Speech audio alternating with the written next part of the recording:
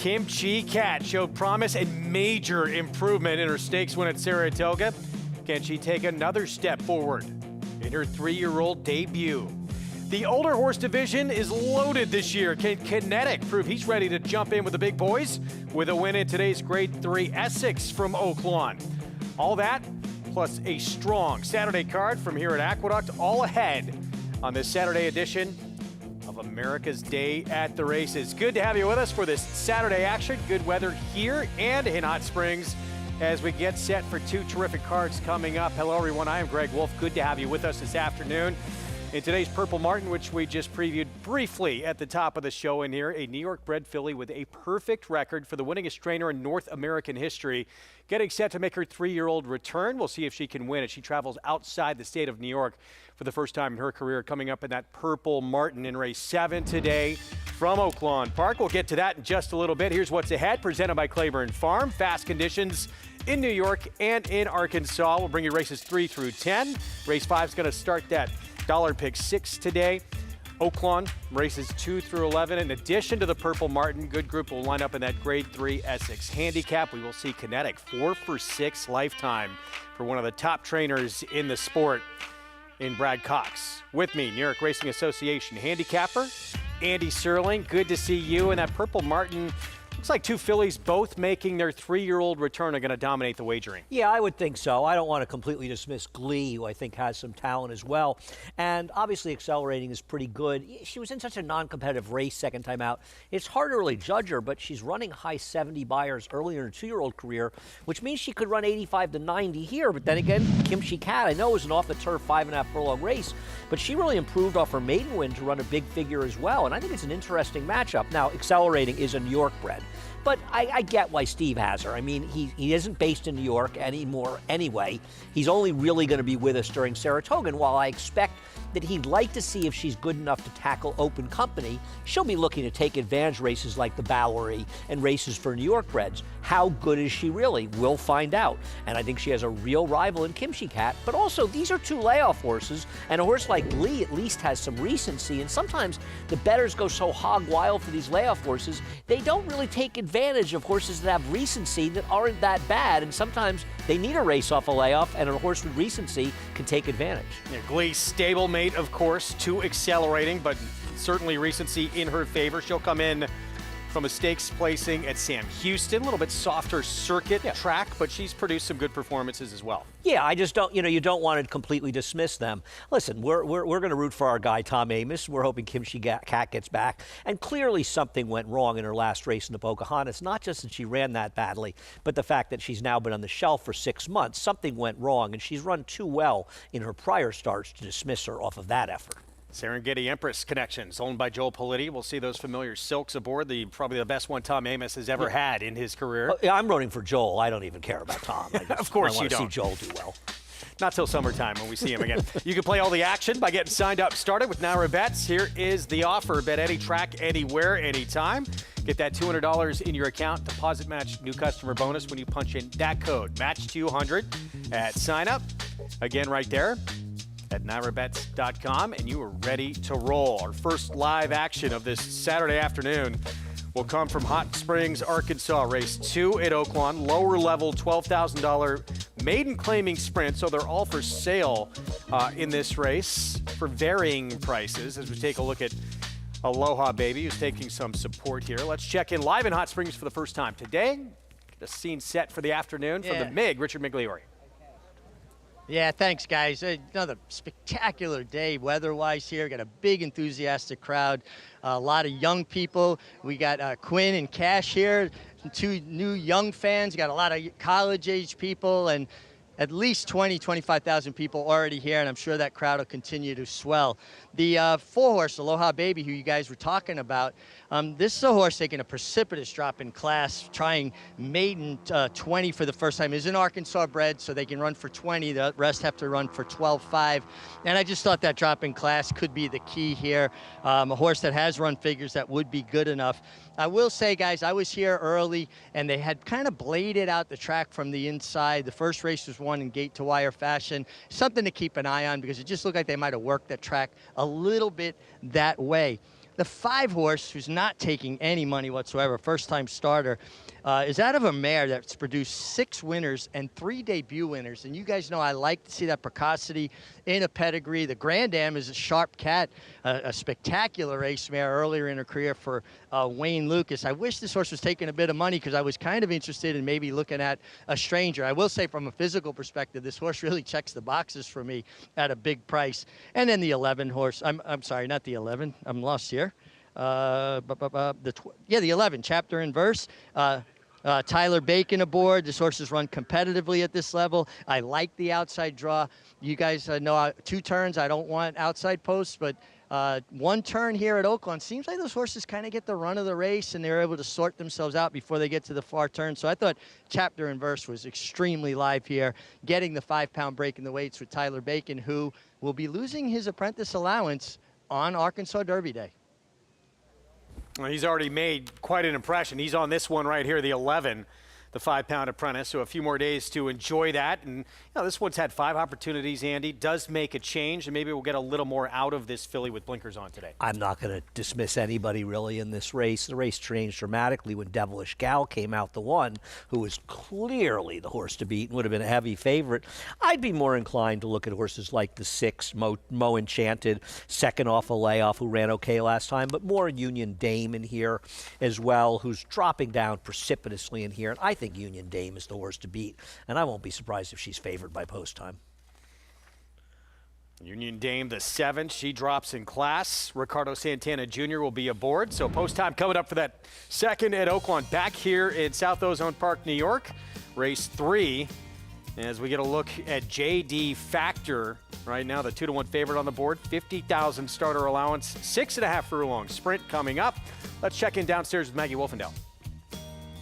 And JD Factor, much the horse to beat, at least in my opinion. But let's check in with some others for your consideration. They're bigger prices, including number 2 in here, Vinsanity, whom I don't love the race that he comes out of, but it is a voided claim as well. But since then, he's had a little bit of time off, and he certainly has some back races to lean upon. He looks fit, he looks strong, and he is sharp. He's making a really good impression on me, Greg, if he can get back to some of those better races. Interesting race coming up in this 3rd. We'll see. JD Factor, major player, as is, Light the Way. That 7-2 has to change, doesn't it? I don't Light the Way. He was on a good rail, but we'll talk more about it. I'm a little interested in Vinsanity, but I agree that JD Factor's way the horse to beat. Back to Oaklawn, loading up. Favoritism still with Chapter and Verse. Tyler Bacon for Ingrid Mason. The barn will tell you more about later in the program. Matt Dinnerman with the call. Here's race 2 from Hot Springs.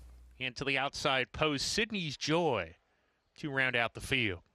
Sydney's Joy, Jane Elliott at a big number, 48-1, completing the field.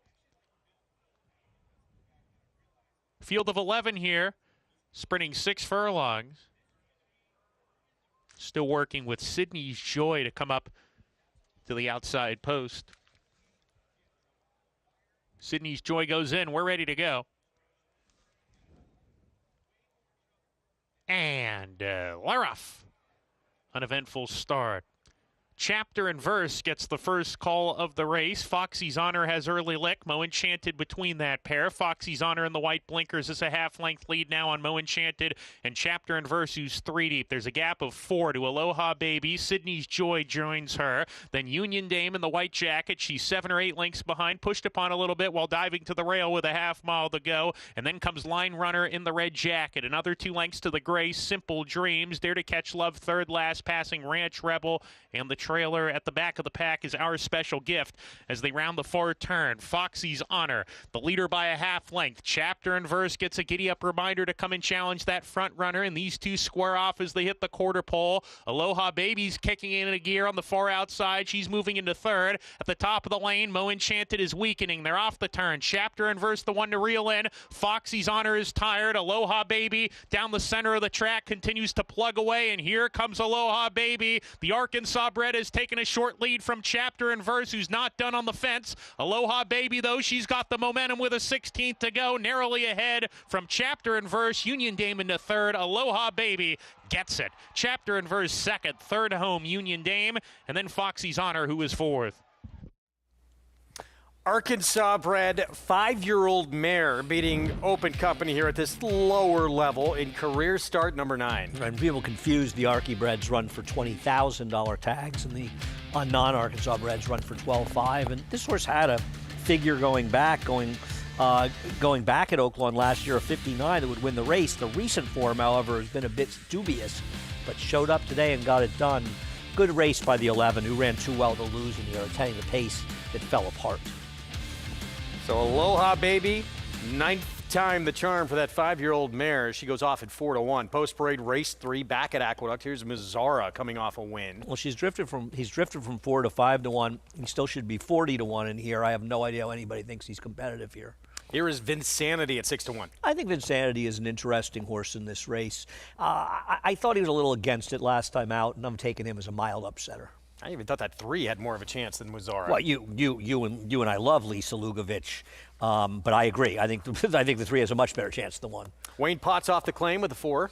Wayne's had a very tough meet. He's had a lot of horses sitting the board without getting it done. He's got back races, but there's other speed in here. JD Factor went by. Here's Light the Way. JD Factor's way the horse to beat. I thought Light the Way took advantage of a good rail last time, and this was much tougher. And Concord Spirit, interesting horse, has 2 races the last 4 or 5 starts that make him a major player, a couple others that don't. I don't know where his last race came from, but I know Spun and 1 who won the race would be a heavy favorite in here, and he shouldn't be ignored at 7-1, even though I kind of want to see him do it again.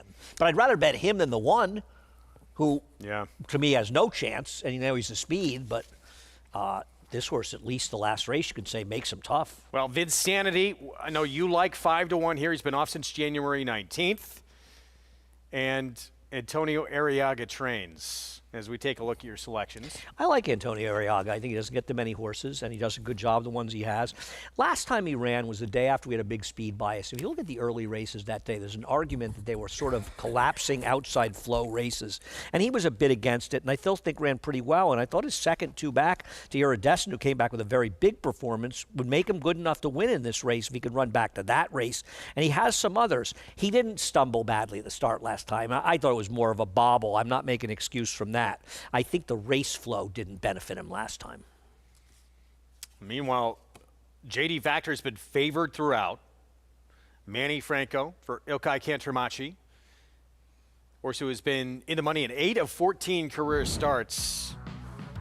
And let's look back to February 23rd, most recent performance. Winds up second behind Quick Hammer. Well, he was best last time. I mean, he was kind of unlucky in there, I should say. Quick Hammer's okay.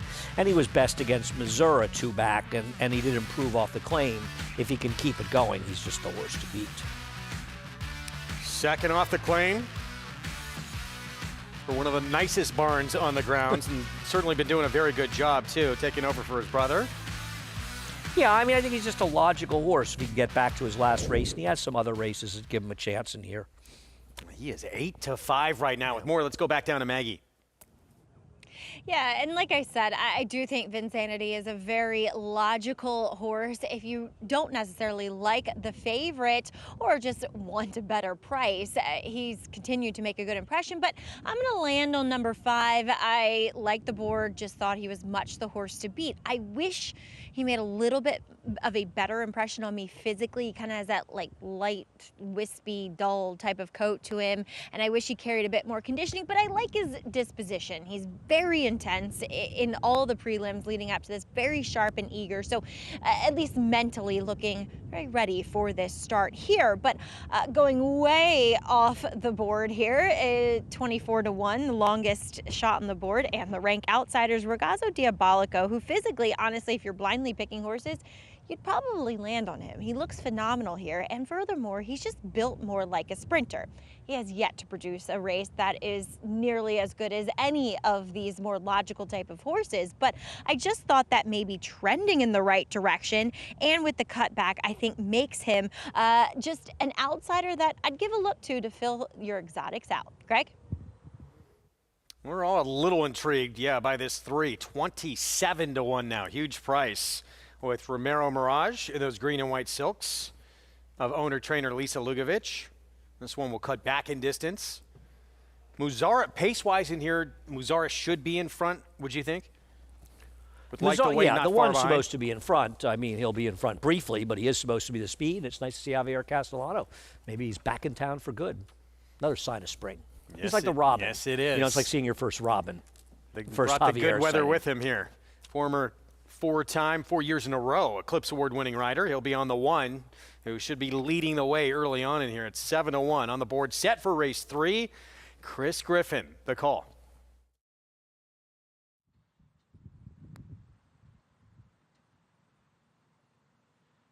Aberdeen moves forward. Aberdeen goes in.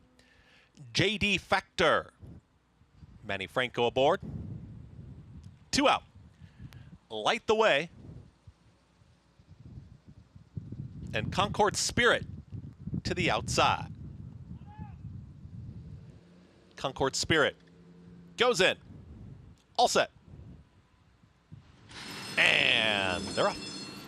Concord Spirit flashes early speed from the far outside. Also in the early mix, here comes Light the Way and JD Factor right there too. But the speedy Muzara at the rail now moves on through, is a half length in front. It's Muzara at the rail, is now up by 3/4 of a length with Light the Way and Jose Liscano in full pursuit. Just tapping on the brakes is JD Factor. A lot of horse, Manny Franco down on the inside. Just waiting for room now is a tracking third. Concord Spirit in the pink silks, center of the racetrack, is starting to move forward here as they approach 4 furlongs left to go. They're followed by Vinsanity, is trying to get out, is held back in here by Lane Lezzy. The 2 at the back, Aberdeen is there with Ragazzo Diabolico, 22 and 3. For that opening quarter mile, Muzara is in front. It's Muzara who's got the lead, is still up by 3/4 of a length. Here comes the run from Light the Way from second. Concord Spirit is 3 wide. Still waiting for room. JD Factor continuing to look very strong here as they reach the top of the stretch, but nowhere to go. Muzara now kicks for home. It's Muzara who's in front. Concord Spirit down the center of the racetrack. Light the Way in between horses. Here comes the run from JD Factor, who's in the center of the racetrack. A furlong left to go. JD Factor now in full pursuit. Concord Spirit does a nose in front. JD Factor catching with every stride. Concord Spirit battles on. JD Factor trying to get there. Concord Spirit game and gets the win. JD Factor second, then came Light the Way. Rallying on was Vinsanity to finish fourth. Then 1 minute 18.48 seconds. Concord Spirit, that massive performance last time out. Maybe not quite as good as that, but good enough to beat this group.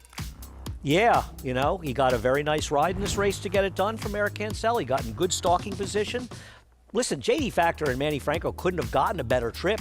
He had the entire stretch to get by. I kind of agreed with the way Chris was calling the race, that he was just sort of waiting to go by him, and he got there and he simply couldn't get by. No fault of Manny's. He could not have given that horse a better ride. This horse just ran a little bit better than he did, and we talked about it before the race. Based on his last race alone, 7-1 was an outrageous overlay on this horse. Really was. 7-5, 6-2, Eric Cancel. Ed DeLauro, and Concord Spirit picks up the 3rd win of his career, and an upset early on in this card with a 7-1 shot. So Light the Way, they're sitting in second. JD Factor, the favorite, making that big run to the outside. Looked like he was poised to roll right on by, but Concord Spirit digs in. Nah, he had every chance to get by. He hung a little bit at the end, but give the 7 credit. He was there when they needed him and got it done. And listen, I understand his whole PPs were not that appetizing, but strictly based on his last race, you could make an argument he was the favorite if you just looked at their last races. Yeah. Because the horse that beat him spun and won would have been probably odds on in this field. 7-1 upset here in race 3. Prices when we come back. Triple Crown Trail. We'll talk about it when we come back. And maybe the best story on this year's Kentucky Derby picture, Lonnie Briley. Not exactly a household name. He has a horse who's now 5 for 5 on the dirt. He's won 3 Derby preps in a row with the Arkansas Derby still to come. Stay with us. There's a big, bold, beautiful world waiting to be explored by you and your friends, of course. But not just any friends, the best of friends. The kind of friends who let you do you. Because in this world, it's positive vibes only. And when you get in the zone here, you stay a while. These aren't just good times, they're the best of times. And your time is now. So come explore. Resorts World.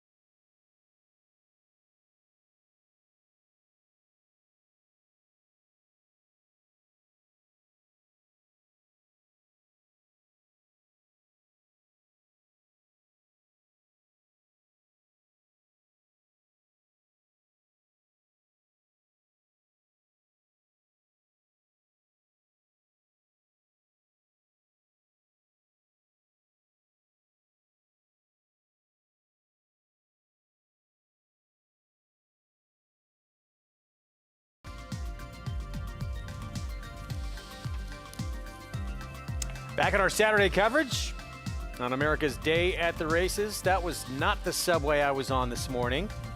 How'd you get it? I had some issues. I was okay. Mine was just a little grittier. I went to Lefferts, to the stopping for Lefferts, and took an Uber over. Okay. Because they weren't. There was some issues to hopefully be corrected. Every once in a while. Yeah, they've been pretty good lately. Upset here in the third. Concord Spirit, Eric Cancel. You talked about that last race from this horse, and off that alone was playable, certainly at 7-1. You know, it's a handicapping conundrum about horses' last races, right? You know, do you put too much emphasis on them, too little emphasis on them? They're all questions, and a lot of them are subjective, and they can differ from one race to the next. But this horse made $17.80, and we talked about it after the race. I said on the show this morning with Maggie, this horse is going to pay $20, and after the race, you're going to feel like a fool for not picking and betting him. I often feel like a fool, so it's claiming races though. You know, these are not superstar horses, and coming off, you know, really a lifetime best effort. They don't back it up a lot of times. No, I agree, but on the other hand, when they pay $17.80, it's okay to bet a few dollars. If they're going off at 5-2 off the race, and you need to run that race to win, that's a whole different story. It's just like anything. Price is your guide. As you said, $17.80 and early pick 3, almost $300. So if you're alive at this early pick 5, if you kick things off before we came on the air, you're looking good right now. We wish you the best going forward. Race 4 is an intriguing maiden special weight. All these 3-year-olds trying to get that first win of their career, and a few of them nominated to the Triple Crown. Right now, Radati looks like the horse to beat for Christophe Clement. Shockingly got beat by a massive price last start, his stablemate, who's kind of surprised everybody. Both he and Summit Ridge, the two horses that will be the first and second choices in some order, probably Summit Ridge is the favorite. They don't have a lot of speed. Now, I think Summit Ridge will be closer. The problem with Summit Ridge is the running line in the daily race form is completely inaccurate. He was not 6', 4.5, and 3 3/4 lengths behind. It's impossible to see race at Gulfstream because of their horrendous TV coverage, and just focusing in on the top horses, you don't get to see the whole field. He was farther back. He also didn't save ground, as the comments suggest. He was actually out in the 6-7 path for much of the running in that race. So he did actually run pretty well, and I noted that Chad Brown, who has been having a slow 2025 so far, he had 2 winners here last weekend. Both horses improved off a prior race down at Gulfstream Park in Florida. So I wonder if his Florida shippers are going to be especially primed to start running well. Reigning Eclipse Award winning trainer it's news because he's just constantly in the 20 to high 20% range. Was very cool here, and it was a chance maybe to beat this barn, but yeah, it seems like those days are probably over now. It's the curse of success. The curse of success is that, yes, you get a lot of credit, but when things don't go that well for you and you're just doing like everybody else, people start saying your career is over. I'm not ready to bury Chad Brown yet. I'll give him till the end of 2025 to right the ship. I think he might. We weren't going quite that far, but it was a rough couple of months. It is. I mean, we've talked about it quite a bit. Listen, he's a good friend of mine, but I'm not going to sit here and lie. His horses have underachieved, especially, I don't worry about Florida that much, but up here, he's usually done better, and they have underachieved dramatically. Got another good one coming back later today, too. Breeders' Cup Classic winner out in the Bayou, the Fairgrounds. We'll talk about that one a little bit later. This horse decided to pass on a meeting with Sierra Leone. Instead, we'll see him in the Essex at Oaklawn. He's 4 for 6 lifetime for trainer Brad Cox. Is he ready to have his big moment and step into the big time? And they're off at the Naira Benz Haskell. In the Belmont Stakes at Saratoga. Dornock setting up moderate pace, 3/4 of a length ahead. As the field turns for home. They're at it again. The 2 Belmont first and second place finishers. Mind frame on the outside. It's coming after Dornock. Dornock wins the Haskell. It will be Dornock to win the Belmont Stake. Horse racing? Check. Weekly promotions? Got 'em. Huge payouts? You bet. With Naira Bets. Download the app today and bet on any track, anywhere, anytime with live HD horse races, betting tips and tutorials, expert picks, and more. You bet with Naira Bets. Join now for a new member bonus at NairaBets.com. Jackie's Warrior quickly in front here by 2 lengths. Here comes Jackie's Warrior up the inside to take over the lead from Life is Good. Jackie's Warrior remains undefeated here at Saratoga, and he wins an unprecedented Grade 1 stakes at the Spa for the 3rd straight season.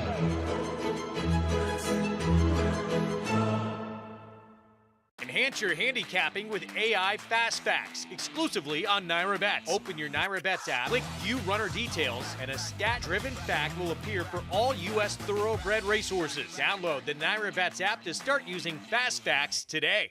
General admission tickets are on sale now for the Belmont Stakes on June 7th at Saratoga Racecourse. Don't miss your chance to witness the historical 3rd leg of the Triple Crown. Get your tickets today by visiting belmontstakes.com/tickets.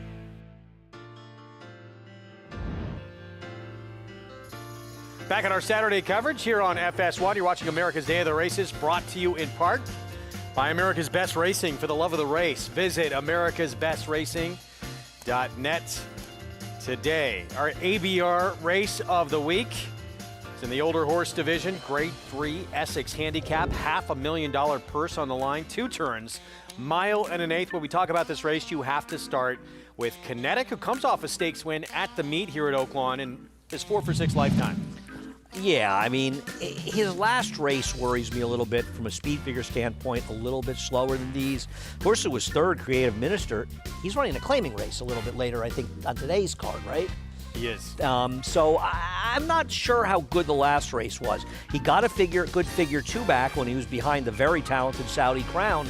I'm on the fence with him. I always feel like these Bradcock horses take a lot of money in here, but he should get a decent pace to run at. Christian Torres will be aboard. He's the 8-5 morning line favorite in this spot. Meanwhile, Tarantino comes in from out west, and he has been in 3 consecutive graded stakes, yet to get over the hump. I worry a little bit that he's going to be compromised as the inside of 3 potential speeds with Patriot Spirit and Unload, who has a bit of a rabbity look to me for Red Route 1 on the rail for the same connections. But I think from a talent standpoint, I trust him a little bit more. I like the company he's kept in California. I like his consistent performances, and I would prefer him to Kinetic, but I'm not sure the trip. You know, if he drew an outside post and he could stalk a little bit, but man, he's under the gun in a race that could feature a pretty contested pace. And, you know, especially since he's been claimed, he was claimed for $40,000, and now he's 3 straight starts. He's graded stakes placed. He has shown up every single time for this new barn. No, I agree. I think he's run great for Peter Urton, and I think he's a major player in here. But I wonder if the dynamics will much more favor Kinetic. That's race 10. That's going to be part of our later coverage when we swap over to FS2 later on in the afternoon. Let's get back to race 3 from Hot Springs this afternoon. Approaching the 6-minute mark to post. 6 furlong sprint coming up. First level allowance race. It is 4-year-olds and up. Contentious group. We're going to start here in a moment with B-Sud, who put in a dud last time out. But prior to that, that was a winning race. If you can find a reason to dismiss his last race, he's a major player at a better price in here. 3 wins, 6 runner-ups, including 2 back. Here is Sitka, who was quick early. Similar to what I was just saying about the stake today, this horse draws inside the other speed. I'm Wide Awake. Can he work out the right trip? Unpredictable base. Been off since October of 2023. I got to tell you, I find him very predictable. I don't like him. 8-1, Breslau, Steve Hobby trains. His back races give him a chance, but his 2 races since coming off the layoff have just been a little too slow. He needs to step forward. There's another speedster coming off a big effort. I'm Wide Awake. No problem with him. He's outside the other speed is the main speed, and he's the horse to beat. More quickness, Sinner's Sin. Yeah, I don't know if he has the speed to run with I'm Quite Awake, but if he shows it like last time, he could hurt that one. And a new gelding making his 4-year-old return, D'Angelo. And we've only seen this one run at Canterbury, but we've seen McLean Robertson come here with some shippers and do well. He would obviously have to improve. I would take the 1 if you put a gun to my head in here and hope he gets the right trip behind the speeds as the alternative. Now, again, one of those speeds. It is I'm Wide Awake, the 5. That is the current favorite in here, 7-time winner. Walter De La Cruz will ride. Let's look at his last effort. And ran one of his career best performances, but he got nailed late by a nose. Right. You know, I mean, it's hard to know for sure. I look at it. You look at his race 3 back, where he had almost a 6-length lead in the stretch and won by a head. He is a horse that has trouble finishing the deal. but he's also a horse that's got almost as many wins in his life as he has second and thirds combined. So he's a horse that knows how to get the job done. I don't have a real problem with him. The biggest problem he would have is if the 6 shows that speed he showed last time. He could get in his way because that was a pretty quick pace last time. B-Sud, a horse who can maybe work out a nice trip with those speeds in here. Look, Sitka's not slow either. B-Sud, the problem is that last effort, he just didn't show up. He was moving way up in company, but he was also just under 3-1 in the race, and he was brutal. So you have to ask yourself, what do you think a fair price is to take to draw a line through his last race? I don't like drawing lines through their last races, but I do think he is a very interesting player based on his other form, and if he were to stay around 4-1, he's now 7-2, I could bet on him, but I don't want to take that short a price on him. But he's the only horse that interested me a little bit from a betting perspective among the horses that I thought were logical. Francisco Arrieta will ride. There is B-Sud there in the background. Arrieta had 10 wins over the race week, Friday, Saturday, Sunday of last week. So he's been a hot hand of late. Let's go to Mig for more in the third. Yeah, guys, and we'll start right there with the one B-Sud. I agree. Full agreement. It's problematic the last race. I will say, looking at him from a physical perspective, I like what I'm seeing.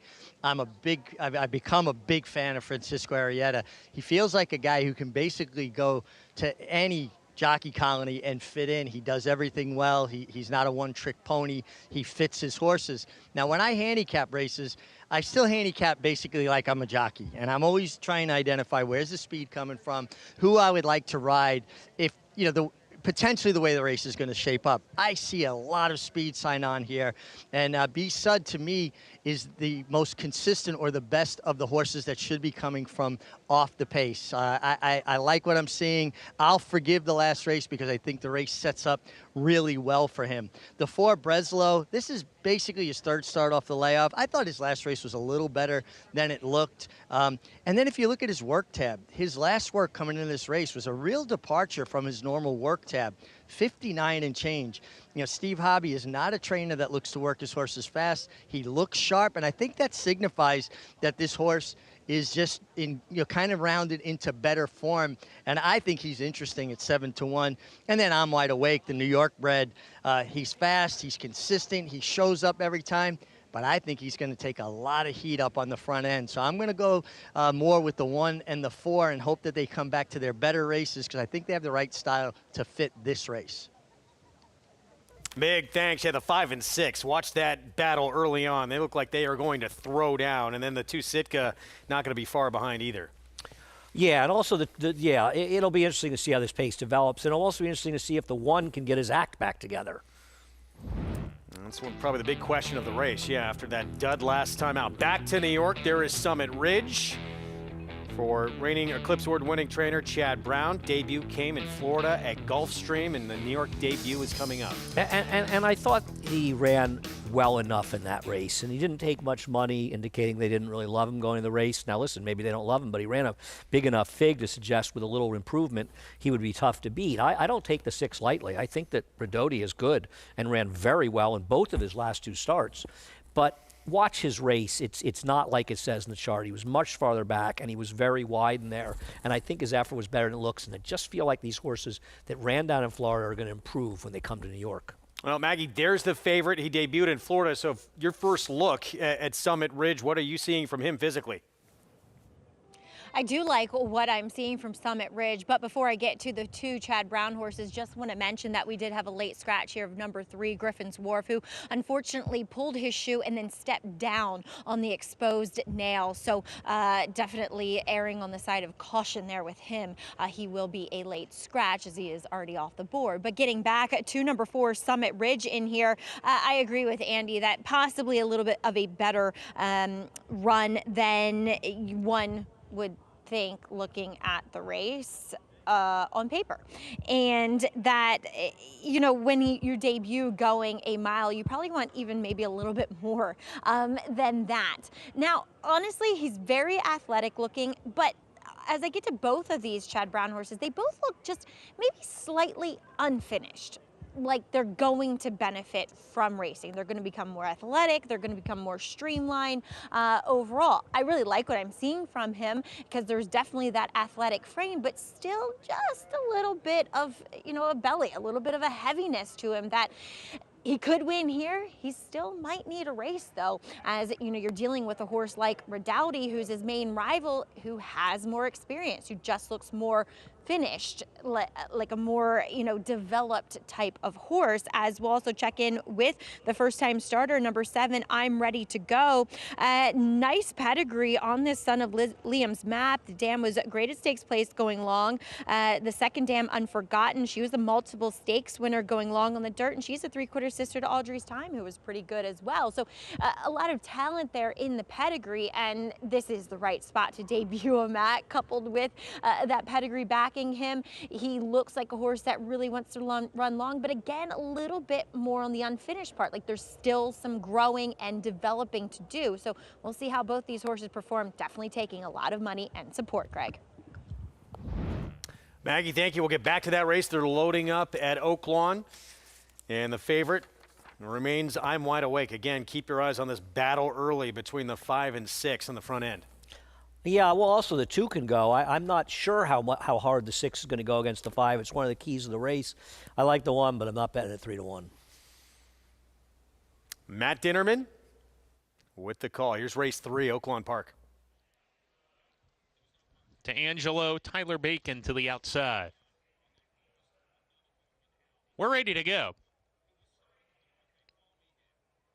And they're off. And D'Angelo lost the rider, Tyler Bacon, who's right up on his feet, but he stumbled at the break and unseated the jockey. 6 runners remain in contention here, and Sinner's Sin is the quickest of the bunch and clears off, in fact, here. Sinner's Sin to the rail, leads a length and a half from I'm Wide Awake, who's running in second. Sitka to the inside, stalking the pace today. A gap of 2 to Breslau. Unpredictable Bay is second to last, and B-Sud is at the back of the pack, 7 lengths behind. Sinner's Sin, where he likes to be, on the lead, hits the turn, 3/4 of a length ahead. Now it's a half length. I'm Wide Awake, turning up the heat as they round the far turn. He's on his throat latch. Sinner's Sin, a neck in front ahead. I'm Wide Awake's right there. Gap of a length and a half to Sitka, who's getting off the fence to try to run down the top pair, and he's moving level third, coming to the top of the lane. Breslau shaking up right behind him, is caught deep in the swing off the corners. Sinner's Sin, I'm Wide Awake, side by side here. Sitka joins the fun on the front end. Grandstand side, Breslau tries to come on. 4 in contention, in a line with a furlong to go. I'm Wide Awake, hanging tough on the lead. Sitka is giving way now, is tired. Breslau coming down the center of the track. Here comes Breslau and Martin Schwann. Breslau to the lead inside the final 100 yards, and Breslau gets the buddy. I'm Wide Awake second, Sitka third. Sinner's Sin rallies for 4th. Breslau picks up his 8th win in 22 career starts, but the horse who may have been best in here. Keep your eyes on the 5, one of the speeds who does not get out good. Right, and the 7 throws the rider, but whether or not the 7 was a player remains to be seen. But the 5, as you see right there, is last, and rider at the ground. Hopefully he's okay. The 5 just didn't get out of the gate. He wasn't rating him. He didn't break, and clearly he ran the best race, engaging at a very quick pace. So rush up after not breaking well like that. 21-4 opening quarter. 45-2 for the half, and still make a race of this in the end. This is a huge effort and defeat. I agree. He ran very well. One thing I'll say about the winner, though, we talked about it beforehand with Breslau. He had back form good enough, but his 2 races off the layup just were not good races. But he ran better today. He was fortunate to win, but he ran better. And it's interesting with the 1, who could not have been worse, B-Sud. He was horrendous. Sort of interesting between this race and Aqueduct. The last race was the race that mattered, right? Yeah. The good race got the money at almost $18, and the bad race at 3-1 ran back to it and got nothing. As for the horse, you saw dump that rider, apprentice Tyler Bacon. Outrider did catch up with the horse. Great news, and we were told by Richie Migliori, Tyler Bacon, A-OK. So great news on both fronts there. Breslau takes advantage of that poor beginning for the 5, gets that win, 8th of his career as we head back to New York. Post-parade coming up here. Race 4 starts a middle pick 4 on this Saturday card. 1-turn miles. They all try and get that first win on the resume. The favorite heading up the track there at 8-5, the 4 Summit Ridge. I'm guessing, though, the most heavily touted horse in this race must be Turn and Count, who, by the way, shares a name with a good horse from many years ago, something I hate. because this horse did absolutely no running at 30-1 in a very fast race first time out, and is somehow 5-1. My guess would be Carlos Martin loves him today. Dam produced a pretty good filly sprinter by the name of Come Dancing, multiple graded stakes winner. Carlos also trained. Grand Commander at 9-1. I don't know how this horse is this big a price. He is the controlling speed. First 2 starts of the career were pretty good. And then a tough one last out. Here's Summit Ridge, the favorite. Yeah, I mean, he's my pick in this race, and you know, I don't know what exactly to make of his first race because it's so hard to watch, but he's better than it looks. Some trouble from Kulapot last start. Yeah, I agree. I agree. I just don't think he did any running when it mattered, but he was a bit against the track. Redouty is a tough customer, but has not yet broke his maiden. Third try on dirt coming up. He's got to get out of the gate, but he's definitely a huge, huge player. Blinkers go on today. Here's I'm Ready to Go, Chad Brown Barn as well, a first-time starter. This horse is bet. This horse is consistently taking money in the face of some others taking money. And unlike the 4, he did not winter in Florida. He has been in New York all winter. Enhance your handicapping. I'm trying. With AI Fast Facts, exclusively on Naira Bets. In your Naira Bets app, click View Runner Details. Stat-driven fact will appear for all U.S. thoroughbred racehorses. Fast Facts only available on the Naira Bets app. So download today. Pick 4 pool, you see there almost $25,000 as we get back to Redouty. Dam produced one of my favorite runners, very good router by the name of Drake's Passage. And this horse, last time out, very slow beginning that cost him.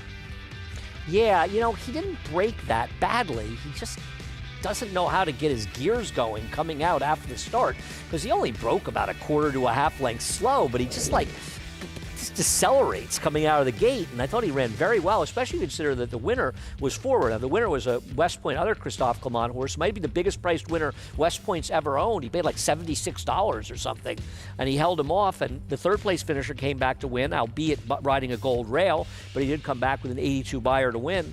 I don't have a knock on this horse, except I worry he just gets himself in trouble early, but he might be a maturity thing. Can the addition of blinkers maybe get him involved, get those gears going earlier? I imagine that they're hoping for that a little bit, right? And, you know, he's also a relatively lightly raced horse. Sometimes horses just take a few races. I mean, look at Sierra Leone. Nobody really noticed how he kept his things together in the Travers because he didn't win. And then they talked about it in the Breeders' Cup. Chad Brown's a great, great trainer, and the people who work for him do an amazing job. And he still continued to act badly his first, 6 races. And then the light went off. I'm sure they try to do things in the training, but sometimes horses just take a little while to figure things out. Well, he's the 8-5 favorite right now, Maggie, as we head downstairs. And, yeah, Redouty. I do think that we are going to see this horse get out of the gate, or at least find his stride / not be intimidated by, the other horses breaking around him. Now, he is a big guy, and sometimes that just naturally lends itself to slow breaks. But I will say this, you mentioned Drake's Passage, as he is the full brother to him. He literally looks like a chestnut version of Drake's Passage. It's really kind of uncanny how much they look alike physically despite the difference in color.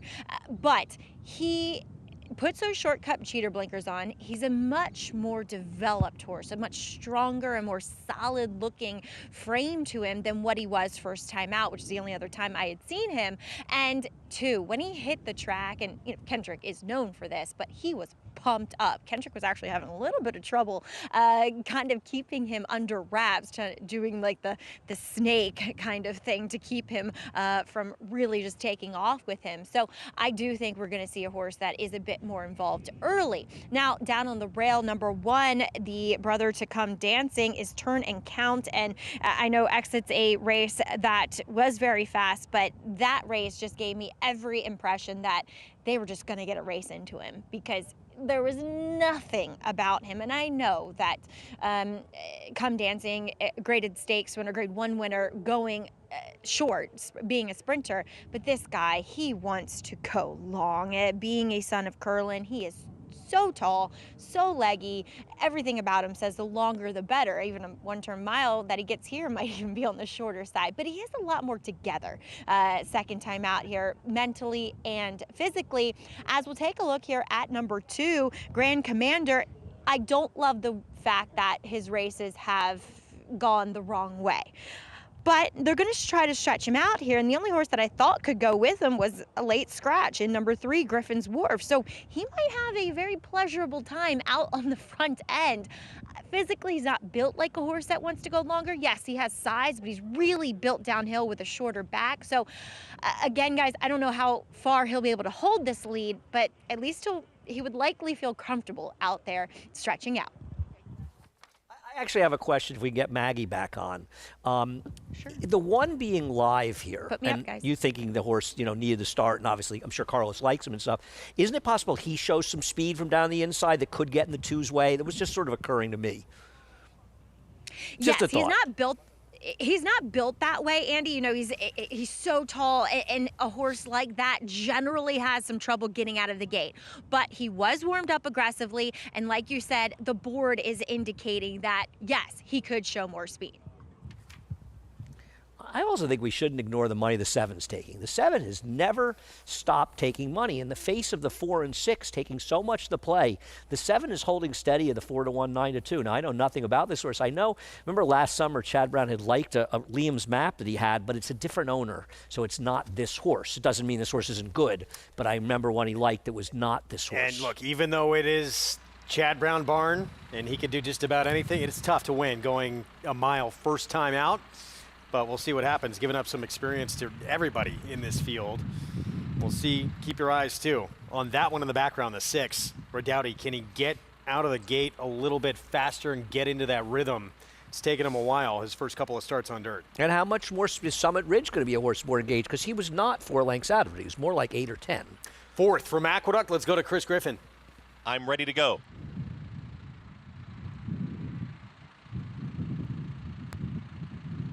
Still in behind the gate. Now goes in. All set. And they're off. Speed from Grand Commander towards the inside. Also joining them here in the orange cap is Kulipat, and Kulipat is now a neck in front. I'm ready to go is engaged in stalking this pace setter now. Just tapping on the brakes briefly with Summit Ridge, who's now a 3rd. Close up 3rd. Towards the far outside is going to be Redouty. 4 across the racetrack, but pretty tightly bunched as they come out of the chute. The 2 trailers are Turn and Count and Grand Commander. Still very tightly bunched as they work up the backstretch. The leader is Kulipat, only with a neck in front. Tight hold, I'm ready to go. Is stalking from 2nd. 3 wide in that group is Summit Ridge. Far outside is going to be Redouty, who's in 4th. Is in the center of the racetrack as they went through a 23.47 measured opening quarter mile. The 2 at the back, Turn and Count and Grand Commander. Kulipat, the big long shot, is in front, but for how long? I'm ready to go. Keeps making up ground here as they work into the far turn. 46 and 4 for a half-mile time. I'm ready to go with a nose in front. Kulipat comes right back towards the inside. Still 3 wide to Summit Ridge. Redouty has been the widest way around the racetrack, is 4 wide, but is starting to rally on, and here comes a run from Turn and Count. Luis Rivera Jr. is in the mix from 5th. In between rivals looking for room. They approach a quarter mile left to go. All in as I'm ready to go. Redouty is now up on the outside to take the advantage. Redouty is in front. I'm ready to go is not going anywhere. Summit Ridge has got some clear running room, and Turn and Count is looking for a way through. It's between these 4 as they approach a final furlong. I'm ready to go is stubborn at the rail. Redouty is right there, is a close-up leader. Here comes Redouty right back to I'm ready to go. Turn and Count has nowhere to go in the 3 path. Summit Ridge is chasing the grandstand side. 3 of them across the racetrack inside the final 16th, and I'm ready to go emerges and wins it. I'm ready to go. Battle back towards the inside. Redouty was in that mix with Summit Ridge, and Turn and Count finished 4th in 1 minute 39.63 seconds. Debuter lives up to his name, winning first time out. I'm ready to go. Chad Brown, Eric Cancel, a couple of wins already today. What a strange race. You would have wished you had this horse keyed in 4th in the super top of the stretch. It looked like all of them were going to swallow him up in the lane, and he just kept fighting back. Redouty looked for a moment coming to the stretch like he was going to win by 4.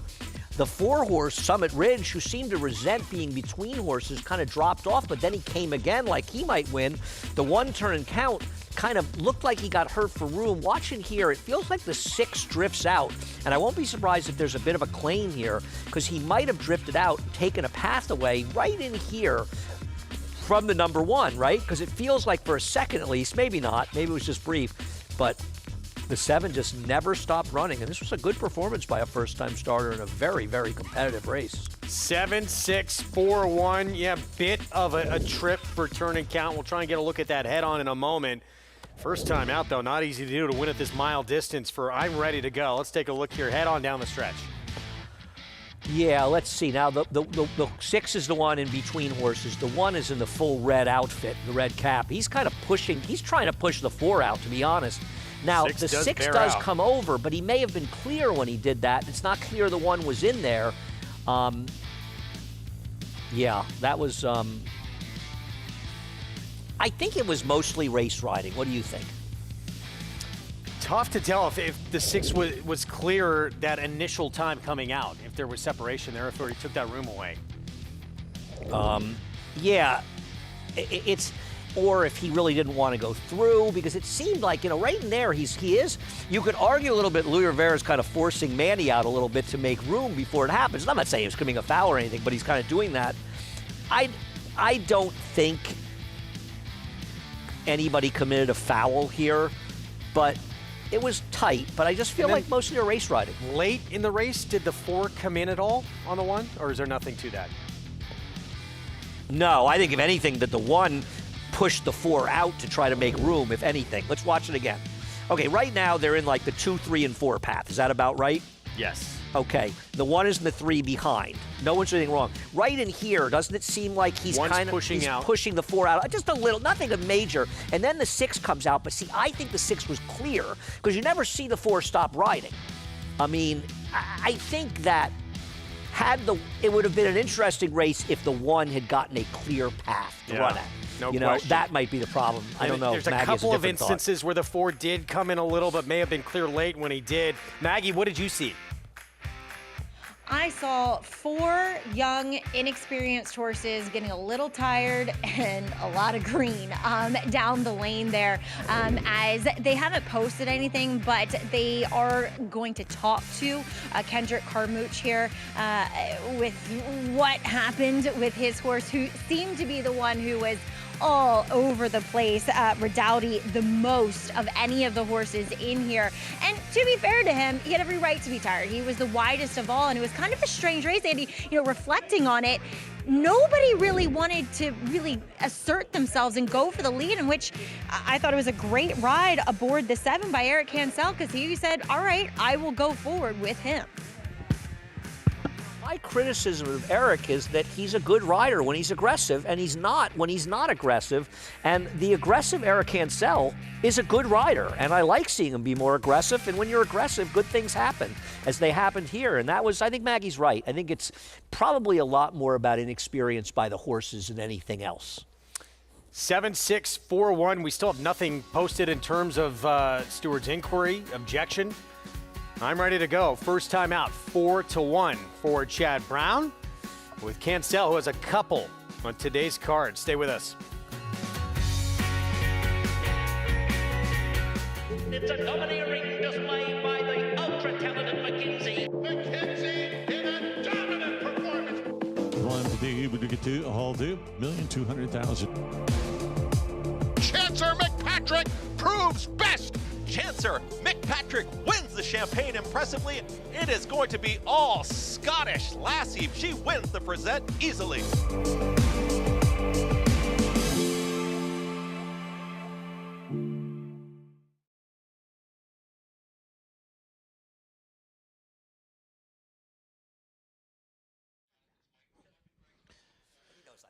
Hi, Jonathan. How are you? Wolfie. I went to Ralph Avenue today. I'm doing well, sir.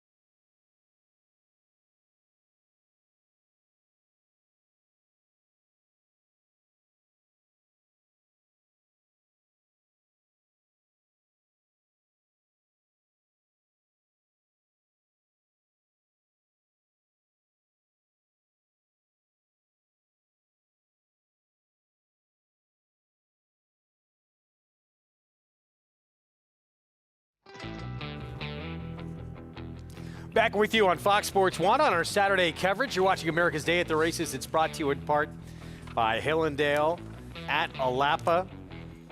And first time out, it is not easy to win at a route of ground in your debut. I'm ready to go. Does just that, though, for the reigning Eclipse Award-winning barn of Chad Brown with Eric Hansel, who has 2 wins today. So maybe Chad Brown's career is not over.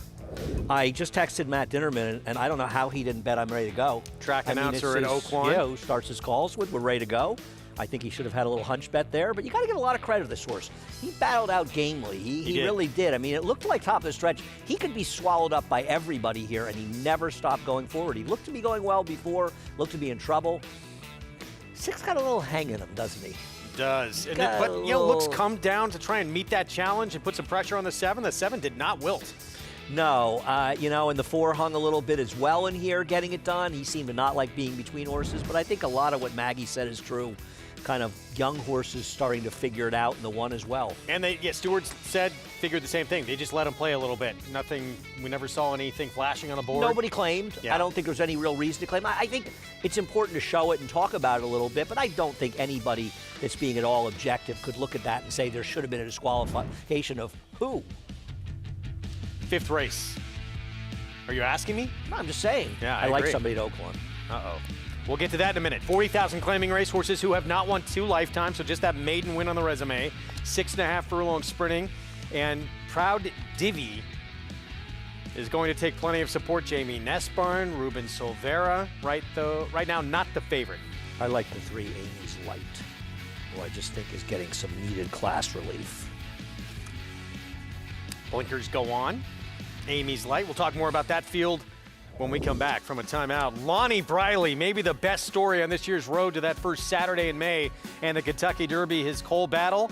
Perfect. 5 for 5 after really starting on turf and then moving to the dirt. 3 consecutive Derby prep wins in a row, and he's all but certain for the Arkansas Derby.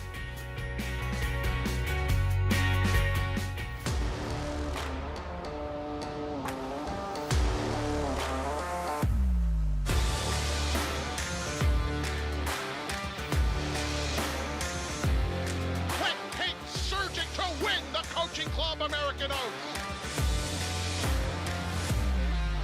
4K to win the Breeders' Cup Juvenile.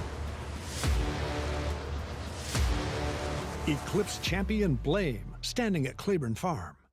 Horse racing? Check. Weekly promotions? Got 'em. Huge payouts? You bet. With Naira Bets. Download the app today and bet on any track, anywhere, anytime with live HD horse races, betting tips and tutorials, expert picks, and more. You bet with Naira Bets. Join now for a new member bonus at NairaBets.com. The champion 2-year-old. One of 4 champion 2-year-olds in his immediate family. Essential quality at 2. Undefeated. Essential quality, though, has opened up by 5. Devastating. His own first 2-year-olds race in 2025. If they're anything like him and you've got a mare in foal, just imagine.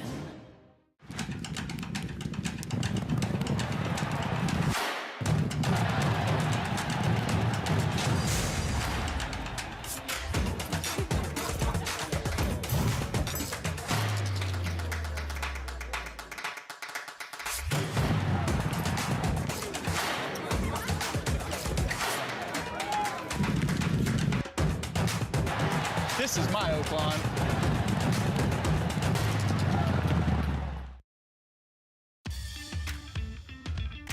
Back with you on our Saturday coverage. This is how fast life moves in the Big Apple. Play all the action that you're watching on the program. Get signed up with Naira Bets. Bet any track, anywhere, anytime. If you ever had a conversation with Andy, this is what life feels like. That's what feels like is going on in my brain at most times. Kentucky Derby leaderboard. Here's a look at it right now. The horse atop that list won the Springboard Mile. Nobody believed in him. Wins the Smarty Jones. Nobody still believed in him. Then he wins the Rebel. All of a sudden, people are starting to take notice of this tremendous story of 71-year-old trainer Lonnie Briley. Yeah, you know how that goes, though. They start to notice. And believe me, Greg's talking about me among many, and he's not wrong. I didn't like his chances in the Rebel at all. I think he's a cool story. I love seeing him do well. He did run well in the Rebel. He's going to have to get faster, but he's been up to every challenge. He's done it different ways, too. He was able to kind of steal things on the front end in the Smarty Jones. This time he was sitting well off the pace, comes and finishes strong, and now it's on to a mile and an 1/8 test in the Arkansas Derby next. And fast pace or not in the Rebel, he's the only horse that made up any real ground in that race, especially meaningful ground. And, you know, Maggie had made this point. We were on a discussion about this yesterday, and I think she's right. If you look at the route races, the 2-turn races run at Oaklawn that day, you didn't see much movement in those races, so he gets extra credit for that, and he is a great story. The only 2 losses on that resume, they came on turf. So he is perfect on dirt to this point in his career. Won at 5 furlongs, race that came off the turf. First out, now he's won up to a mile and a 1/16. We'll see if, you know, the ground now starts to get longer. These 100-point races, we stretch out most of them to a mile and an 1/8.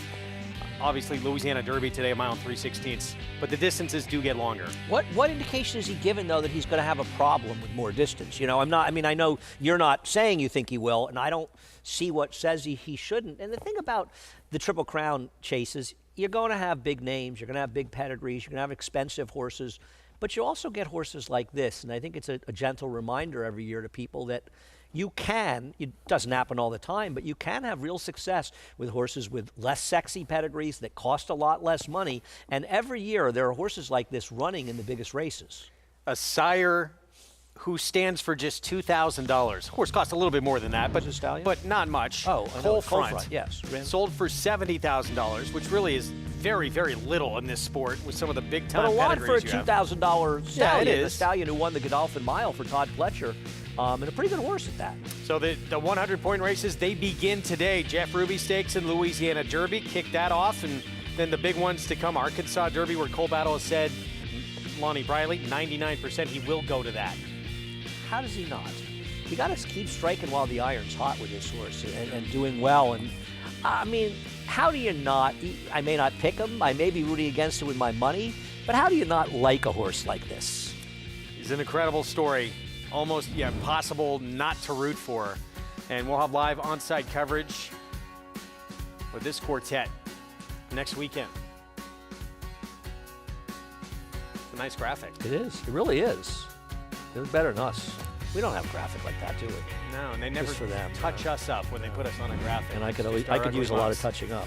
Back to Oaklawn. Race 4. 6 furlong sprint, maiden special weight. This is for fillies and mares 3 and up. Leilani Sue. Favorite right now, that's a 3 for John Ortiz, who we'll get to in a moment. We start with Avery's Mischief. The Dam was a 10-time winner and a Grade 1 winner. For Steve Asmussen. Yes. Yeah, I think she won the Derby Distaff, now that I think about it. Humana Distaff. Humana Distaff, right now it's the Derby Distaff. This horse has gotten left in both of its starts and now breaks from the rail. I don't like that at a short price. Brave Samantha went by. Here's Leilani Sue for John Ortiz. This horse taking a lot of money. I guess she's okay, but she's just okay at best. We jump to the 6 with the scratch of 4 and 5. Doesn't the 6's name sound like a Klarovich horse? It does. Right? Rational Theory. Steve Asmussen runner has early speed as well. Connections to the winner of the Gotham. Dancing Eyes, 10-1. I would have to improve off a non-bet first time starter. And by the way, did break a length left that slow, but had absolutely no traffic issues whatsoever. Saffie Joseph Jr. claims the 8. This is the stranger in the race because this horse's pedigree is all turf. What is he doing in this kind of race? It was not claimed by Saffie Joseph. It was claimed by Fernando Abreu, actually, for himself. Speed coming in from the West Coast with Bolt on the rocks. Now, I've seen these horses from Mick Ruiz go to Chris Hartman and all improve. So I'm on this one, and I'm covering with the 8 because it's Saffie Joseph, but he's tough to like on paper. 2 minutes to post in this 4th as we go to Mig. Obviously that big pedigree, but it hasn't paid off just yet in those first 2 starts, Mig. No, it hasn't yet with Avery's Mischief, but I thought there was a step forward from the first race to the second race. I thought there was improvement there, like what I see from her, which I tend to like all of Steve Asmussen's runners from a physical perspective. And she has an uncoupled stablemate in here that I actually think really complementing styles. Avery's Mischief more of a closer, Rational Theory the speed type, and I just think they're really going to complement each other. Avery's Mischief, like I said, I think took a step forward in her second start. Rational Theory will be up, forward, involved, also making that nice physical impression. Well, the 6 is Rational Theory, and maybe this is an irrational theory because I'm on the same horse as Andy. I like Bolt on the Rocks. We've seen this several times this meeting. First time running for Chris Hartman for Mick Ruiz.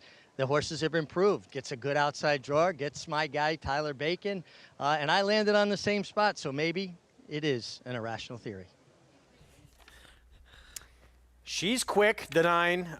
Look, Leilani Sue, the 3, showed quickness last time out as well for John Ortiz. We'll see how quick she is today because first couple of starts of her career, she was nowhere near the lead. It's a little hard to judge her just by that one race. I still think that the 6 is faster, and I think the 6 is going to be the speed in this race with Bolt on the Rocks stalking on the outside. But you're right, the 3 can show more speed. I think the 3 is massively overbet, personally. And that barn, by the way, is you see how to get signed up and play along with all the action. Match 200, the code to punch in for new members to get that $200 deposit match sign-up bonus right there at NyraBets.com.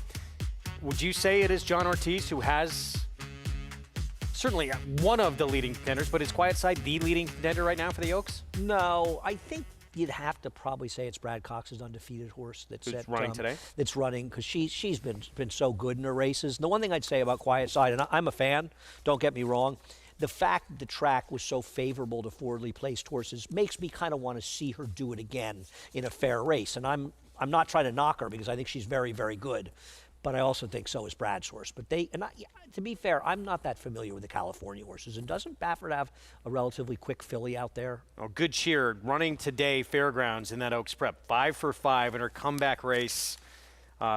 Move forward even a little bit more. Not huge, but did take a minor jump forward. I'm looking forward to seeing if Tom Amos's horse Quick Kick can make a forward move because she was totally compromised by the track last time out, and I don't want to knock her now. She obviously has to get better to run with Good Cheer, but she has a right to do that. She's got a huge pedigree as well. That's the grade 2 Fairgrounds Oaks. What about Cherie's horse? Ahava? Vava's, I think she's Vava's sister. Yeah, she is. So, just spelled a little differently. Tough she's ask. fast, and she's quick. But, 6 furlong sprint to a mile and 16th in graded stakes company in start number 2. Who does she think she is? Bob Baffert? Cornucopian? I'm who we'll talk about later in the show, by the way. Very interested to see if that horse goes in the Arkansas Derby. Horse who debuted for Bob Baffert, and we'll have more on this later, but a 101 buyer in the debut, sprinting 6 furlongs, and now a Derby prep test likely coming up next. Crazy. The game has changed, but I'm still not going to be too excited about horses like that. Avery's Mischief from the rail with that huge pedigree. Filly by the 2-time Horse of the Year Curlin. Out of Mia Mischief, who was the Grade 1 winner, won $1.2 million in her career. And she's had poor beginnings each of the first 2 starts thus far. She needs to get out of the gate. I think if you bet her today, and I'm not one of them, I bet the 9, the start is going to be very important. Keep your eyes, on the inside. Steve Asmussen with his son Keith in the irons from that inside post. Here is the 4th from Oaklawn, Matt Dinnerman, the call. Loaded Rogers Park. Bolt on the Rocks to complete the line. We're ready to go.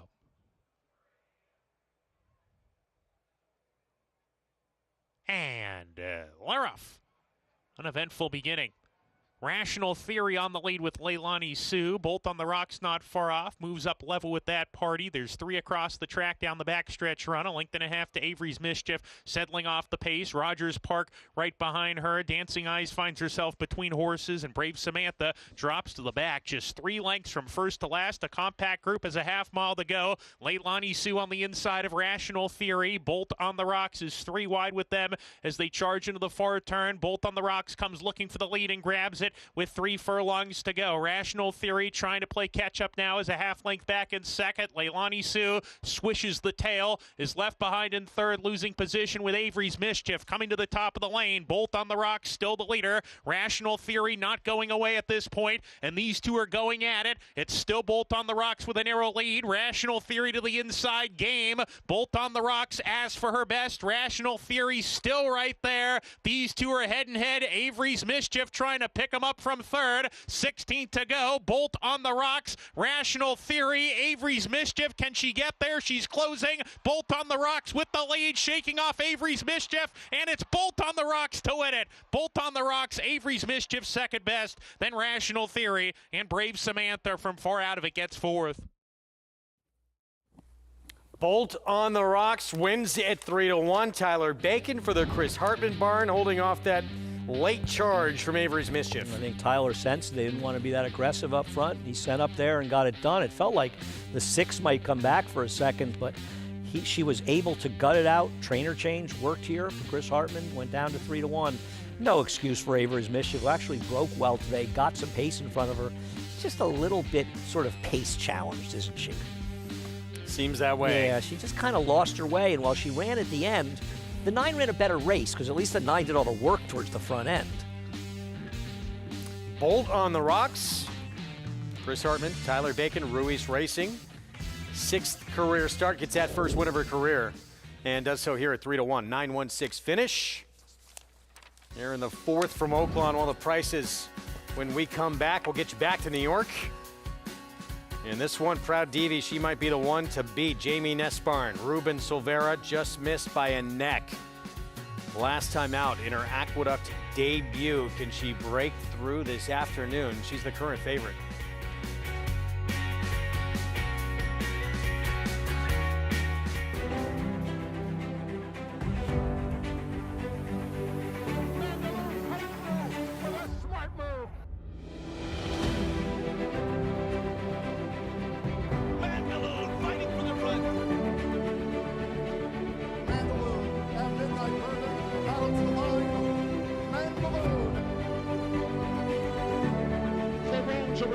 It's Mandaloon. Mandaloon wins.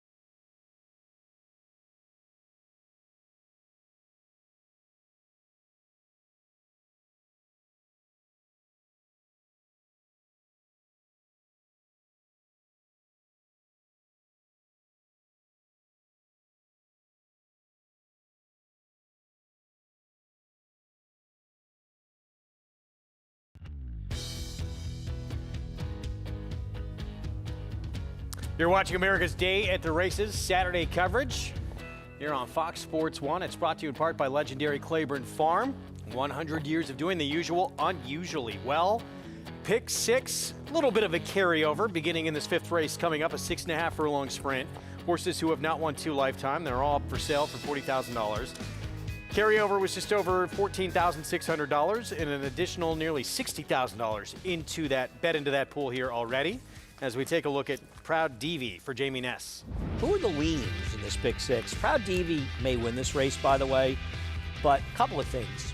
We've talked about this before. There is a big dichotomy, and this is... Oh, this is 2 races back. We're not showing the Aqueduct Race. I got you. It is that Jamie Ness's numbers with his claimers and New York have not been good. He's done much better with his allowance-type horses. The claimers have not won a particularly good percentage. She also, we're not showing her last race here. It was an inexcusable loss by her. She really, I mean, on the lead, yeah, 2-length lead. 1-2 and just sort of home, and she's supposed to win that race. I prefer the 3 Amy's Light, who I think is getting needed class relief. This pick 6, is there a lean in here, Greg, that you can think of? Stryker has Dial ran an out of this world performance last start, which. But you want to see it again. Yeah, I don't know if she could do it again. That's the thing.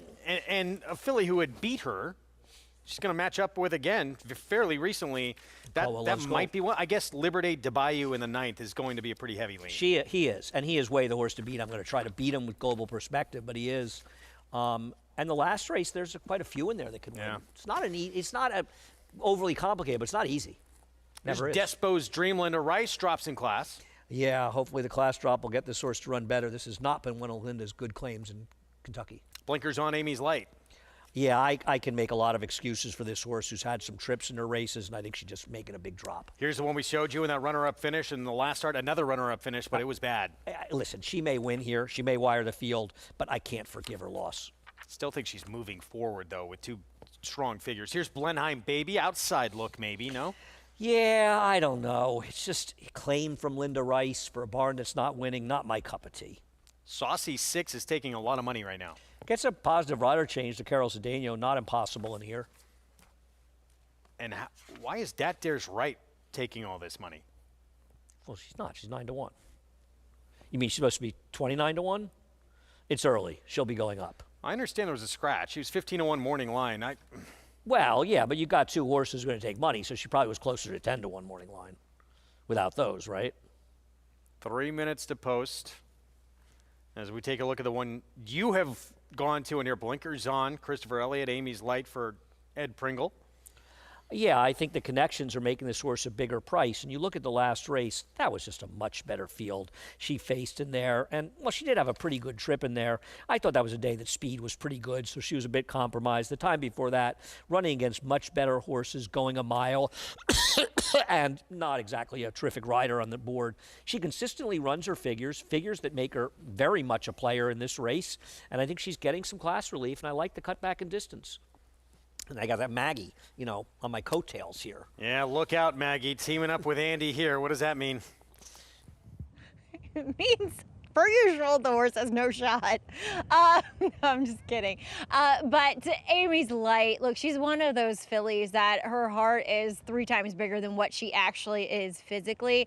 And she's been in some ridiculous spots where she's just not had any chance whatsoever. And now she is in a realistic type of spot. I like the turn back for a filly that is small, is short coupled, hasn't ever really grown, but she's kind of outrun that and proven to dispel that, that there's some ability there. And those short cup cheater blinkers go on today. So while she's not the best looking physical in this group, she has that long wintry coat on her still. She looks fine overall, given what I've seen from her in the past. Now, number 5, who is your current favorite, Proud Divvy, is not my cup of tea. As Andy said, she had no excuse last time, and she might very well be loosey-goosey in here with not a lot running and chasing behind her. I get it, but physically, I don't like what I'm seeing either, in that she is going through that weird transitional thing with her coat where, whoa.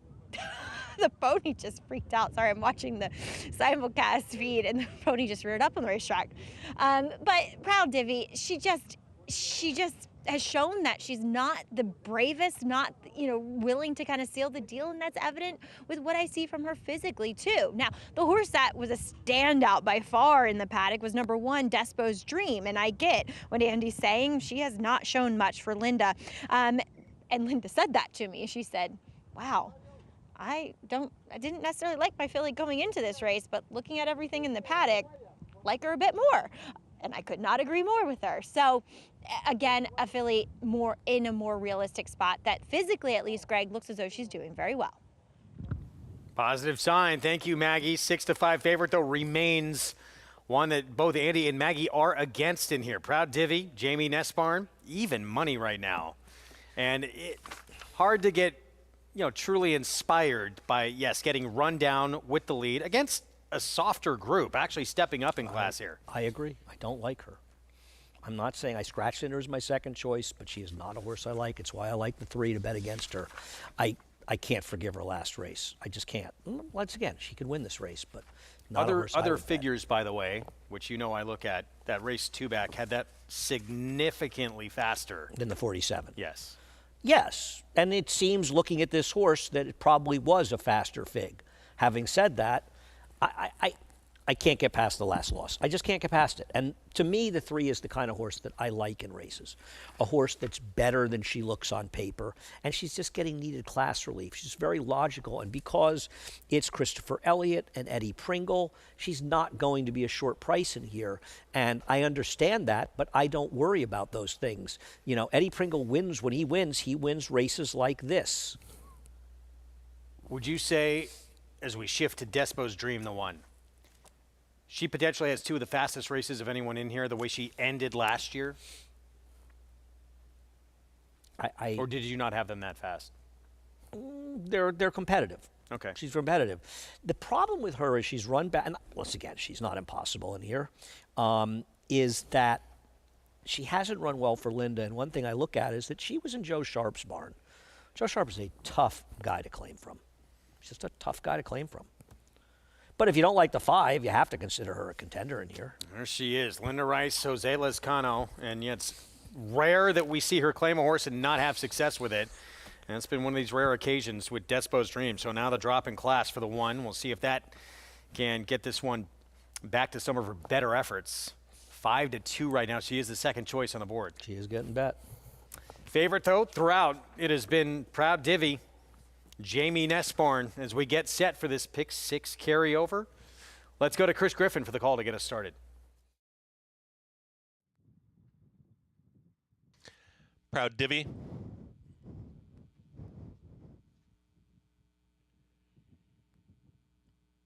Saucy 6. Last to load. Dat Dare's right.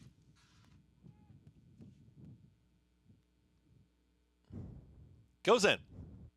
All set. And they're off. Amy's Light has early speed from in between horses. Here's Proud Divvy, and now Proud Divvy is in front. Is clear, is up by a length and a half, almost 2. Proud Divvy and Ruben Silvera get over to the rail, and they're going to control the early tempo. Amy's Light switches to the outside, is going to be stalking from second. Out wider, there comes Blenheim Baby in third. Just behind them at the rail is Despo's Dream. Starts the forward move. The 2 at the back, Saucy 6 with Dat Dare's right. They're chasing Proud Divvy through a 23.30. Easy opening quarter mile here as they approach 4 furlongs left to go. Is fully in command. It's Proud Divvy who takes him into the turn. Amy's Light is in full pursuit here for Christopher Elliott, and here comes a run from Dat Dare's right, who's taken third. Just past Despo's Dream, who's losing ground. Saucy 6 is on the move, is in the red cap, and the trailer, Blenheim Baby. It's Proud Divvy who's in front. No excuses. Proud Divvy approaches. A quarter mile left to go. 47 seconds flat for a half-mile time. Giving chase and now presenting a challenge. Here's Amy's Light to the outside. Dat Dare's right is trying to scoop both the top 2 up as they approach a final furlong. Amy's Light is sprinting away. Proud Divvy is trying to battle on back, and Amy's Light is drifting out. Now drifting back in, and it's Amy's Light who's wandering everywhere through the stretch, but Amy's Light is well clear. Amy's Light is drawing away now. And Amy's Light gets the score. It's Amy's Light who wins it over Proud Divvy. Then came Dat Dare's right and Saucy 6 and 1 minute 19.59 seconds. Amy's Light got a little interesting in the stretch, drifting out toward the grandstand, drift back in, but gets this victory. It's 7-2. Nice call. Thanks, and nice call by Maggie as well. And you know something? It was about the horse, and the best horse won this race, but Christopher Elliott rode this horse very well. She broke well, and he never really let her get away from the 5. He realized the 5 was the horse he had to beat, and he stayed in the 10s the whole way, and he probably kind of knew that if somebody blew on the 5, they'd go by her. She drifted badly in the stretch. They are who they are. They're, off a left-handed crop. Non-winners of 2 lifetime Reminder. horses. Yeah, but she got it done and got it done quite easily, and at the end of the day, she made 7-2 look like a massive overlay because she was clearly the best horse. Yeah, no question about it. To win like that, drifting like she did. And you look at it in a 6-horse field, $9 is a pretty good price on this horse. She made a lot of sense, but I think the connections kept her from being a shorter price. Linda Rice, Jamie Ness, they're much shorter. You take away the trainers, and trainers matter, I'm not saying they don't, but you take the form of these horses and you tell me why this horse is a significantly higher price than the 5 and 1. I don't see it. 7-2, good call, both Maggie and Andy. Giving out your winner here, Amy's Light wins just for the 2nd time in her career from 13 tries, and another upset. An upset to start this pick 6 carryover. It's Amy's Light with Christopher Elliott in the 5th from Aqueduct. City of Light, multiple Grade 1 winner, who posted 7 triple-digit buyers, stands to continue the legacy of his sire, Quality Road, with graded stakes winners, Menti, Chop Chop, and Formidable Man. Sire of multiple Grade 1 winner and champion 2-year-old Fierceness. A powerhouse win. City of Light, a proven sire in the making, standing at Lane's End Farm.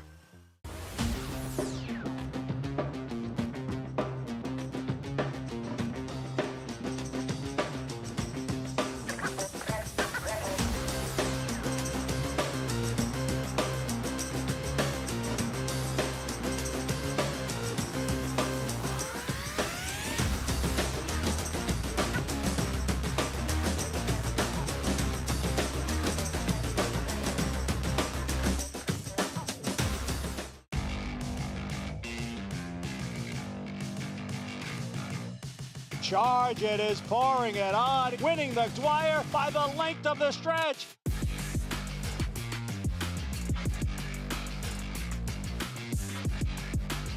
Charge It wins it convincingly in this Grade 2 Suburban.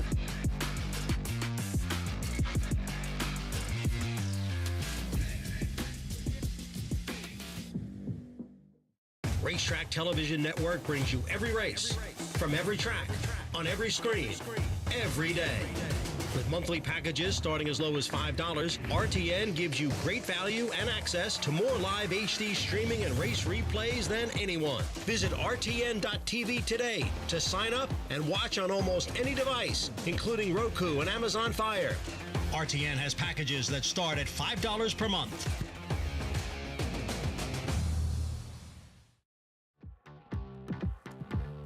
Back at our Saturday coverage, you're watching America's Day at the Races here on FS1. Amy's Light, Christopher Elliott, son of Stuart from Smarty Jones fame, won the first 2 legs of the Triple Crown back in 2004, and learning some lessons from Dad. Talks to him every day, gets advice, and trying to become a mainstay on this New York circuit. I think he's very good when he's aggressive. It's harder. It's a lot harder to learn to ride well when you're not forwardly placed in racing. I think it's one of the hardest things for riders to learn. I'd love to sort of talk to Mig about that as a general concept, but he rode this horse very, very well. He understood who he had to beat and understood the position he wanted to be in to get it done. Despite all that drifting in the stretch, able to pretty easily seal the deal here. $9.60 for the upset win. And I'm not going to tell anybody, what you were saying about the 8 before the race, Greg, because she did outrun her odds. I'm just teasing you. No, you're right on. I didn't like her either. Katie Davis gave an excellent ride to win the 2nd race today, though. Yes, she did. She really did. 6th, kicks off the late pick 5. 1 turn mile, maiden special weight. Really? Madame Opus 3 to 5? I like her, but 3 to 5 is going overboard. That is a race that might be a lot better than the figure suggests. Well, public early on seems to think so. Chad Brown, 2nd-time starter, debuted at Gulfstream to kick off her career. When we come back, we'll get you back to Hot Springs in race 5. It's going to kick off the cross-country pick 5, $10,000 condition claiming race. 6 furlong sprint, and I'm no joke, the 3, the 1 to beat for trainer Tom Amis. At the Keeneland September yearling sale, the premier thoroughbred auction venue in the world, Mandy Pope of Whisper Hill Farm signed the ticket on the $5 million sale topper by Curlin, bred by Stone Street Thoroughbred Holdings. He was one of $5 million plus yearlings by Curlin to sell. No fewer than 55 of his yearlings fell to the auction gavel, averaging nearly $600,000, making Curlin the #1 sire of yearlings in 2024. Curlin, the classic sire.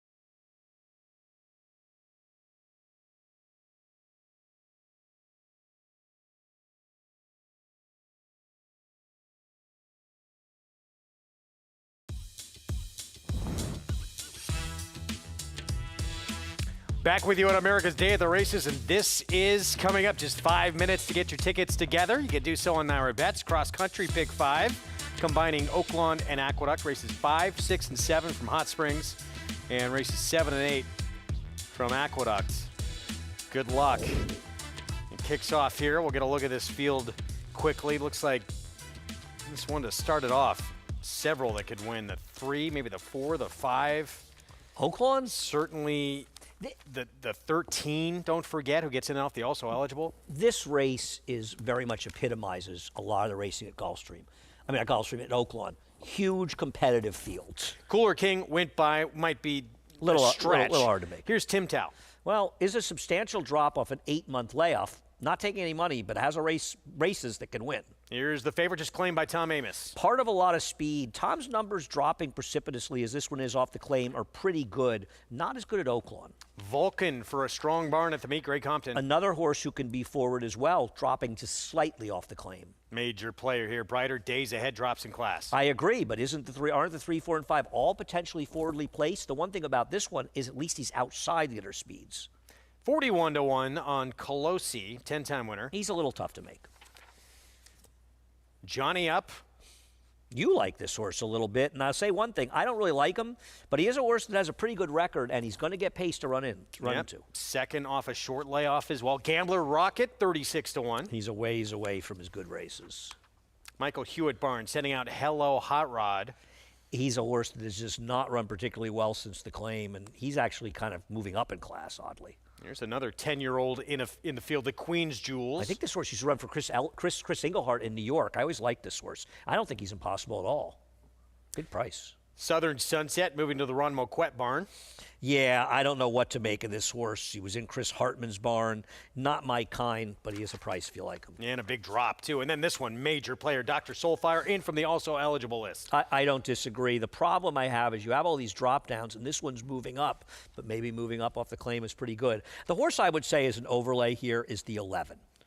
Caught a muddy track in his first start in 3 months, 2 back. Didn't run that badly. Then last time out, got kind of lost in that race. A big wide trip. I don't think he should be 15 to 1. I'm going to bet a couple dollars on him. Walter De La Cruz will ride that 10-year-old, the Queen's Jewels. So back to the favorite, and our colleague Tom Amos will be reunited with this summer at Saratoga. I'm no joke. He just claims this one out of a race February the 8th at Oaklawn, in which this horse showed early speed, then backed up a little bit to 5th against a tougher field. Payne, that's a tough horse to be going up against. I mean, Payne tougher. would be 1 to 9 in this race, especially with some speed in there. I don't disagree. I just worry this horse could really be under the gun with the speeds outside him in this race. And Tom doesn't go into claiming a horse to say, I'm going to claim this one for 20 and then drop in for 10,000. Now, to be fair, it's a $32,000 purse. The winner's share is $19,200. So after people get paid, the horse is likely to get claimed from here. They make a small profit. But still, did you pay $20,000 for that deal? You got to win. Because if you don't win, you're going to get claimed. And then you're going to be a losing proposition.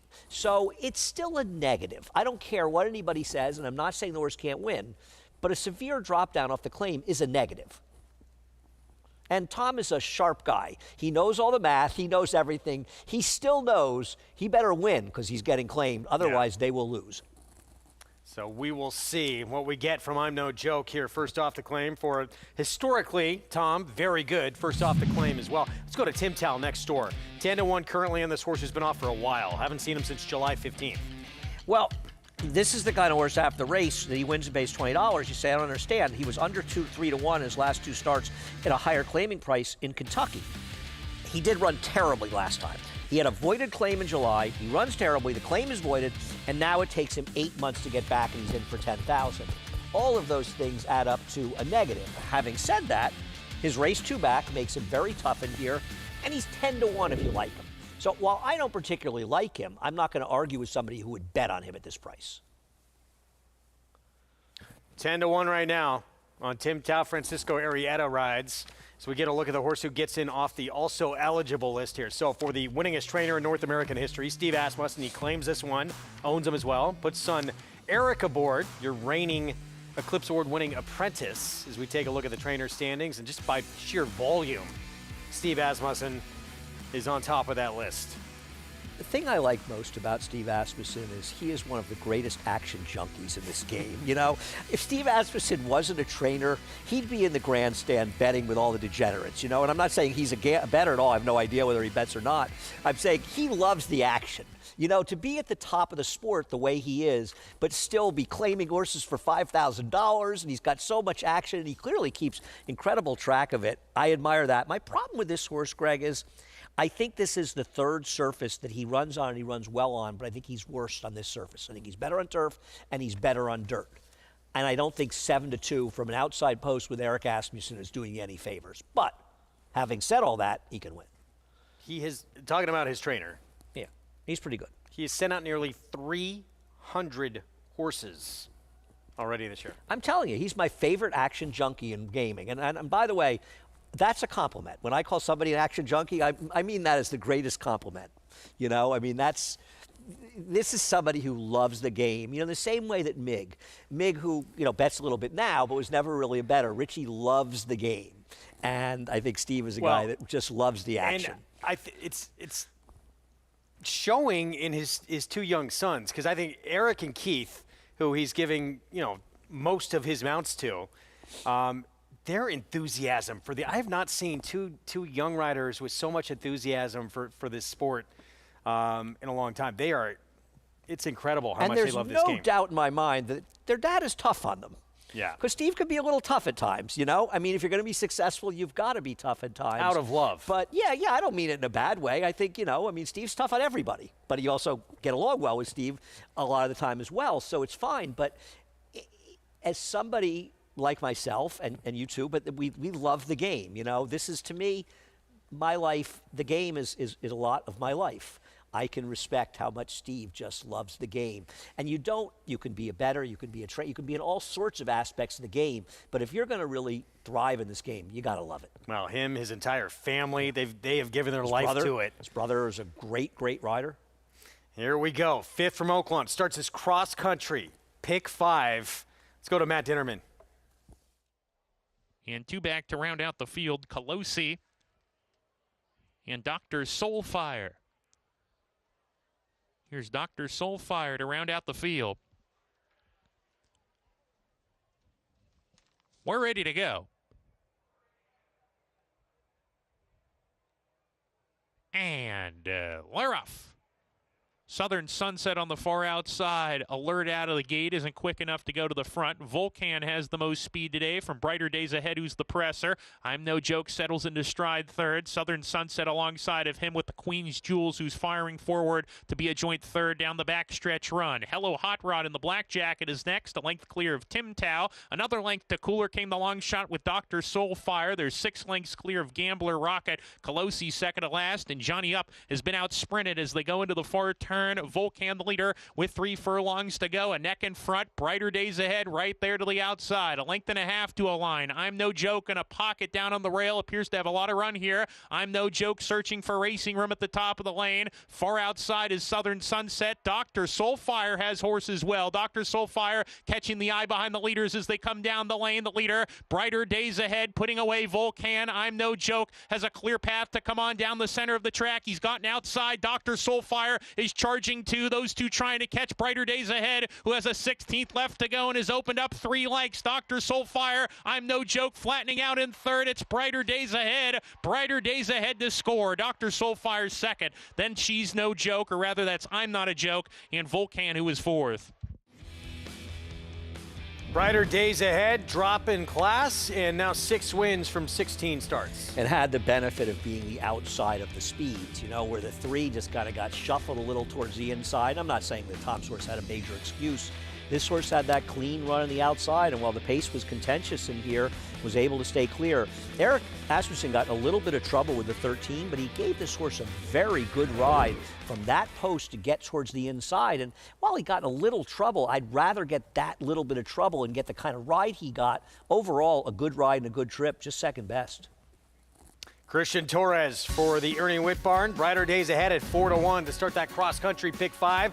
We're going to take a timeout. We'll continue with more from New York when we return. The late pick 5 begins with this one as your favorite, 4-5. That was Madam Opus. Start number 2 for the Chad Brown Barn. Post parade for this maiden special weight, 1 turn mile when we come back.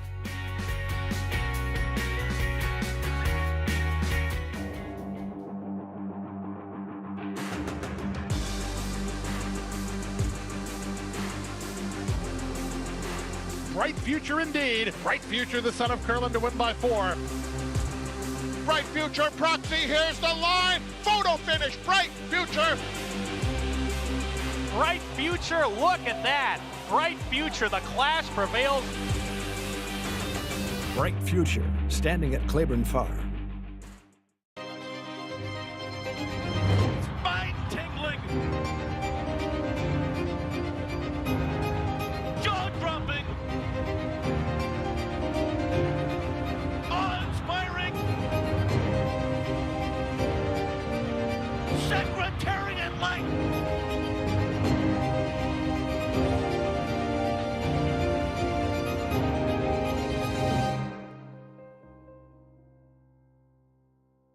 For over 150 years, the Kentucky Derby has stood as the most enduring tradition in American sports. And in our time, one stallion is reshaping its legacy. Back-to-back Derby winners. His first son at stud siring another. A dynasty in motion.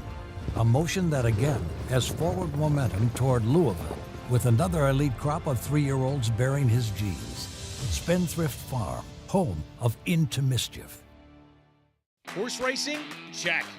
Weekly promotions? Got 'em. Huge payouts? You bet. With Naira Bets. Download the app today and bet on any track, anywhere, anytime with live HD horse races, betting tips and tutorials, expert picks, and more. You bet with Naira Bets. Join now for a new member bonus at nairabets.com.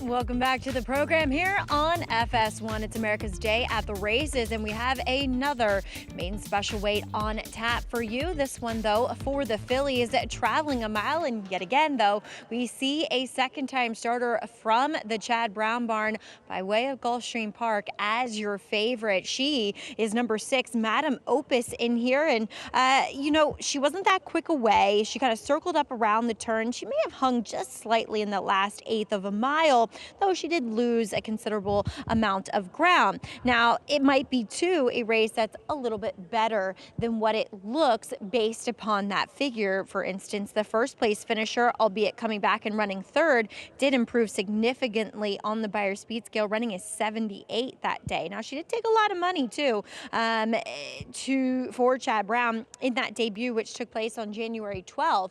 And she looks incredibly fit here, but almost too much. She's a very fine-boned filly.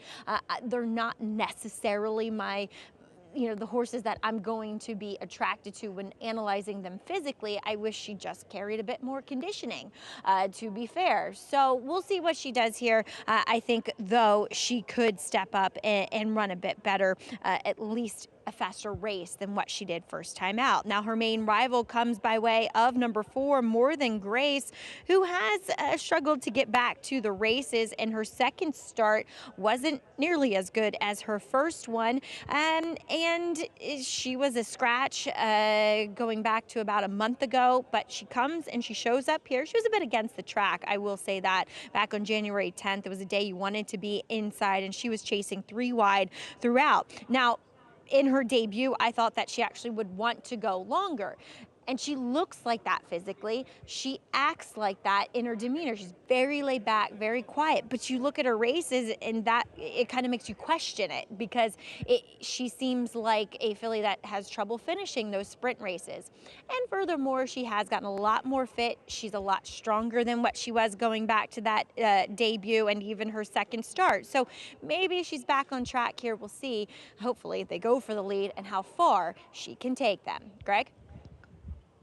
Maggie, thank you. We'll get to the post parade in a moment. More Than Grace, 2 sprints. We'll stretch out to a mile distance.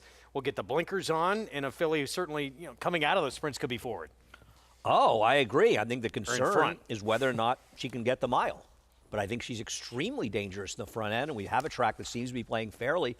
And I also think the 7 is dangerous in here. Stone Cold Kelly, who had a real trip in her debut and was a huge favorite last time. And then she was against the track last time. So I don't think she's impossible either. I picked the 6, but they're going a little overboard right now. They are. Let's look at the debut. Look, it's one of the best barns in the sport, Chad Brown.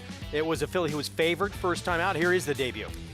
It's very hard to tell, because one of the many things you can't see when you watch replays at Gulfstream Park is the start of most races, but it does seem like she broke about a length or so slow. Red cap outside. She did kind of hang a little bit, to be fair, especially given that she was favored in there. The winner ran 23 Beyer points better in her next start, a Shug McGahee horse. The second horse ran a similar figure. The third horse came back and ran better. I'm losing it in all my notes. The fourth horse, 7 points better. The fifth horse ran 21 points better. The seventh horse ran 62 points better. There is a consistency in this race perhaps being stronger than the figures suggest. And one thing you have to remember, making figures at Gulfstream Park on the dirt is very hard, because many days they run 2, maybe 3 races on the dirt. And there's a big difference between the time. They don't run them back-to-back. The track can change a lot. Very hard to make numbers accurately. Here is Stand the Rain. Christophe Clement Barn, blinkers come off. Well, she can stand the rain. It seems to be dirt that's her problem. Luck for you. Big price, Luis Rivera Jr. I agree. She is moving into tough company here. That's funny. Taking support, Gregory Sacco, and stepping up in class. Well, this is the underlay on the board. Wow. The idea that this horse is the same price basically as the 4 and 7 is lunacy. Interesting. More Than Grace. Here we go. Start number 3, the stretch out to a mile. Romero has one job, blinkers on. Just go. and try to wire the Great field. price on her, isn't it? Yeah, she's going to come down. They're much closer, the 4 and 6 in multi-race bets. Ocean Rain, first-time starter for the barn of Michelle Nevin. Don't see a lot of these Echo Towns. We'll see with Michelle, who I have the greatest respect for. Odds on for the Chad Brown barn with Madame Opus. A little over bet, but a lot of money for this horse as a 2-year-old. And Stone Cold Kelly on the outside for Chucky Lawrence. And I think both the 4 and 7 are dangerous threats to the favorite here, and both are very good prices if you want to bet against the 6. I picked the 6, not looking to make a big play against, but I do think 4 to 5 is a little over bet. Late pick 5, it's one of our favorite wagers. Pool, 132,000 and growing. You can play it right there at Naira Bets. If you've not already, get signed up, started, get that offer, that $200 deposit match new customer bonus. That's the code to punch in at sign up, match 200. And bet any track, anywhere, anytime right there at NairaBets.com. Let's go downstairs to Maggie. Yeah, we'll check in with that horse who is stepping up in class, coming from Tampa for trainer Greg Sacco. Number 3, That's Funny, who it feels like a maiden claimer at Tampa is far inferior to a maiden special weight here at Aqueduct. I could be off base, but I just feel like going historically speaking, that would be a sound judgment. I like her physically. It's good looking, you know, kind of your typical practical joke. A lot of substance to her, good size, fairly keen and eager in the paddock and so far in the preliminaries. But the stretch out I don't really get. And last time, going the 7 furlongs, I thought she hung pretty badly that day. She should have gotten up and got the job done. She was in a tight sort of spot, and maybe she just felt uncomfortable there and was a bit intimidated down on the rail. But again, I thought there was opportunity for her to seize that, and she just didn't capitalize on it. So the money she's taking, maybe she'll drift up from here, but I thought that was significant that I should mention her. Number 7, Stone Cold Kelly.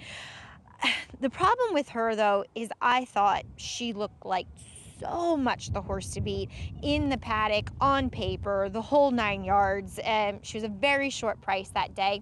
And Vanilla Sunday, who beat her, I just did not like at all. Now, Vanilla Sunday was with the racetrack, but the distance between the first and second place finisher, which was Stone Cold Kelly, kind of bothers me a bit. And considering I didn't like that winner much, it bothers me even more. Again, Stone Cold Kelly looks phenomenal here, warming up beautifully. So if she can kind of right the ship and get back to that first race, which I thought was very good, then maybe she is a player, Greg. I think the thing that I understand what Maggie's saying, and she clearly was disappointing. And Maggie and I had actually talked about this earlier. You make excuses because of biases, but she really did run badly. I mean, she's not wrong. It was a bad performance.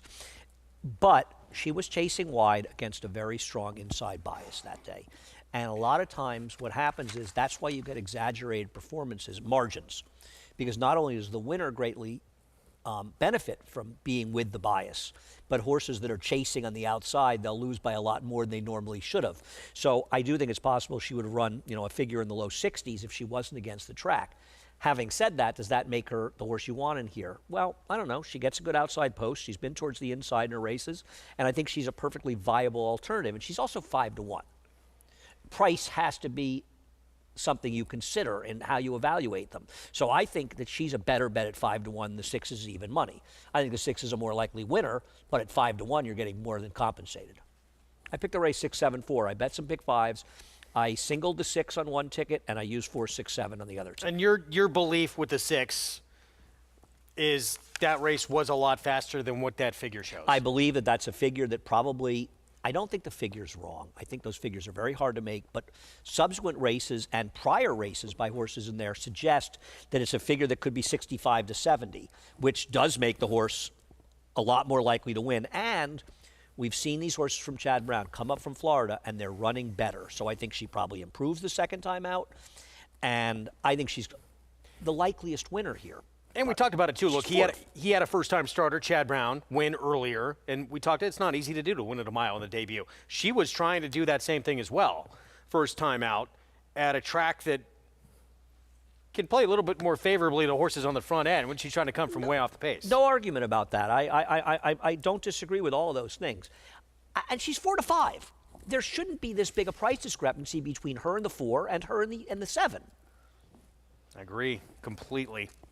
More Than Grace. You know I love that angle, 2 sprints stretching out to a mile. She gets the blinkers on, and we'll see how aggressive Romero Mirage tries to control this race up front. Well, I mean, unless the 5 is mysteriously very fast early, this horse better be in front and controlling, and that's what Romero does particularly well.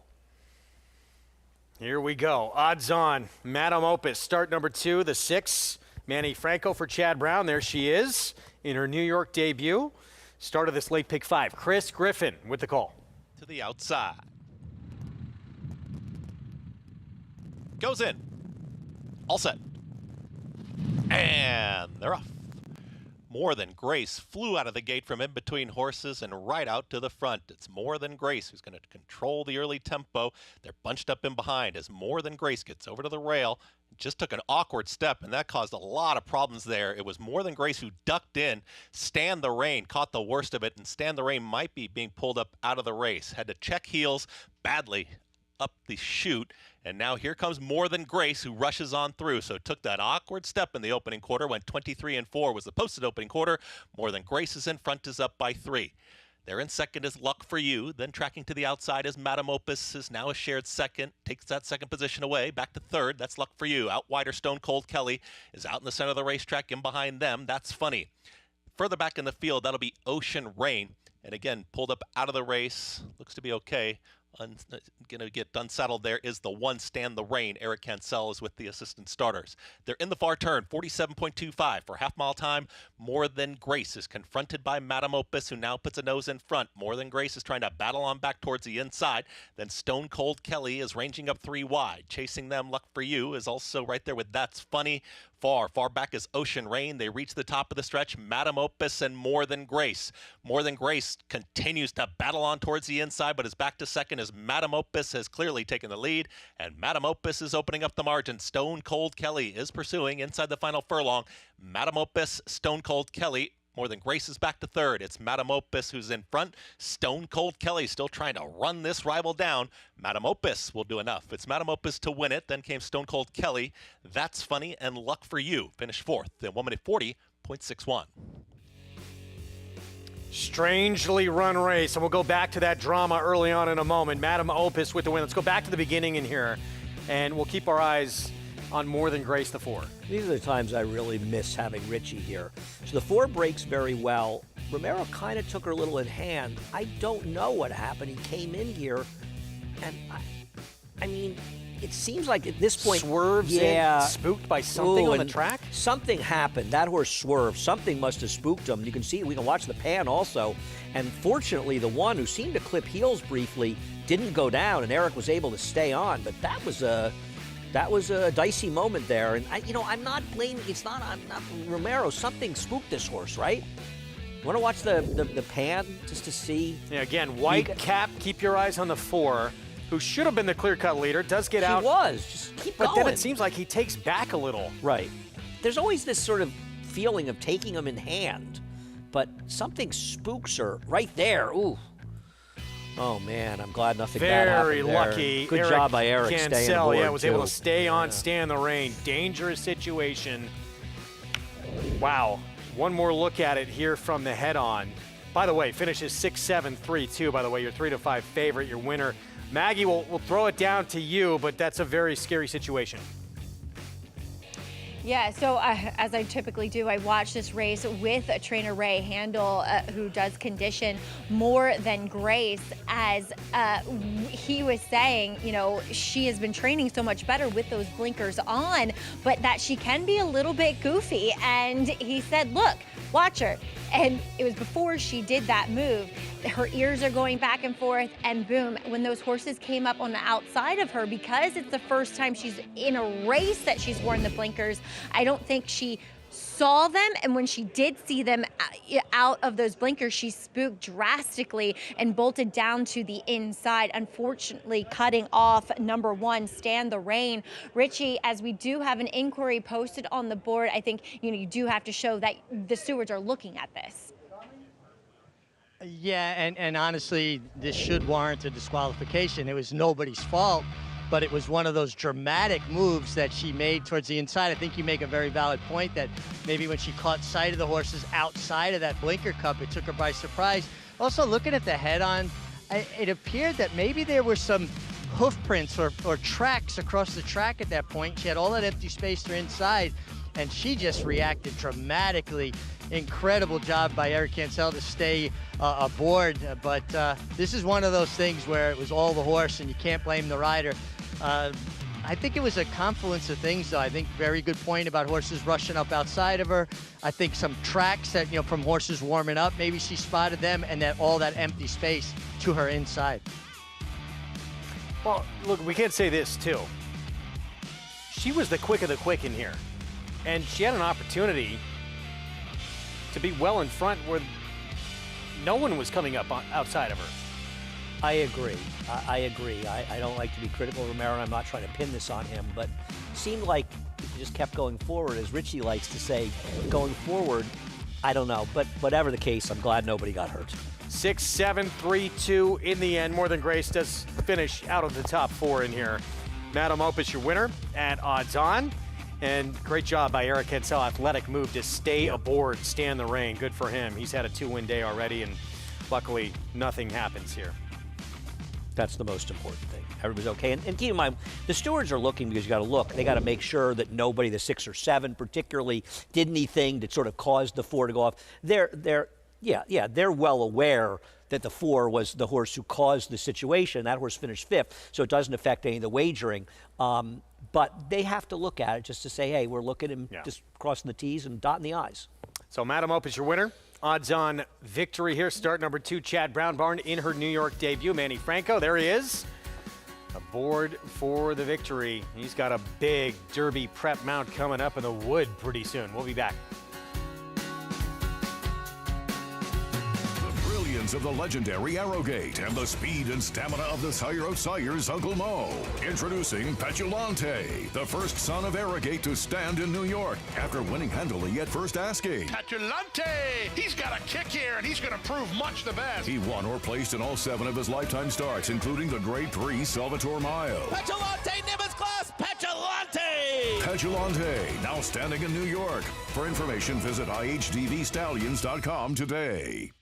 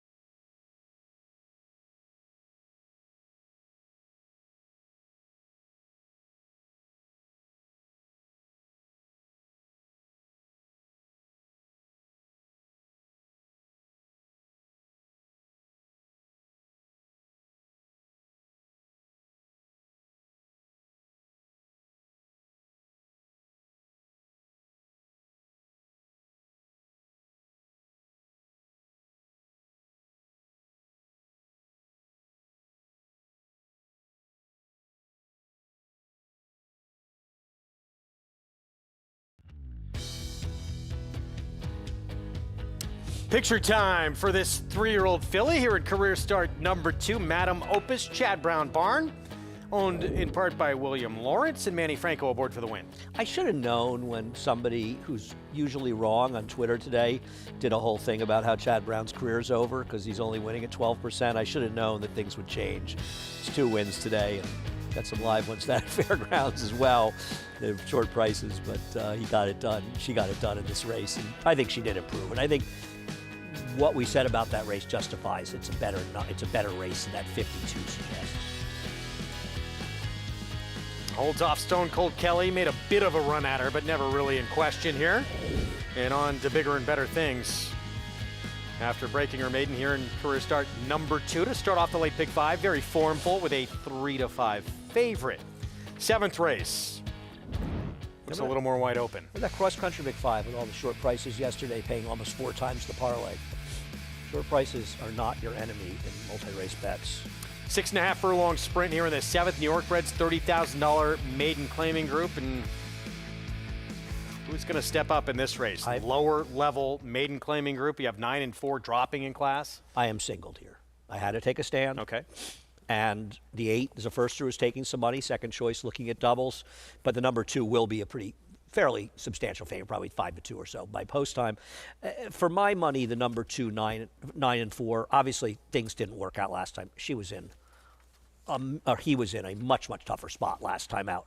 The 2 prior races are just faster than these horses. Now, it doesn't mean that he's going to get it done, but if he can run back races 2 and 3 back in a fair trip, I think he'll be tough to beat unless the first really steps up. I'll take the over for the 6 furlongs here. I know we're going 6.5, but over on the 9 distance. and 4.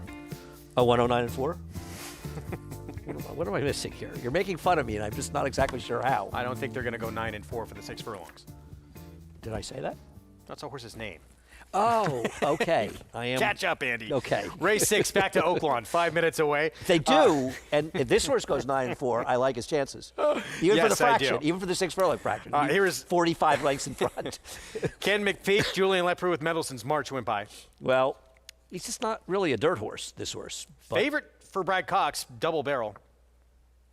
What is so special? This horse is favored? What about this horse? Seriously, what am I missing? Lear off the claim. I love King Lear, but not this horse. Moving up a lot off the claim. Blinkers on Corolla Rapido. Well, if you can excuse his last race, he's got races that give him a chance. He's kind of random, isn't he, this guy? He is. Interlock Empire 701. We just saw. Here's Myra's Boy. I didn't like either one of these two. Interlock Empire sounds like the name of a David Lynch movie.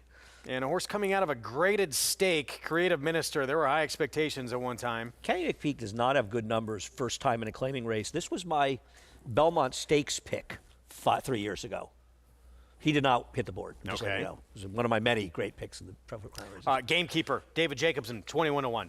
You know me, I never know what to do with Jacobson, but his recent form's just not good enough. I don't know who I like here. I really don't. I think the 8 is the logical drop down. Okay. At 3-1 for McPeak. We've been waiting all day for this. Jonathan Kinchin, I missed you this morning on the subway. I did go through Ralph Avenue. Good to see you. Yeah, I'm sure you did. Ralph Avenue is my favorite train station in New York City. I haven't got off there yet, but I've just heard it's a good train station. Look, I think this is between 2 horses, right? The 2 and the 8. The 2 double barrel for me is one who has a little bit more tactical speed. And while this horse is 9-5 right here, I think you'll get a little bit of a creep up. We talk about it often, especially at this time of the year. A horse like Creative Minister, a horse that ran in the Preakness for Kenny McPeak. These horses that run these Triple Crown races are always given this extra attention moving forward. And for me, Creative Minister feels like the type of horse who just needs some pace to close into. Yes, he's dropping in class, but he's just got no early speed at all. And to me, that's a huge concern. I'm going to leave him off of my tickets for here. I'm going to lean on the 2 and hope that he can be close up in this field that doesn't have a lot of early speed with a horse like Creative Minister who needs a ton of a setup. Yeah, I think, Jonathan, you and I are thinking in the same vein. Creative Minister makes a lot of sense because of the drop down, but he's just any semblance of speed, he's lost if he ever had it, really. And I just wonder if he's going to leave himself at a disadvantage in that respect. Yes, he's dropping down. He's run faster figures than the majority of the field, but I think there's concern about what kind of trip he gets. The other Kenny McPeak, the one Mendelssohn's March, I find a bit interesting. Now, listen, looking at him from a physical perspective, he's got the longer, slacker pasterns, the wider, flatter foot. You see a turf horse, but he's never finished first in a race that it wasn't on the dirt. I mean, he won in the mud here at Oaklawn, and then he ran a very good figure at Keeneland, albeit well beaten in the bluegrass. That dirt race was as good as anything that we've seen. And the one turf race he won by disqualification. So, yeah, at first blush, I'll look at it and say, well, he's a turf horse, but not so fast. I'm just wondering, getting onto a fast dirt track for the second time, if he can replicate that good figure that he got that day. Double barrel makes a lot of sense for the same reason Jonathan said. Getting position, be in a better stalking spot. And, guys, I'm going to make a little bit of a case, and you can tell me if you think I'm crazy. I mean, I may be crazy, but I hope not for this. The 9, Gamekeeper, looks unbelievable. As good as any David Jacobson horse has ever looked in my eyes. I think he has speed. I think Sam Camacho sends from the outside. And at 23-1, is there a chance, is there any place in this world that he could lead them at least for a while? It's funny that Richie said that, because as he was talking, I was thinking he should talk about the 9, because with the 3 Drip Doro scratched, this horse is supposed to be on a lone lead in this race, and he does have some back races to give him a chance. I don't love him, but 23-1 is a crazy price on this horse, right? He could definitely lead these on a merry chase. I think Richie has a very good point about this horse. Huge number outside. What is so good about the 2? Yeah, that is way too much money on this horse. Let's go back to Creative Minister. Best race he ever ran, biggest figure he ever ran. He was 3rd in the Preakness back in 2022 behind early voting. Never really got back to that race, and he has 0 in the way of speed. Neither did early voting, by the way. That's true. But the horse who was 2nd was pretty good, Epicenter. Epicenter, winning the Travers. It's kind of, it's hard for a situation for Kenny, right? But he's a gelding now. What are you going to do with him? He's a 6-year-old gelding. You got to run him where they can win. And I think a lot of times, listen, he's consistently running figures. It's not like Kenny was running wildly over his head. He's 3-1, 6-1. It's not like he's 3rd against Kinetic. Right. He's not running. He's not making stupid decisions. But at a certain He'll be the point, favorite in the Essex you've today. got to be realistic. He's a 6-year-old gelding. If somebody else wants to claim him for $50,000, it's time to move on. But he still runs consistently good figs. I think the concern a little bit is his last race. But, it's not just that he was facing much better horses. That track was so favorable to horses that were forward, and he's behind. He's just, shouldn't he be favored? Kinetic would be 1 to 100 in this race, wouldn't he? Yeah, Creative Minister should be favored in this race. I agree. Not the 2. And the 2 is strictly favored because Brad Cox trains him. And he didn't get it done last time in a $40,000 non-winners of 3 lifetime claiming race. I'm not saying this is that much of a tougher spot, but what are his big races? And he's not really a horse that Brad is primarily running the dirt. He can win. He wins without me. I think the 8's a much more likely winner this race. The thing the 2 has in the 8 is he has better forward position. That's what he has on the 8. All right, Creative Minister is going to be last early. Be hard to see him not last. And we'll see if he makes that big late run. He should. Look, he was making up ground on horse who is going to be the favorite in that Grade 3 Essex later today in the card here at Oaklawn. The 9's gone down 50% from the high around 23-1, 24-1 to 16-1 is still an overlay. Matt Dinnerman with the call. Here's race 6 from Oaklawn. Number 6.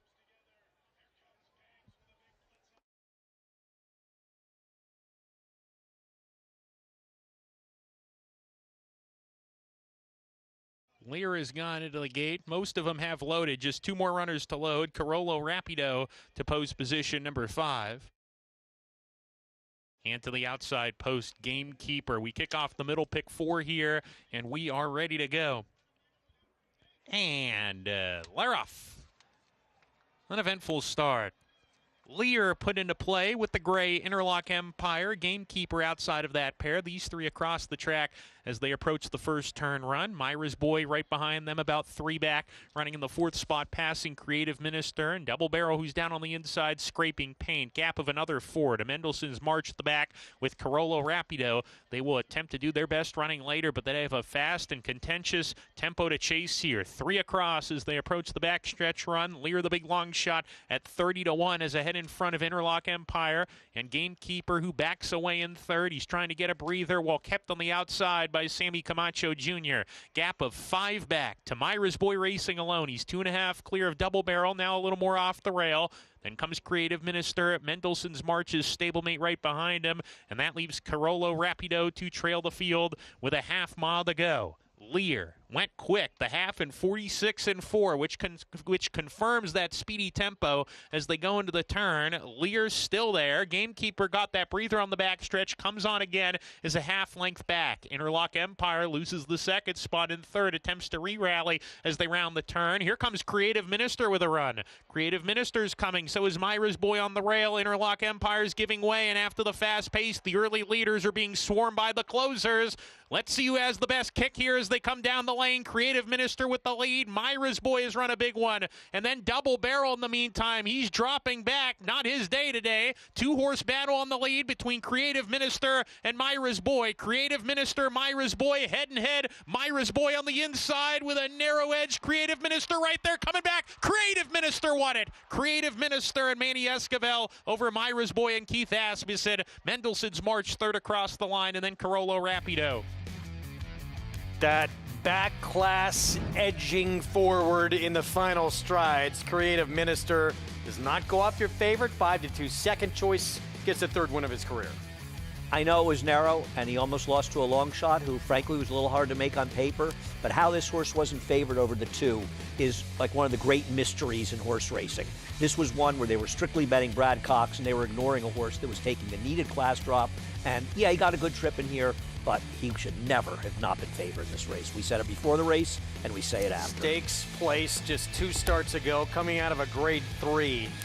Huge drop. And I feel I'm vindicated for picking him in the Belmont Stakes, now that he's got to win a $50,000 claim. A little bit.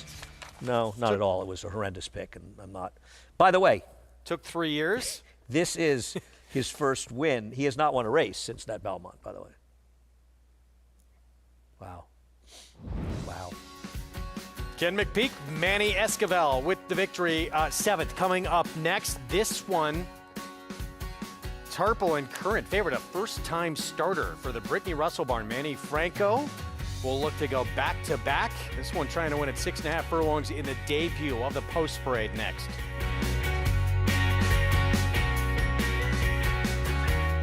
Twirling Candy, proving Lane's End's stallion-making tradition.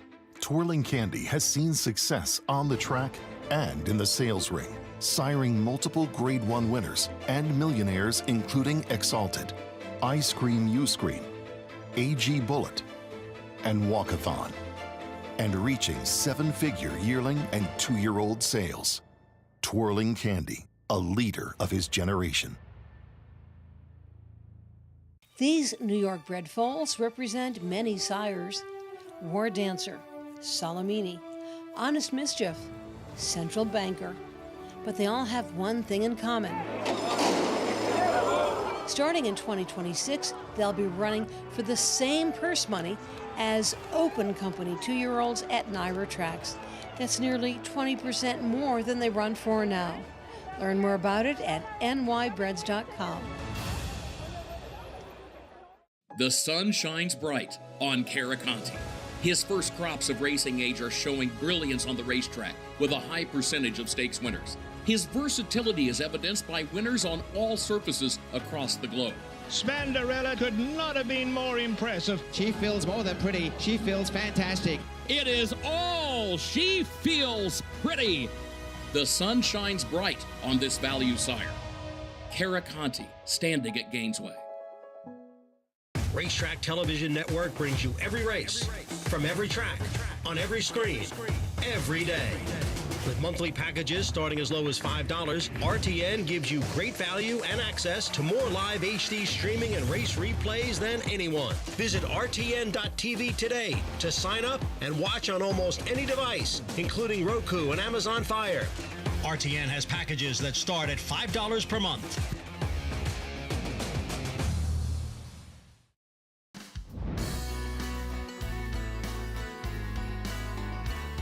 Back on our Saturday coverage, and here's our post-parade from Aqueduct Mont-Avi. Mark Hennig-Barno for 7 so far. Has had a lot of chances, but isn't impossible in this spot. Probably go up from a 6-1. And he thinks this one is the one to beat. Probably is with a drop in class. Is going to be the favorite by post time in all likelihood, so you'll get a shorter price as a 7-pound bug. First-time starter for Linda Rice, so spirited. There's a surprising amount of pedigree for a horse debuting for $30,000, but it is a homebred for the McMahons. King Solomon next door, Lane Luzzy rides. Second in a very weak field last time. Distant second at that at 15-1. Another first-time starter next door for the James Bond barn. There is one foal from the dam was pretty good. This horse is taking a little bit of money, right? Yeah, indeed. 9-1. It's here, waiting for AI. Yeah, and I think this horse is waiting for more than AI. Yes, indeed. Godot. In fact, 23 and 45 lengths beat first 2 starts. Call me Calvin, start number 2. Okay, Calvin. Was acting up, poor beginning in the debut. Here's the 8, the first-time starter. Brittany Russell has solid percentages with her first-time stars, not a great ROI, suggesting they're all over bet. And this one's a New York bred, so comes up from Maryland without a ton of pedigree. Ray Handel with Goodbye, the 9. Okay, not much to recommend, though. And Solo Mio on the outside for David Donk. Kind of a wise guy type horse, but for my money, probably more likely to be a turf horse, and turf racing starting in just a month. I guess this is a wise guy type play. Based better, yeah, last time out. We'll cut back in distance today, so there's some things to like as we look at 9 and 4. Don't get too excited about 4-1 because you will not be getting that when the gates open. Yes, this is the debut for 9 and 4. I'll be honest with you, I was grasping for some race to show for this. And this horse, proving this horse was much the best, got in trouble at the start, shuffled back, shuffled out. Now, you have to be worried a little about the break, but this was the only time the horse was really a big issue at the start. Ran a better field last time out, just better horses than the 2-back. Now, last time out of the claim was in a spot where it had absolutely no chance, was 28-1 and probably an underlay at that.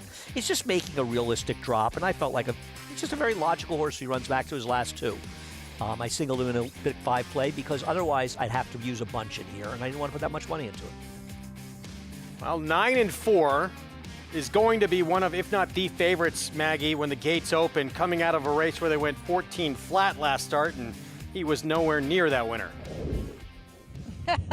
Yeah, that's a little bit on the slow side, Craig, 9 and 4. As dropping out of that race, though, you know, they took the blinkers off first off the claim. And the reason why we saw, well, I don't know if it's the sole reason, but one of the contributing factors of why 9 and 4 kept getting away slowly in those first 2 efforts was that he was wearing an extension blinker, and that just always leads to a slow start. Now, Ilkay Cantermasi will bring him back at second, asking and apply a pair of French cup 3/4 cup blinkers. So, you know, putting them back on, he really wasn't persevered with either in that last start against Tougher. So in with his friends again, and this is by far the strongest that this horse has appeared. Now I'm going to go with number 10, Solo Mio, a horse that I liked in his previous 2 efforts. As Andy said, he actually might be a little bit more of a turf horse, but was very aggressive once he got out on track here. And the fact that he was 4-1 in that maiden special weight, albeit a weaker maiden special weight, still gives me hope, though, that there's some ability there with a horse that is very good looking. Moving on to the first-time starters, we'll begin with Linda's at number 3, So Spirited, Linda Rice, that is, and as Andy said, has the nicest pedigree. Dan with stakes plays. This horse is half to multiple stakes winner Thorny Tail, New York bred as well. Good-looking horse. A little bit on the clueless side, though. Just looks like he needs a race to mentally put it all together. Is wearing blinkers first time out. Not something I necessarily see that often with Linda's firsters. Number 5, Perfect Shepherd for Jimmy Bond. Taking money, probably has the best works coming in here of the firsters. Incredibly fit looking, very sharp, but Little Green as Tarpaulin, your favorite, very professional, has done everything right in his debut and is taking a lot of money. I'm just hoping that he's better than his half-sister, JK. Yeah, look, I'm going to go there with the 8 as well. First-time starter, Brittany Russell. She's 27%, first-time starters, maiden claiming on the dirt, which is exactly what's happening here. 27%, a pretty darn good number, no matter what you're trying to do at this game. But the other thing that really stuck out for me is sometimes when I'm looking at first-time starters, I'll look for siblings that I'm just hoping have a little bit of speed. And while this one's sibling wasn't very good, the sibling did win wire-to-wire, maiden claiming race at Aqueduct. And you can guess who the rider is, the way that I've set this up, Manny Franco. Not that that has anything to do with it. I'm just saying that, look, this horse might at least have a little bit of talent in a group that's not very good to find the front end and take advantage of some friends that are going to be friendly to her as the races gets a little bit closer to the wire. I'll take the 8. Don't love the price, but I don't really love much in this race. The problem is that that's why the 8 is 5-2. Not because there's a story that the horse can run, but because it's Manny, and there's nobody in here that's done much running. And the reality is that the 2 should be the favorite over the 8. And because of that thinking, and maybe the 8's going to win the race, but to me, I would never bet a first-time star on that hope at 5-2. I might do it at 8-1.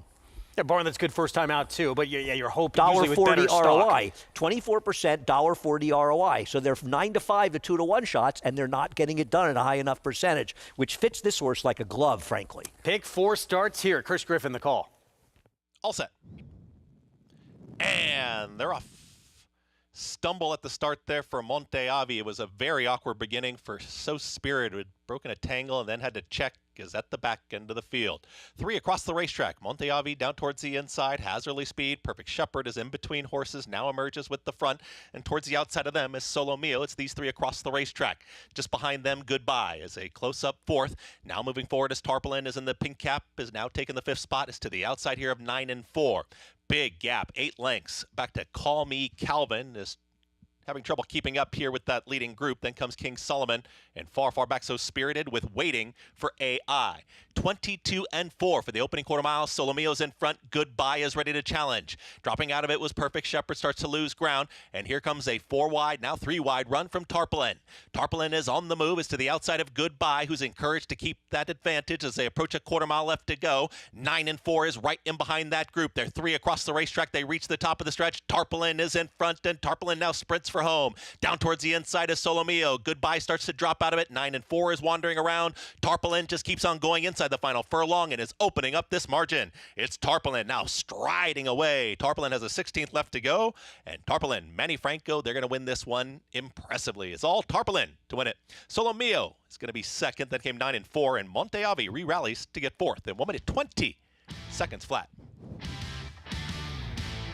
Tarpaulin, first time out, didn't have a ton to beat, obviously, and wins as the favorite here for Brittany Russell with Manny Franco. If you took that approach, you cashed here. Not a way that I look at things. Did pick the horse second because nobody else could run in here, but did get it done quite easily. I don't believe he was winning, but I'm going to let the rider of the 2 win a race in New York before I bet on him again, because this was a bit of a magical mystery tour. Yeah, new face here in New York. Melvis Gonzalez on 9 and 4, 7-pound apprentice. But Tarpaulin well clear. Yep. So debut victory for a very good barn. Brittany Russell and Vineyard Racing takes the debut here as the favorite. 8-10-2-1. Here in race 7 from Aqueduct. Made 5-2 look like an overlay. It's not how good you are, it's how good you are relative to the field you're running against. And this field, with the exception really of the class dropper. The 10 showed up today. He was pushing a fast pace and did a lot of the dirty work and actually ran very well. The 10 actually ran extremely well in finishing second in the context of this race. Yeah, but form coming in outside of the 2. Yeah, there was not much there to go on. The 1 had that bad break, right, and still ended up finishing 4th in here, a distant 4th, however. And the 2 got himself into a bit of a jackpot early. Debut victory. Did this one stay with Brittany Russell or get claimed away? Boy, would she be happy if this one got claimed. Tarpaulin in the 7th.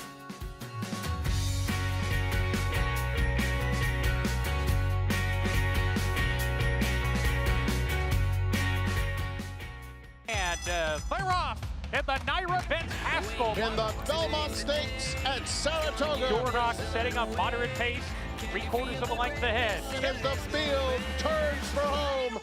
They're at it again. The two Belmont first and second place finishers.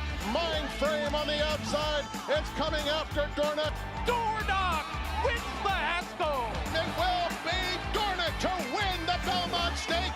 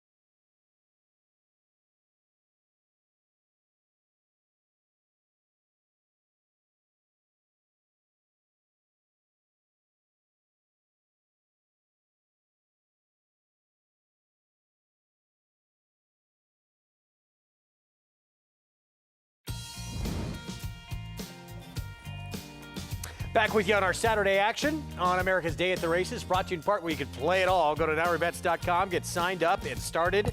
First-time starter, Tarpaulin, Brittany Russell Barn, Manny Franco Vineyard Racing wins the debut. And wins it quite easily. Good call by Jonathan. Not my cup of tea to take these firsters, getting bet, but he was right. Found the right field to get it done. I'm looking at the odds in the multi-race bets. I know that this 7-horse Striker Has Dial is 9-2 currently. This horse is going to be even money by post time. Probably. Very excited for that rematch between Caldwell Loves Gold and Striker Has Dial coming up. I'll be more excited if Caldwell Loves Gold wins again. But I know you like him today. Tarpaulin. What do you think are me? With the easy victory, ready to go first time out, did not get claimed. No. It's rare that first-time starters in maiden claiming races get claimed. It'll happen occasionally, but I think that Brittany Russell was probably hoping those get claimed despite the win, but is not. Where do you go from here, you know? This is not winning $1 a 1. 8-10-2 here in the 7th, and a favorite on this slight pick 6 carryover afternoon. Not favored in doubles, though. Might not be favored in the pick 5. 2 legs remaining in the cross-country pick 5. Still can't believe you got 4-1 on Brighter Days Ahead. That was a very big price in that horse. So the parlay's around 40, 140. Anyway, as we talked about, the Creative Minister wasn't the favorite, so this might wind up paying a little bit better than it looks. No, I agree. What's going to happen in the 7th at Oaklawn and the 8th here? Well, the 8th, you got to have your favorite, the outside, and what's up in the 7th? Oh, well, I mean, I think most people probably use 2 horses, right? They use the 1 Accelerating, the 4 Kimchi Cat, maybe a little 6 Glee. We're going to take a timeout. I'm ready. We'll be back. Stakes action coming up at Oaklawn. Purple Martin. There is the New York bred filly Accelerating. She is undefeated, perfect 2 for 2, including a stakes win against New York bred company to end her 2-year-old campaign, her 3-year-old debut, and first start outside of New York. coming up when we return.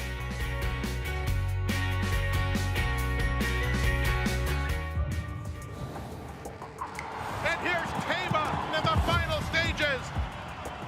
The Santa Anita Derby goes to Tama.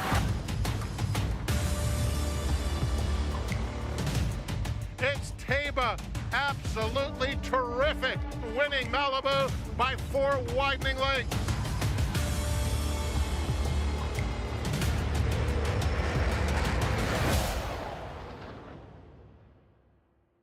Horse racing? Check. Weekly promotions? Got them. Huge payouts? You bet. With Naira Bets.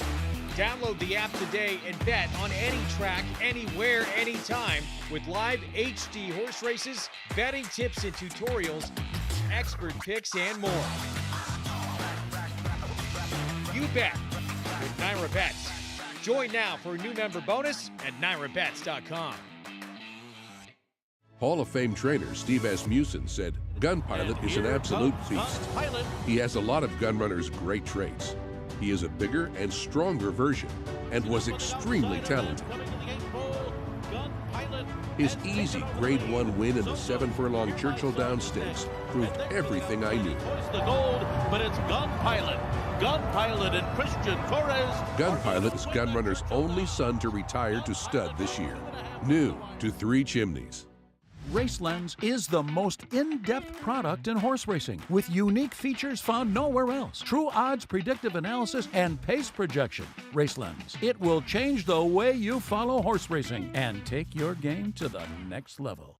General admission tickets are on sale now for the Belmont Stakes on June 7th at Saratoga Racecourse. Don't miss your chance to witness the historical third leg of the Triple Crown. Get your tickets today by visiting belmontstakes.com/tickets. Stakes action coming up in Hot Springs, Arkansas. They're on the turf. Yes, they are. Well, it's the stakes race. Turf switch. This will be on the dirt.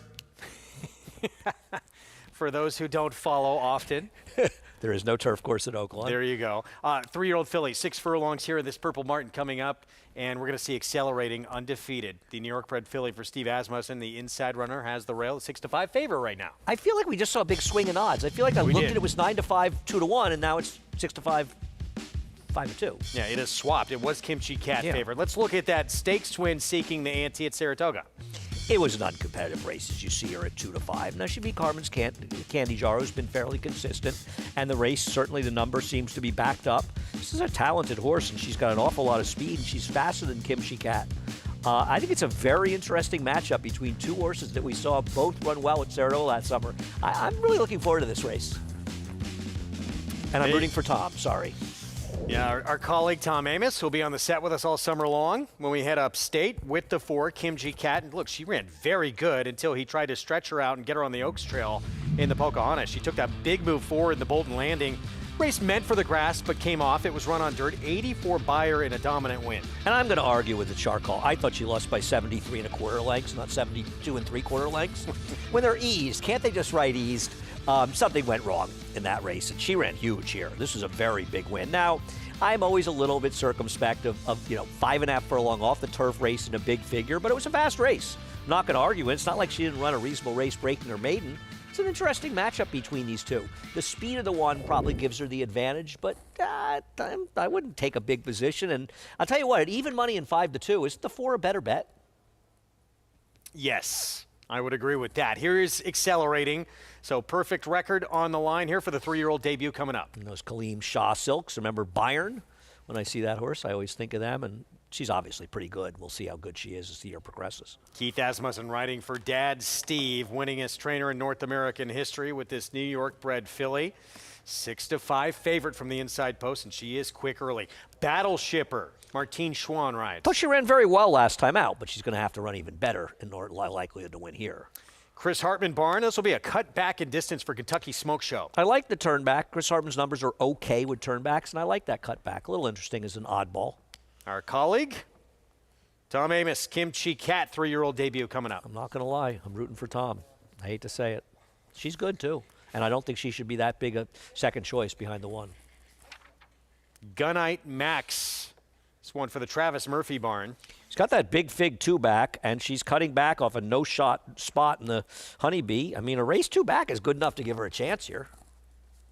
Glee. I know you gave an outside look to the stablemate to the favorite for Steve Asmussen. I don't think she's impossible. You know, last time out she did get beaten to Sam Houston, but not impossible. As son Eric, the reigning Eclipse Award winner, top apprentice aboard. And here's Eskin for a raise, also for the Travis Murphy barn. Well, and Eskandrea, by the way, Eskandrea's wood win will be one of my top 5 wood memorials, which we're going to have coming up. No, I'm looking forward to that. Eskandrea, for those that don't remember Eskandrea, in all likelihood, he would have won the Triple Crown if he hadn't gotten hurt because, I mean, I don't know how much you remember his Fountain of Youth and his wood memorial, but, I mean, I think he ran a 114 buyer, winning the wood by almost 10 lengths. He was the goods. Triple Crown's a bold statement. Well, okay. Considering Super Saver won the Derby, and some of the horses that won those races, I think he would have won it. Okay, fair enough. And I think there's a lot of other idiots like me that think the same thing. 5 minutes away from this purple Martin. Let's go to Jonathan as we get set for this showdown between Accelerating and Kimchi Cat. Trying to remember who won the Preakness and the Belmont that year that Super Saver won. Andy didn't know either because he would have said it. He'll think about it and remember it, and he'll dunk on me while I have to do this, and then he'll come back and name them both. But, God, sorry. I'm obsessed with it. Kimchi Cat for me. If you look back at those 2-year-old numbers, Kimchi Cat ran an 84 in the summer at Saratoga on the dirt, and Accelerating, the highest number was a 77. If you're trying to compare the two, you're assuming that Kimchi Cat is a little bit better. But even outside of that, even if they're the same horse, let's just say they're both pretty close in ability, Kimchi Cat is drawn outside of Accelerating, which to me is a huge advantage, especially at Oaklawn Park, the way these races are run, the way that they're usually won. Having that kind of outside stalking position, I think, goes a long way. And I think if you can pop away from the gate, grow up a little bit from 2 to 3, I think there's an opportunity for one of these horses, if not both of them, to be very, very nice moving forward. But I will say that you're seeing even money on the board right now on the 1, and the public loves the 1s, meaning when you look down at the past performances and you see all those 1s, whether it be pace or it be the final 1, those horses are often a little bit overbet. An undefeated horse is hard to get away from. Give me the horse in the 4, Kimchi Cat, drawn better. And, Richie, I trust Tom Amos as well. Yeah, as I do as well. Kimchi Cat looks like a bigger, stronger version of the 2-year-old filly that we saw. And what struck me about that big win in the Bolton Landing, aside from the fast figure, was the way she traveled throughout the entirety of the race. She was always up underneath the Tyler Gaffleone, running into the bridle. And I'm seeing a filly that's extremely healthy. She's dappled out. She looks great. And I love the work pattern. It's a masterclass in horsemanship. The penultimate work before this race was the work with the heavy lifting, 59 and change, and then you come back with a nice, easy maintenance half mile. Your best horse trainers kind of crank them up as they go, get them to where they want, and then they just hold them there. And that's what I'm seeing here with Kimchi Cat and that work pattern. As you're seeing the same work pattern with Accelerating and masterclass in horsemanship. A minute and change, a good, solid hard work, come back with an easy maintenance half mile from Hall of Famer Steve Asmussen. And in my opinion, Tom Amos should be a Hall of Famer as well eventually with his percentage and how amount of wins and just the consistency in which he approaches the game. Accelerating looks great as well. I mean, she's another one, took a step forward. She's a New York bred's first start outside of New York bred company. I think they're both just really good sprinting fillies. I think we're in for a treat here. But guys, Glee caught my eye coming over. Looks like a cat ready to pounce on its prey. Just coiled up. She has a bit more recency. She's drawn outside, and I think she's the one at 5-1 I'm going to gravitate to. Just looked too good for me to get by. Meg, I'm glad you brought her up because I was going to ask you about her if you didn't. I saw her on the screen. She looked sensational. There she is, 5-1 right now. This is the stablemate to the even money favorite. You thought just on form, on paper, she had an outside look, but she looks tremendous. I don't think she's impossible in here. I think one of the two choices is going to win this race. Won't be surprised if 1-2, but I don't disagree that she's the third likeliest winner at the very least in here. I don't think she's any great bargain at 5-1. I think that's probably right around where she should be. And I'm not saying, I'm saying I would knock somebody for betting on her. I think she's got two pretty good horses she's running against, and they're both from good trainers. And the likelihood they both don't take a step forward, it seems extreme to me. I'm not going to talk somebody off the 6. If you want to bet that horse, go right ahead. I think the 1 or 4 will probably win, and I'd rather bet the 4 at 2-1. That's Kimchi Cat for Tom Amos. Rafael Bejarano rides. Look there, another one at the stablemate to the 6-5 favorite. Glee, she has really caught the eye on the track here, and she is a Texas bred. Running here in Arkansas, 3-time winner who went against State Bred Company at Sam Houston in Texas last time out. Yeah, the thing about her last race is she was cutting back, she was even money at Sam Houston, and she didn't win. She can't win this race here with that effort unless the 1 and 4 completely fail to show up. Now, that's a possibility, but I wouldn't take 5-1 on that happening. To be honest, I'd be more inclined to bet the 3 on the turn back at 8-1. The way you think this, I mean, certainly accelerating. Look, she has the inside. She has to go. She's quick. We've seen it each of her first 2 starts. Kimchi Cat showed a little bit of pace, though. She should be stalking in second. I mean, the 1's going to go. I mean, you got the rail. I mean, you're not going out there to sort of, reinvent the wheel. You got to go with her, and she's going to be in front. And I think Kimchi Cat will be sitting second. And I really am going to be surprised if one of these 2 doesn't win. I'm not covering any brilliant ground. They're the clear favorites in this race. This is not a race where I'm looking for somebody else. And I think the 6 is respectable. I think the 3 is respectable. But I think you've got 2 horses that might be okay. I'm not saying we're going to see them in the test, but I'm not sure that these horses can't, move forward and run in races like the Jersey Girl, the test, or bigger races. You have a horse like, there's the 5, just went through our screen, Gunite Max. Right. Went long last out, tried the Kentucky Oaks Trail, trying to go longer. You look back to the last time sprinting, 2 starts back, is that far off what the 1 and 4 are? No, but that was last year. And by the way, I'm not going to knock this horse at 14. They were running those figures as 2-year-olds. Right. And but she has natural recency. improvement. Right. Natural improvement, though, puts them in the mid to high 80s. Sure. The thing that's interesting about that is she's a 1-number horse. Now, what you would say is, well, turf, slop, sealed, mud, sealed. Distance race in the Honeybee after at 112-1. So the only dry track dirt sprint she has since last summer, she ran that big figure. So yeah, I think she's a little interesting on that kind of argument. Whether or not, though, you're still betting, and 14-1's 14-1 on her, better than 4-1 on the 6. Yes, in my opinion, I think it's a good point. You still have to hope that the 1 and 4 don't show up. Post parade from New York. Their 8th race, 5 minutes to post on that right-hand side of your screen. And just one more point, too, on Gunite Max, who you see on the screen right now, who we've been talking about. I don't know how she did it. And, again, a lot can go into that. She could have been all out to try and do it. Bullet work, quickest of 56 in the morning, March 15th, leading up to this start. Maybe sprinting on a fast track is just what she wants to do. We will see. Yeah, I think it is what she wants to do. The question is whether or not she's good enough. But at least in her case, she's 14-1.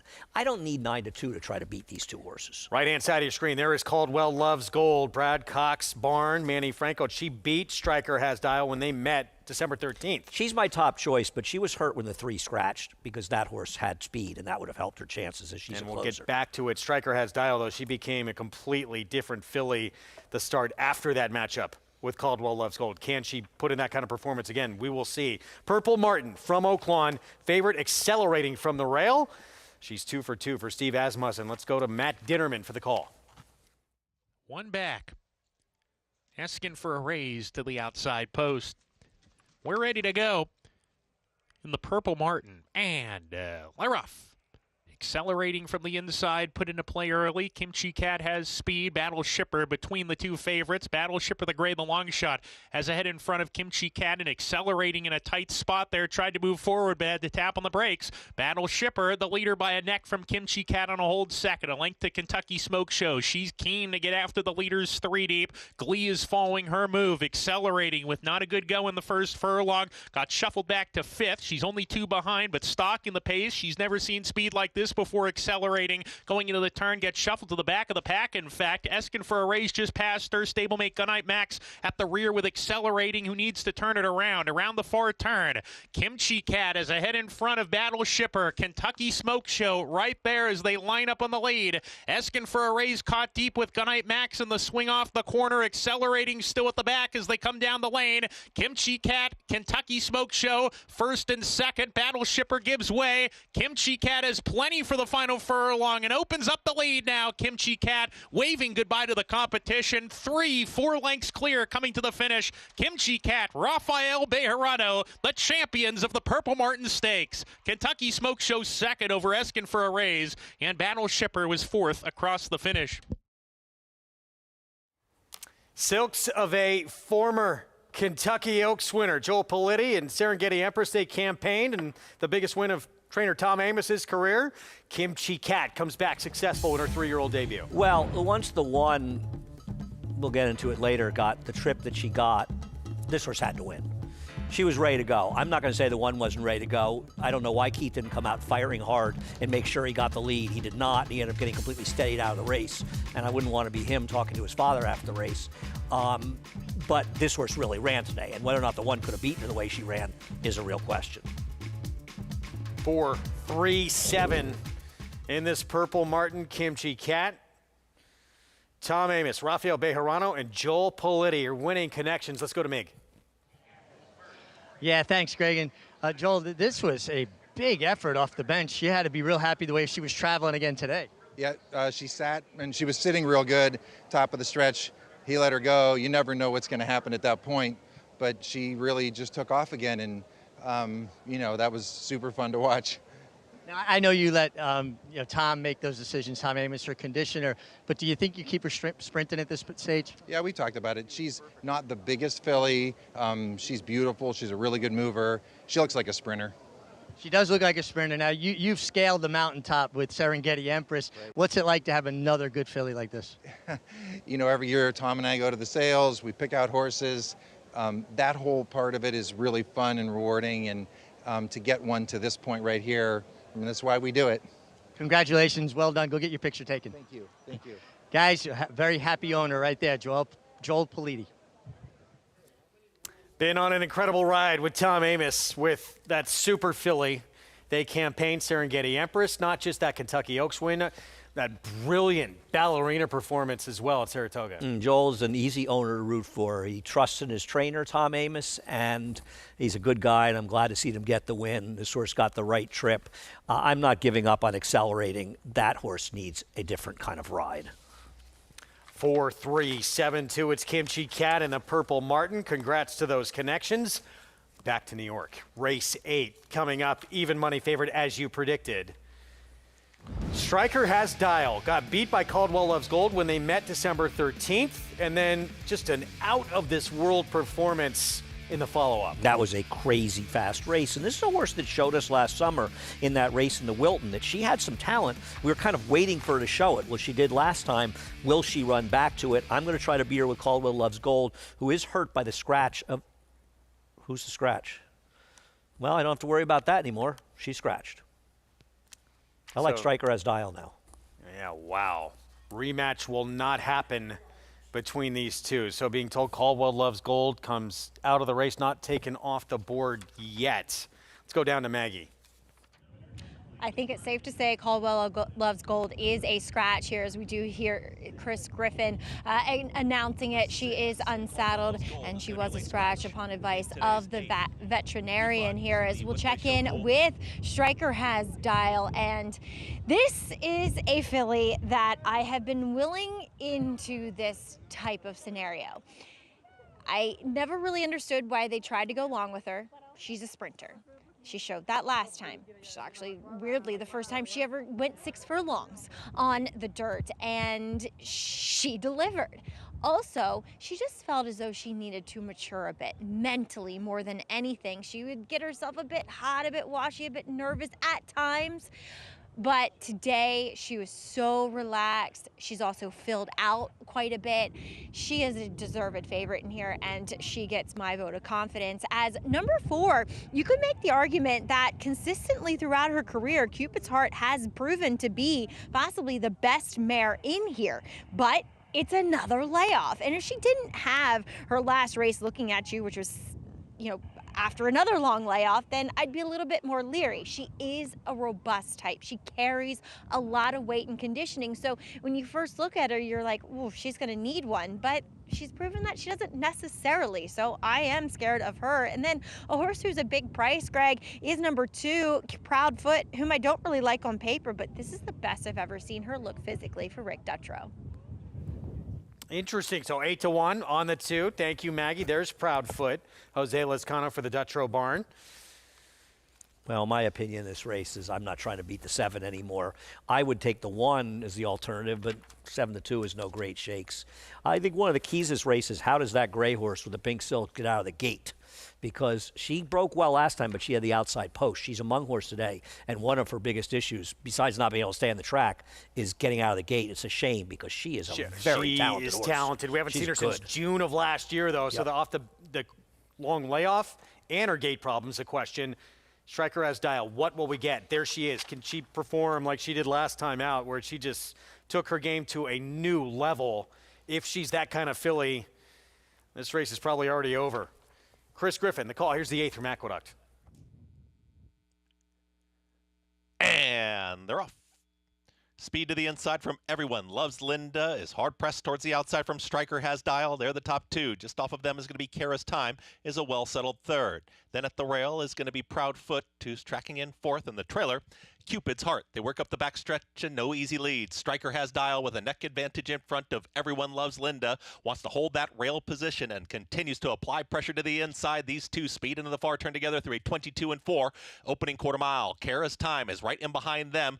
First run is going to be Cupid's Heart. Cupid's Heart and the Pink Silks is ranging up. Striker Has Dial is trying to dispatch of Everyone Loves Linda, who's still there, is down towards the inside and battles on. Cupid's Heart is not cutting into the margin yet, and now from the back trying to rally on Kara's Time with Proudfoot.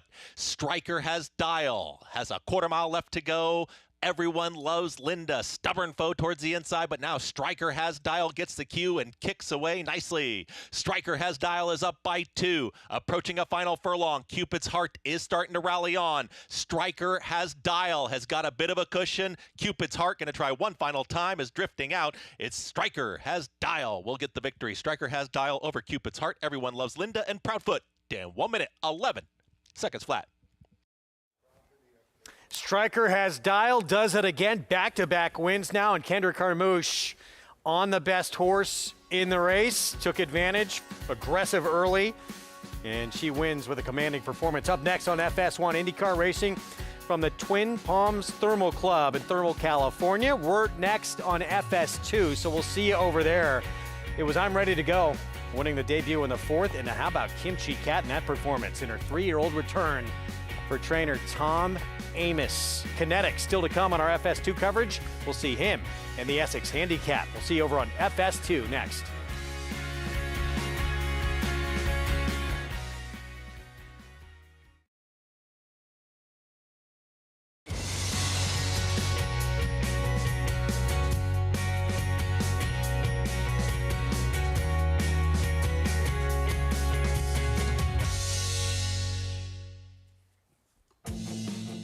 Welcome to our coverage of America's Day at the Races here on FS2. Good to be with you on a beautiful afternoon here in New York.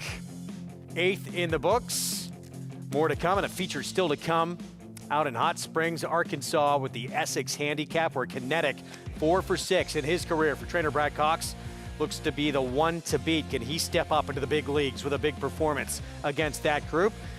Greg Wolf with you, Paul Verderosa as well, as we get set for some good action still to come. And in that Essex Kinetic, he's been very good.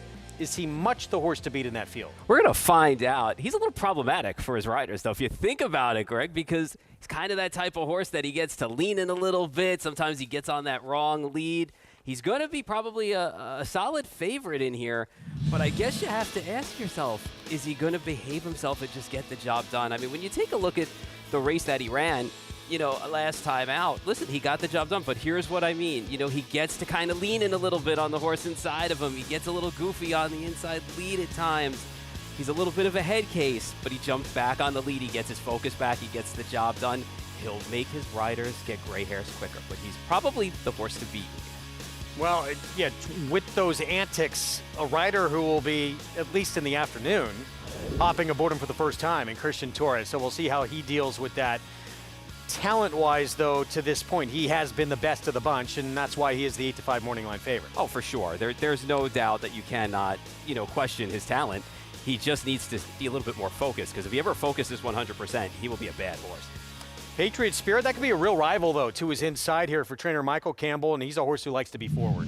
Sure, and, when you think about this horse, and you look at his race that when he won the Illinois Derby, he was on the lead. He was able to kind of walk around. He got that easy lead going 1 mile and 1/8.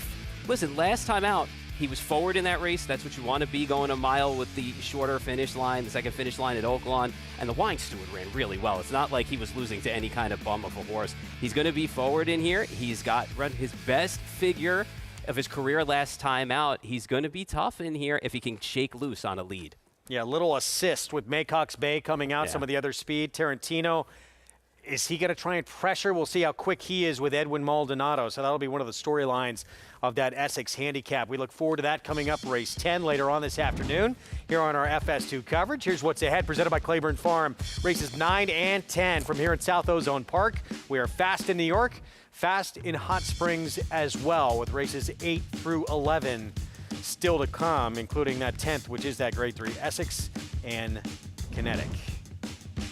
You can play it all by getting signed up right here at Naira Bets. Bet any track, anywhere, anytime. The offer, that $200 deposit match new customer bonus. To take advantage, punch that code in and sign up, match 200, and you're ready to rock. Again, right there at NairaBets.com. Big day out in the Bayou. Oaks and Derby points on the line.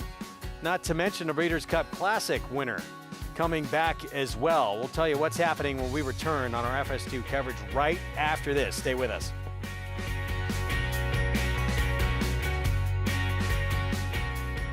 The only colt ever to win 3 one-mile Grade 1s on dirt. Ran the fastest buyer of the year. That's him, 6 wide, streaking clear. 2 more Grade 1s at 7/8. Here's his forego, also running a 112 bite. That's 5 Grade 1s all told. No other son of Sires Curlin has so many. They say, be careful what you wish for. We agree.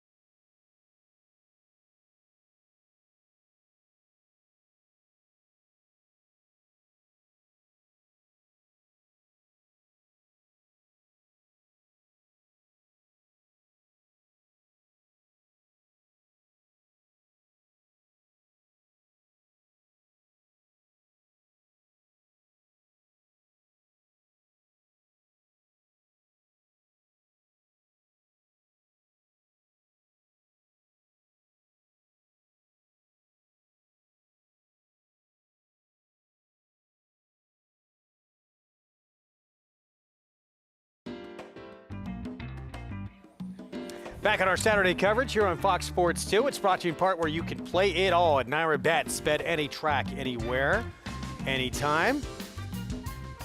And a big weekend coming up on the road to that first Saturday in May. The 100-point races begin this weekend. The Jeff Ruby Stakes and then the Louisiana Derby.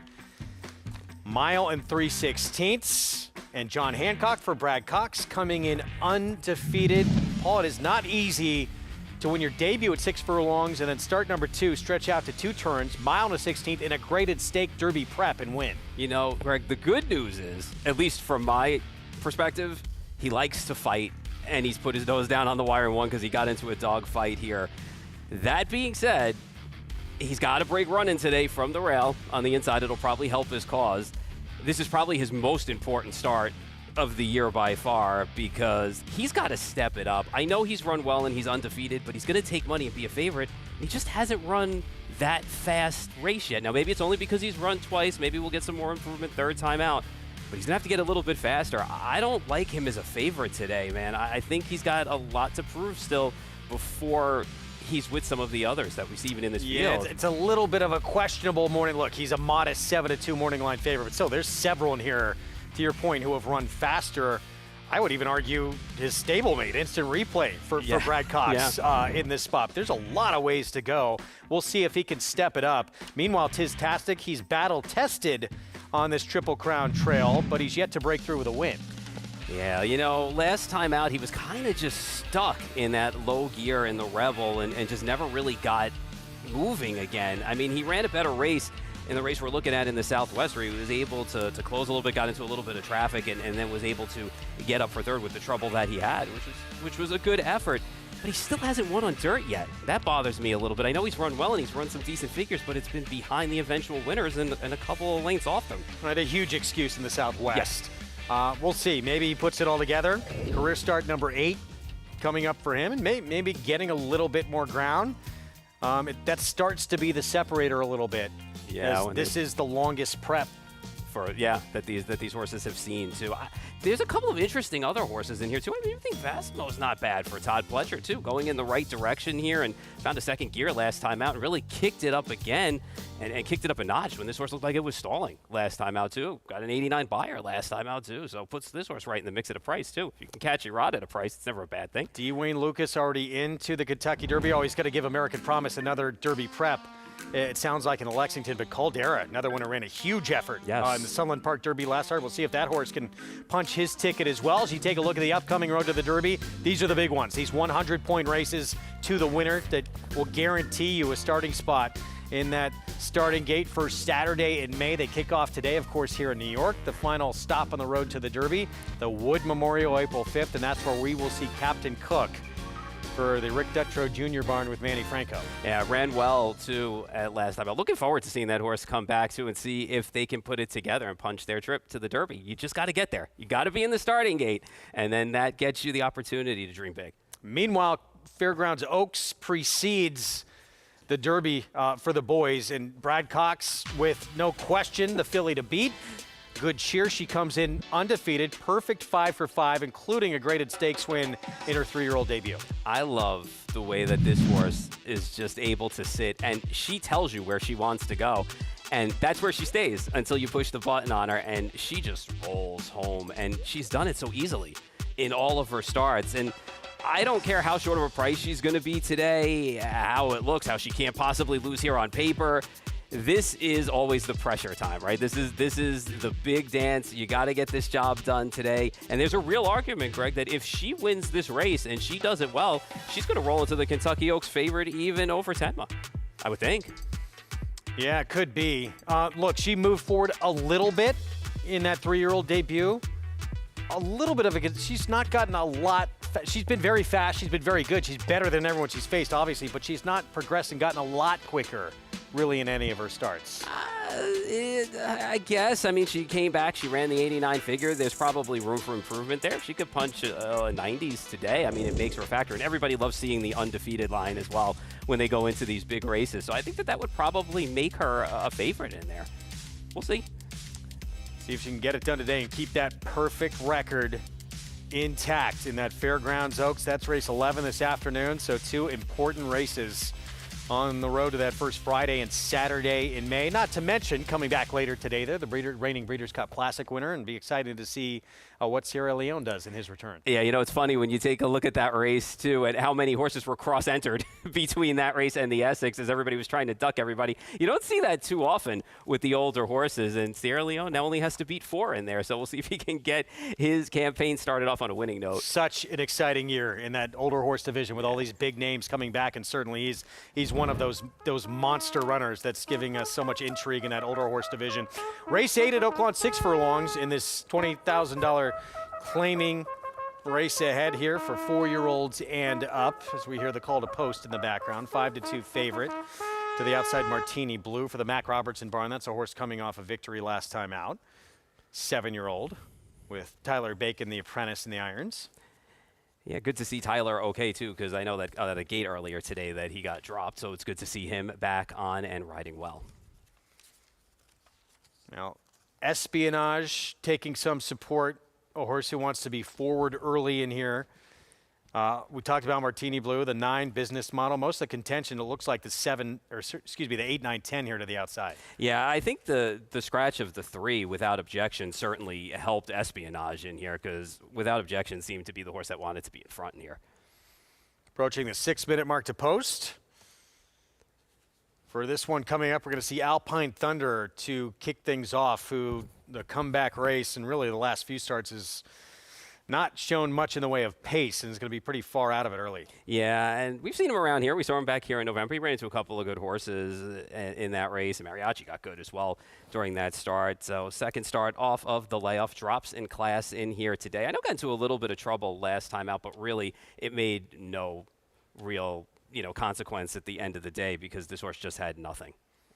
Continuing to just kind of try and find the right spot, as we'll get to Alpine Thunder in a moment, but they have been dropping and dropping and dropping down the class ladder with this horse. Yeah, now this horse is 7 years old, too, so I think it's a matter of just trying to see where he fits, and there he is now. And he did run for 20,000 here back in March of last year, ran a good second, but he's a different horse now, I think. Citrus Bay next door, off since September. Yeah, it comes back off of an optional claiming race at Canterbury, longer price here today.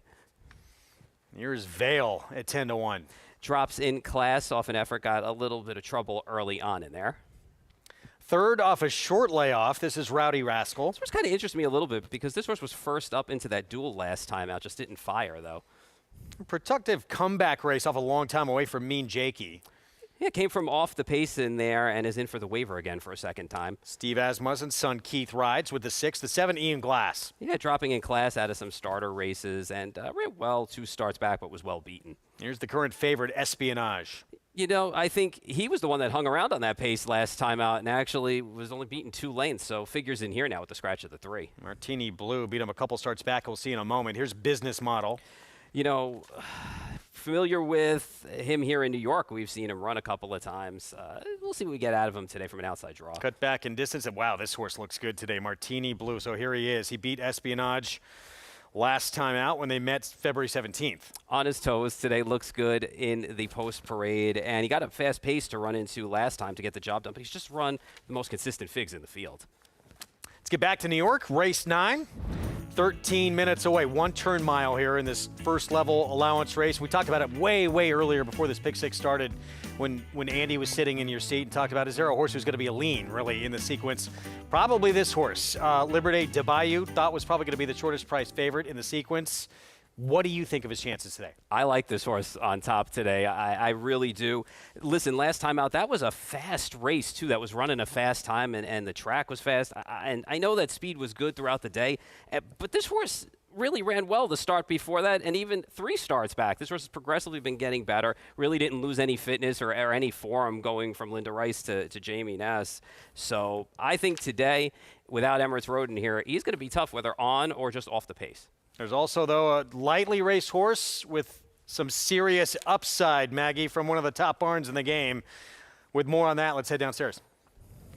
Yeah. Yeah, Global Perspective, who you're alluding to, Greg. Actually, both of Chad's horses, good money as well. Number 4 in here kind of have a similar profile in that they're light on racing. They kind of have that one good race under their belts, and they're both adding blinkers. But it does feel like number 7, Global Perspective, is the stronger of the two. Now, he'll add a shortcut cheater blinker. And last time, he was just kind of chasing the pace out wide, just really didn't, wasn't ever able to save ground. So therefore, maybe with those blinkers on, he kind of asserts himself a bit more today. We'll see where they place him.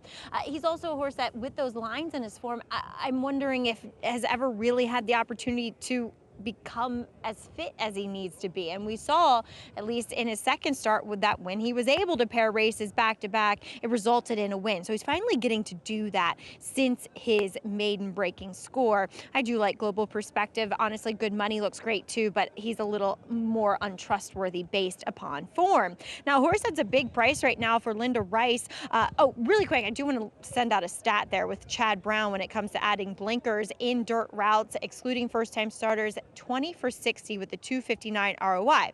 But getting to Linda's Heroes Medal, she doesn't have great numbers in this type of situation. Horses off of 6-month plus layoffs in dirt routes, only 4 for 36 with a negative ROI. But that being said, I am a big fan of Heroes Medal.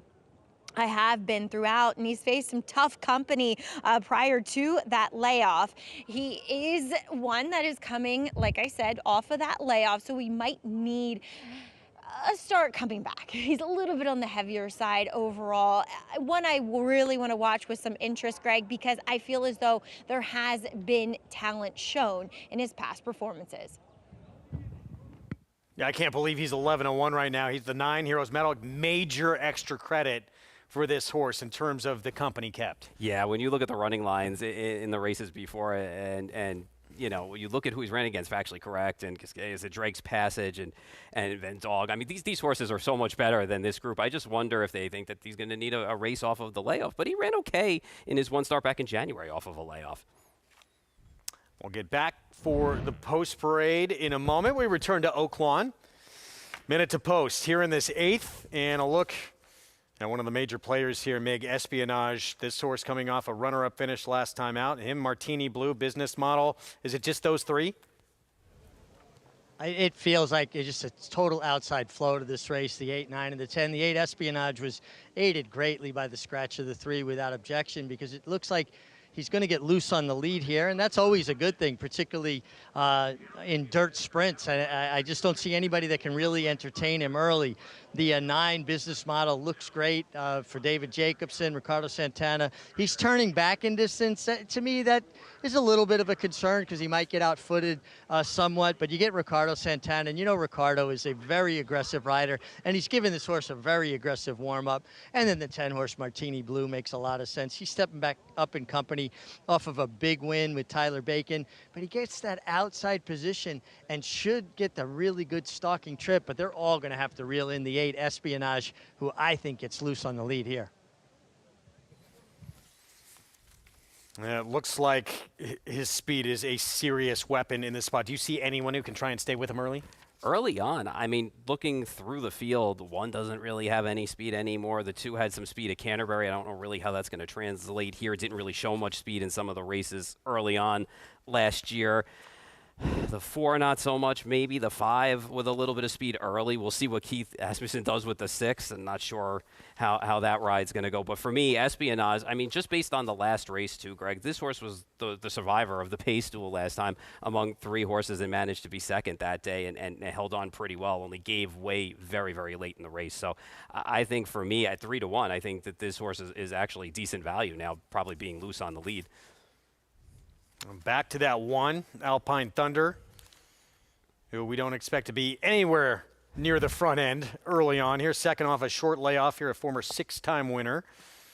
But he got some back races where he had just faced a lot tougher than what he's facing here. Oh, 100%. I mean, especially even at the wins down at Monmouth, even the win at Keeneland, that he had 4 starts back, too. But he just seems like he's been a different horse. And I ran him twice. He got beat double digits. They laid him off. Bought him back for 35, and now he's down for 20, and he really didn't do much running even after the traffic last time out. So, but he's taking a little bit of money at 7-1 here based on the drop and previous running lines. And still, money being taken from Mean Jakey here. Team Asmussen, father Steve, son Keith, on the second start back off a long time away. It's the fact that it was such a long layoff, fairly productive return. We could see a lot better today. Sure, and he was also up among those pace setters with Espionage last time out, and there was basically 3 horses, and he was just off of a 4th, right off of them. So he ended up 4th that day. The first and third place finishers came from off the pace. So with second time improvement, we'll see what he can do in here. He's run some figures that are competitive in here. I don't think he wanted to be up on the pace last time. Might have just been a factor of coming off the layoff and having some extra speed. There's Martini Blue, the 10. Last to step in, Tyler Bacon, the 5-pound apprentice. Last few days of that apprenticeship from that outside post. Matt Dinnerman, here's the 8th from Oaklawn. And we're ready to go.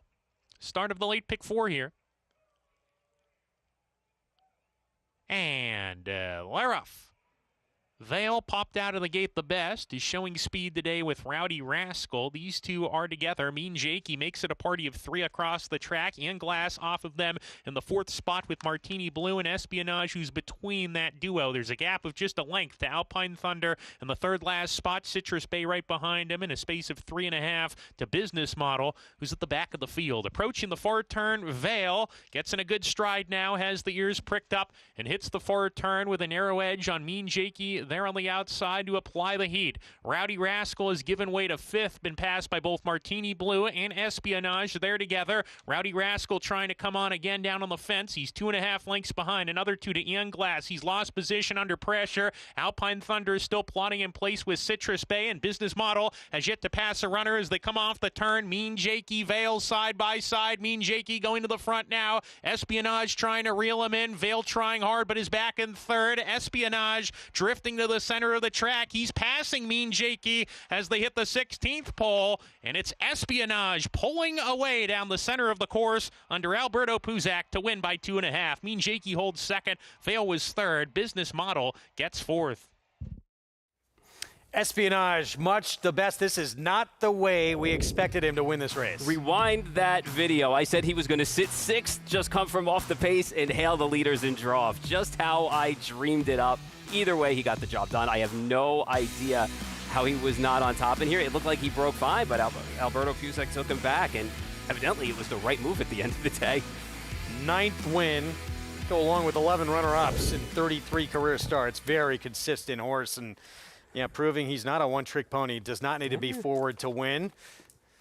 Few expected that kind of trip from him and to win that impressively. As we get back to race 9 here in New York, here's our post parade, and here's much the horse to beat. Liberté de Bayo gets post 2. Has no problem changing barns. The last time out ran exceptionally well. We'll see what we get today. Frizzante, the rail, he's crossed the wire first each of his last 2, although 2 back he was DQ'd. Yeah, listen, he moves up in class off of those efforts. We'll see what trip he pulls in a pocket possibly. Ray Handel Barn and the 4-year-old debut for Hamilton's Way. 2 starts back, ran well. We'll see what we get off the layoff now from him. Good money. Actually won his debut back in 2024 for Chad Brown. They put him in the Tampa Bay Derby. Yeah, they put blinkers on him too. We'll see. Listen, at least he's not taking money today. Michael Licious, Mike Maker Barn. Yeah, long shot here today. Find a name. Rachel Sells trains. The same. We got a nice ride on the drop, but this is a big ass today. Global Perspective. So here's the other Chad Brown winner. This one interesting. I like that this horse is pairing up races, gets the blinkers on today, and it's not like he gave up in the stretch last time after being wide and up on the pace. I'm a big fan of Shadow Dragon, but he just does not win a lot. He leaves himself a lot to do. Yeah, but he had no chance last time either on that track being wide all the way around. Heroes Medal, he's interesting, especially at that price. He's got talent, but a long time away. Yeah, and before the layoff, he actually showed some forwardness in the early stages, which we hadn't seen from him. So I wonder if off the layoff, he's going to be a little bit more forward today, too, with some speed. 3-2 favorite, Jonathan Liberté de Bayou, as we bring in Jonathan Kinch in here for Jamie Ness. Much the horse to beat here? Yeah, I think so. I think this horse is going to be extremely tough. You look at a horse like this who switches barns a couple times. I like to see consistency from the horse. That way, it's one of those deals. They say they bring the racetrack with them, all those things. They bring their trainer with them. You look at what this horse has done. 3 races back, that race absolutely wins this race. 2 races back, when the horse was claimed from Linda, absolutely wins this race.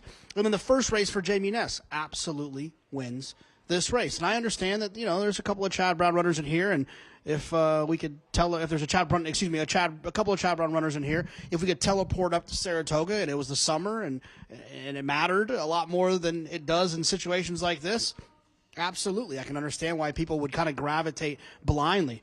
Not for me. I think the one is absolutely gone in this race, and I'm going to let Maggie talk so I can go take advantage of this 7-5. Get it in, JK, as Liberty de Bayou is a horse that exudes confidence, exudes just how good a form that he's in. He looks resplendent out on the racetrack, but I will play devil's advocate for a moment here, just purely for the fact that Linda Rice, on several occasions, 3 to be exact, offered him up for a tag, and Linda's pretty shrewd and pretty crafty, and she generally knows what she has on her hands, and she was willing to offer him up several times. So when does this horse kind of, as Andy likes to say, turn back into a pumpkin? I don't see it happening today necessarily, but I'm still going to take a better price with Global Perspective on top at 9-2. A horse that is a massive price at number 3, Hamilton's Way. His best dirt race did come on a sloppy track 2 back in an off the turf event. And I know that overall this horse has a little bit more turf pedigree, and the time that he won on the turf, albeit, well, it was a day you wanted to save as much ground as possible, and he saved every inch of ground. He looks really good, though, and I don't necessarily love him in this spot, but I just thought that he deserves another shot here on the main track to maybe make a little bit of a noise at a massive number. Greg? Look, even money right now, and I will say this: like we all use different figures that we look at for horses and how fast they've run. And Liberty de Bayou, that back-to-back, you look at the Beyer speed figures, monster performances. Some other figures had the stretch out to a mile last start significantly slower. And stretching out to a mile, slowing down quite a bit is a bit of a concern, which I thought the 7 was very interesting potentially in this spot. At least he ran very good. Not near as good, though, as some might think to that 6.5 furlong sprint. We're going to find out today, too, where Ruben Silvera places this horse, because in the start before that, he kind of was off the pace. I know it was sprinting, and then he just kind of gradually got to the top. And the pace was a little bit fast. I mean, 45 4/2 was pretty fast in that mile race. But at the end of the day, he was much the best anyway, being second, much the best to Emirates Road, I should say. So I don't know. We'll see if he gets pressed by the 7 in here. I would think with Ruben Silvera up, though, he's going to be going in that spot. Ruben tends to be aggressive if horses break in here. And I think he's faster than Global Perspective is. We'll see what the blinkers do and the second start off the layoff does for him. So it'll be interesting to see, but I think of all of the horses that we've talked about, as you have talked about too earlier on the card as well, I thought this was probably the horse with the biggest chance to win today. And again, look, Shadow Dragon on the outside, the 8 at 4-1. Neat horse, usually gets a piece of things, but again, just leaves himself a little bit too much to do. Yeah, and the last race, too, you can forgive. He was wide, and you didn't want to be all the way wide and had no chance on that kind of track that day. So 4-1 to me, again, is kind of a little short on a horse who sometimes, again, as you said, tends to take himself out of races early on. See what happens here in this ninth. Even money on the 1, Liberty de Bayou. Ruben Silvera will break from post 2, but the 1 horse for Jamie Ness, the big favorite. Let's go to Chris Griffin. Dragon, Hero's Medal to the outside. Hero's Medal going in, all set. And they're off. Find a Name breaks well from in between horses. Also right there is Good Money. Liberté de Bayou is in the early mix, and here's Liberté de Bayou, who now puts a nose in front. Good Money as a stalking second is up close on the early pace as they get set to come out of the chute. Global Perspective is going to be 3 wide in that group, 4 wide. Further out is Shadow Dragon. Joining them 5 wide is going to be Hero's Medal. Quick look over his left shoulder. Jose Lescano is trying to save some ground, is working towards the inside, just gets passed by Frizzanti, who's now secured 5th. Now taking 6th was Mike Alicious, back to 7th. That's going to push Hero's Medal, still in the center of the racetrack. Orange Cap is Hamilton's Way, and the trailer, after breaking on top, is Find a Name. 23-1 for the opening quarter mile. Doing it easily. Liberté de Bayou is in cruise control, has a half mile left to go, and has a 3.5 length cushion. It is Liberté de Bayou who now kicks on. Good Money is encouraged to keep up, and Shadow Dragon is now taken third. Fresenti's all in. Same can be said for Global Perspective. Trying to run on from the back. Michaelicious, Hero's Medal, Hamilton's Way with a lot of ground to make up and find a name. 46 seconds flat for a half mile time. Liberté de Bayou still well in command, has a quarter mile left to go. They are all in behind this leader, Liberté de Bayou, who kicks for home, and Liberté de Bayou is 5 lengths in front. Liberté de Bayou isn't switching leads, has a furlong left to go, and they're getting much closer now. Liberté de Bayou look to have this in command, but Shadow Dragon catching with every stride, and Shadow Dragon's going to push on by. Shadow Dragon's in front. Fresenti runs on late too. Give it to Shadow Dragon to win it. Fresenti up for second, then Liberté de Bayou holds on for third over Michaelicious in 1 minute 38.58 seconds. Good for Shadow Dragon. So he usually runs his race. He does not win a lot, but you could see Liberté de Bayou starting to weaken mid-stretch. Yeah, I wonder if the move that Ruben Silvera made on the backstretch just after the quarter, where there were several horses lined up off his flank on the outside, he kind of opened him up a little bit and let him out a notch. And I wonder if at the end of the day it took a little steam out at the back part of this mile in the stretch, because he looked to have it all under control. And right about here, I think I turned around to you and said, he really didn't quicken that much in the stretch. And you can see you swapped leads there too, and I just thought, wow, he's going to get caught here. But Shadow Dragon was actually a little bit closer because he was third in the turn. So he got first run on Liberté de Bayou and got the job done. Fresenti ran a good race too, moving up in class in here, got that nice inside trip, inside out, and got up for second. And 8-2-1-5, Javier Castellano back in town and making good here on his mount with Shadow Dragon for Hall of Fame trainer Bill Mott. And his 5-year-old wins for just the 4th time in 20 career starts. 15 times in 21 starts he's hit the board. It's rare he gets that picture taken, but he's able to do it today with a big effort. Hey, listen, he's 2 for his last 3 now, so maybe the light bulb's coming on. Maybe we can get 3 out of 4 next time. But he did run well in here. And really being closer today, too, I think helped him out. And both the Chad Brown runners were just nowhere after pressing the pace early on. They both faded out. So we'll see what we get next time from Global Perspective. And Good Money just seems like a trap horse to me. He just hasn't run well, and he takes money in his starts. Shadow Dragon, 13-1 shot for Zante. They run 1-2. The 6-5 favorite manages no better than a weakening third, Liberté de Bayou. We're going to take a timeout. When we return, the Breeders' Cup Classic winner, making his 4-year-old return. So much intrigue in this older horse division this year, and he is a huge part of it. We'll see how he did in his comeback next.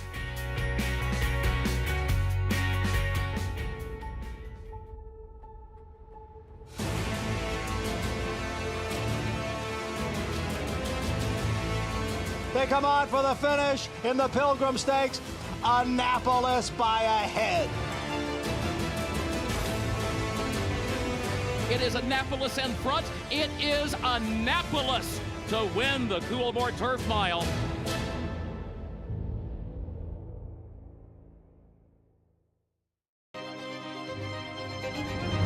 Spine-tingling, jaw-dropping, awe-inspiring, Secretariat-like.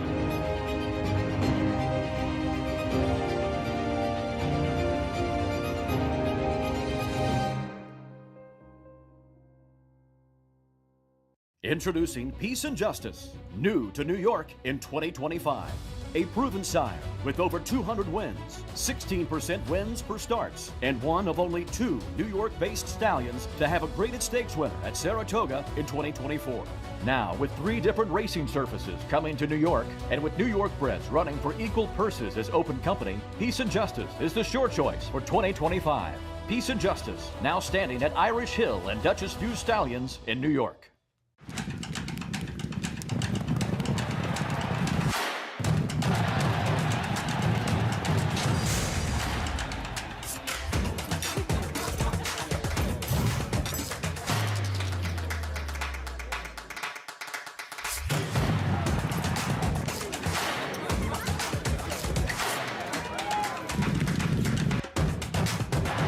This is my Oaklawn.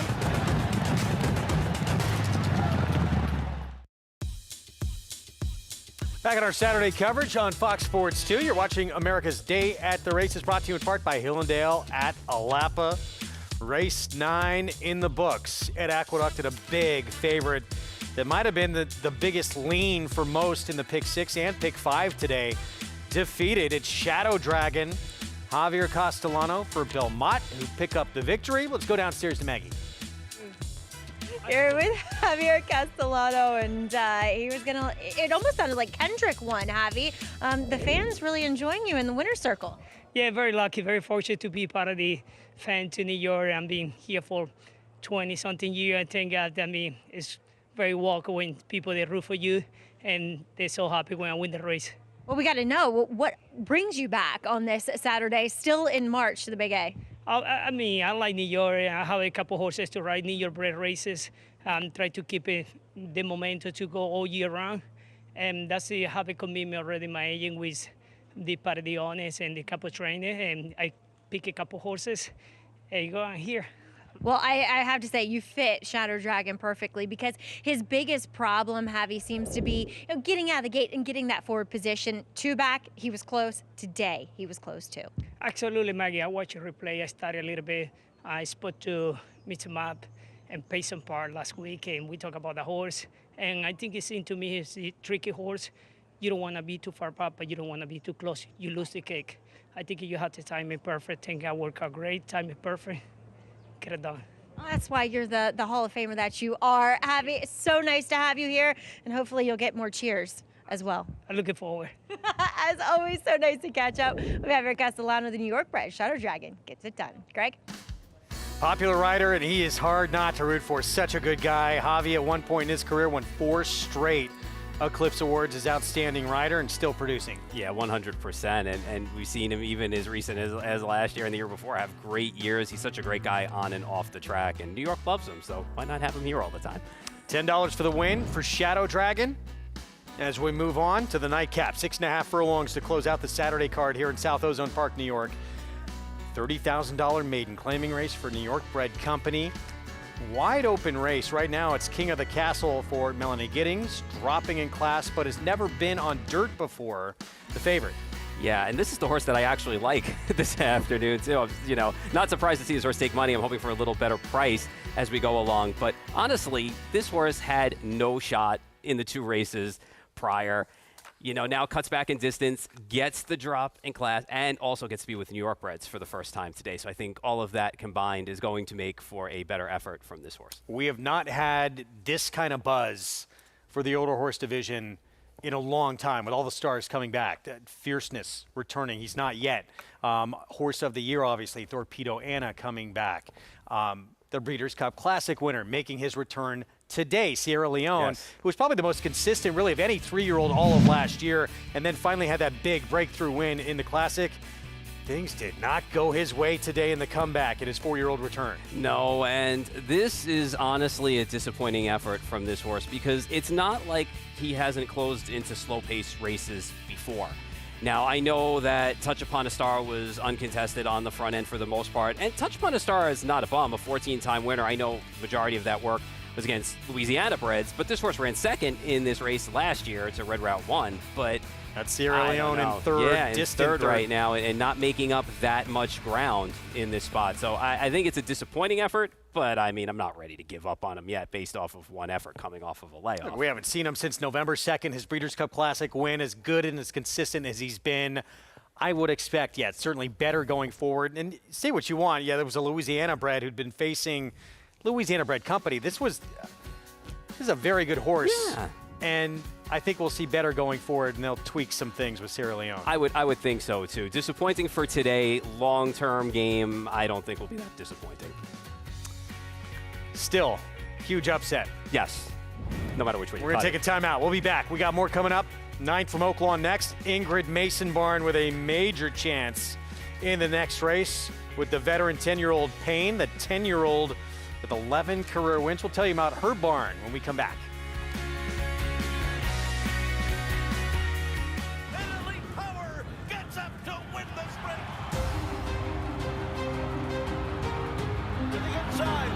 comes CC Rocket up the rail. Jackie's Warrior.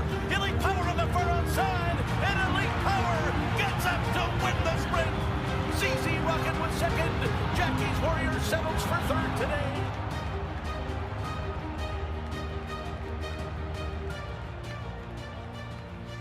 The power of Juddmonte.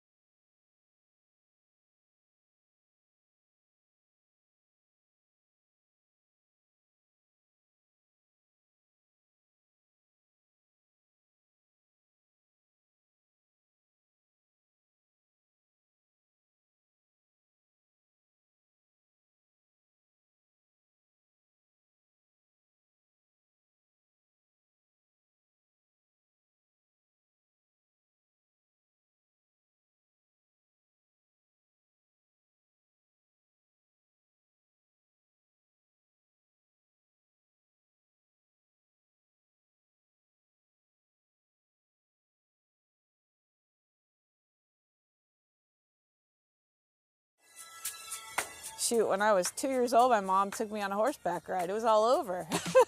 It was like, I can't even explain to you that it just kind of, no matter what I did or where I went, the horses always pulled me back in. Ingrid Mason has always been a character. Even when I was modeling, I always had to go back to the horses. Knucklehead. This horse actually I bought out of a sale when he was young. As a child, she loved horses, but knew nothing about racing. I just got out of high school pretty much, and that when I was 19, and I watched the Derby with my stepfather. The 116th run for the Roses goes to unbridled. I said, there it is, that's what I'm gonna do with the rest of my life. I was gonna be in horse racing. I didn't know exactly how I was gonna do it, I had no clue. Didn't know anybody from the racetrack. So it's kind of an interesting story, but I managed to get it done. Ingrid set off shortly thereafter to become a jockey. My mom always knew when I put my mind to something that it was gonna happen. I don't think anybody really knew the path that I was gonna take to get where I was. Her journey would include 2 years in Dubai working horses and riding training races for Sheikh Mohammed. When I was there was nothing there. We got lost, we just looked for the trade center. That's how we found our way around. We had these cell phones that were this big, you know, and he'd call us up in the middle of the day to go work horses. It was right after Desert Storm and not a lot of people wanted to go. And like me, I just like a challenge. That was the coolest thing, to be able to be associated with Sheikh Mohammed. He's one of the most amazing people I ever met. Sat us all down, big screen TV, and said, oh, I'm gonna have the richest race in thoroughbred race in the world right here in Dubai. And we're just kind of like, and he was showing us how he was gonna do it. And he did it, you know, and that was that many years ago. So, you know, he made it happen. After Dubai, Mason spent time riding mostly in Northern California. She rode plenty of long shots and worked various jobs in racing before finding her true calling as a trainer. I thought he ran good. We were outgunned, that's all. You have to have the heart and want to. It's not an easy job. I mean, you have to really, really want it to get it. I think everybody deserves a shot and a chance, and I think if the horses run for you and you have that heart and spirit, the horses catch on to everything. They are so majestic. Like everything you feel, everything those grooms, our whole team matters. The whole team matters when it comes to horse racing. Well, she's doing a terrific job. Branched out a little bit, going to some other tracks with Danny Caldwell, one of the top owners in Hot Springs. Was just the second female trainer ever to notch 100 career wins at Oaklawn, and she's got the 9-5 favorite here. Yeah, you know, her next win's going to be 550 for her career, and when you're 43% in the money, you're doing something right. Bourbon Heist going by Chris Hartman Barn. Yeah, you know what? Appreciated the drop in class last time in for the same tag today. Here's Eli's Promise at 20-1. He has been beaten by several of the rivals in this spot, would have to improve. The Speedy, congrats on 50. Yeah, we'll see if he could do his better racing here. He's done most of it at Hawthorne, so. Lundberg, Christian Torres aboard. Rises up in class off a third-place effort last time out. Strong recent form from Top Gun Tommy. 3 straight 80 buyers, 3 straight second-place finishes. We'll see what we get today. Including, beat by Payne, who's the favorite. They'll rematch from that February 8th meeting. Manta Ray, big price. Will come from off the pace, dropping in class here today. There's another one Payne recently beat, Major Blue. Was part of that pace last time out, and will probably be on the engine again today. Got Thunder's second off the claimed away from Steve Asmussen. Ran a decent race last time out, just really didn't, it was kind of an even race, didn't really punch on. Former Gotham winner that looks so impressive on the road to the Derby, and that kind of ended there for Morello. Yeah, it's hard to believe where he is now, but in for 50 today. It's a drop in class, though. And the favorite here is Payne for Ingrid Mason. Last time out, ran really well, was able to wear down that field 2 starts back, got a nice pace to close into. Might get the same kind of trip here today. Is going to be wide, though, so going to have to kind of negotiate the outside post. Has done it, though, the last 2 starts. That's what you'd like to see from a horse. Loves it at Oaklawn, too. 6 wins, 4 runner-ups in 14 starts. What will we get today from Payne, Mig? I think we're going to get another big performance from Payne. He looks great. He's sharp. His coat continues to be, that rich, hydrated look that I like. And, he gets an outside draw, so he's going to get into the race the right way. Payne is a 10-year-old in great form, and this underscores the fact that the rule in New York about not running 10-year-olds is something they really should look at. You have 3 or 4-year-olds that maybe shouldn't be competing because they don't like the game. Here you got a horse that loves the game, loves his job, and he's 10 years old. We shouldn't age discriminate against people or horses, and I think Payne is certainly going to give an A effort again. The 9 Morello is way too big a price at 18-1. They tried him on the turf last time. Maybe that dirties up his form a bit more. We know the kind of ability this horse flashed early in his career. His start 2 back will put him in the frame here. So 18-1, way too big a price on him. And then the 5 horse, Top Gun Tommy. He ran well against Payne here at Oaklawn. And as he was coming to the paddock, I just noted all of David Jacobson's horses are really looking good. Their coats are great. And you guys are going to think I'm crazy, but Top Gun Tommy, he kind of winked at me. So I gotta talk about him. A couple of interesting notes, guys. The 1 horse, Bourbon Heist with Tyler Bacon, certainly a major player. Just wonder what kind of trip he's going to work out from the rail. And then the 7 horse, Major Blue. Nick Juarez off his mounts today. Wayne Lucas named a 10-pound apprentice, Amanda Poston, on this horse. She only has 1 win in her career from 28 tries, and it's just an unusual situation because once the entry's made, if you didn't claim the weight allowance, you don't get the weight allowance. So Wayne put this 10-pound apprentice on a horse at equal weights.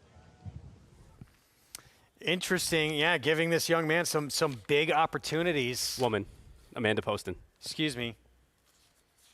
I had Tyler Bacon on my mind, whose apprenticeship runs out on the Arkansas Derby Day, who we've talked so much about. That quick. He's young, too. It's amazing when you're that young, and it's going to run out quick, man. But he's riding well. So here's a look at Major Blue, Nick Juarez. How about this big opportunity he had for D. Wayne Lucas, American Promise, who he rode to victory. And going to have 1 more start off that big victory last time out in the Virginia Derby, where he's going to run in Lexington and then hopefully, assuming all goes well, on to the Derby. It's old school Wayne, right? It's old school coach running the horse in like the Lexington right before, when the Lexington was kind of like the last prep before, and still, still is to some perspective, but it was actually like a big deal for some horses that were on the cusp of getting in the Derby to run in that Lexington. So going a little old school. Let's bring in JK here. Ingrid Mason Barn, we just found out more about. And JK, 8-5 favoritism here from that outside post for this veteran 10-year-old 11-time winner. Yeah, so often when you see a horse at this price, you want to look for alternatives, and most of the time people look for some larger numbers. But I usually like to start to see where the market is in terms of the second and the third choice. And you look at the 1 and the 5 in here. The 1, Bourbon Heist, is coming in off a trainer change. I don't love taking horses off of Steve Asmussen, so there's a hint of a guess of how is this horse going to handle the switch to Chris Hartman's barn, 4-1. Then you look at the 5, Top Gun Tommy, a horse who's been basically close to even money in past 2 starts, been bet heavily in the last 2 starts of this year, and both times has been beaten. Now, did have a wide trip on both of those starts and projects to get a better trip here, but you're getting 3-1. And then you can go to the outside with a horse. There's not a lot of questions to answer. This horse has been running his race. He's been running it for 3 straight starts. You're getting a horse that's, close to 2-1. At this spot at 8-5, I've got no problem trying to beat this horse. And he's drawn where I love my horses to be drawn, on the dirt at Oaklawn Park. I say on the dirt, not because there's turf, but just because I'm saying on the dirt. I'll take the 10 Pain drawn to the outside. And so will most of the betting public here. Yeah, 8-5 in here. Most don't seem very concerned. And probably shouldn't. Outside could be a very cozy post. Sure, without a doubt, especially when you have a little bit of pace to close into. And a horse who, at 10 years old, is at the top of his game. 3 for 3 this year. Again, why can't we run 10-year-olds here in New York? Listen, I'm in agreement with you and with Mig, because we see horses that are half that age or even younger that don't perform up to standards that are running week in and week out. But this guy clearly still enjoying what he's doing. 100%. And even before that, still ran second and a good 4th when he got claimed away from the barn. So he seemed to have thrived in Ingrid Mason's barn, actually, coming off the trainer change. So I have no problems with this horse at all. He should get a decent enough setup. I go back to Major Blue a little bit, too, at 9-1, who was part of that pace last time that fell apart a little bit. And I know that Amanda Poston's on the horse now, but it's not going to scare me off of that horse. We've seen Wayne Lucas do this before with riders where he gets selective, but I think this horse is going to be forward early on as well. So, yeah, she's filling in for Nick Juarez there for D. Wayne. We'll see if he can get a little Derby insurance with Caldera later this afternoon. 8-5 favorite, though, on the outside. The old veteran 10-year-old Bourbon Heist, though. Tyler Bacon from the rail, Chris Hartman barn, coming off a victory last time out and kind of got back to some of the best races that he had run in a while. What do you think we get from him today? I think you're probably going to get the same trip from him where he is early on. The question is will he be able to get off the rail and be able to make that run? Because he certainly appreciated the drop in class last time out. And even with that win, I know it was the non-winners of 2 in a year. It's the same condition here, and it's the same tag. So he might project to get the same kind of trip and same kind of result. Lundberg steps in, long shot with Christian Torres. Top Gun Tommy, not quite a 10-year-old to 5. There he is moving in, but a 7-year-old veteran. He's an 11-time winner as well. In sharp form, but not quite the form Payne's been in. Keep your eyes on the outside post. Let's go to Matt Dinnerman for the 9th.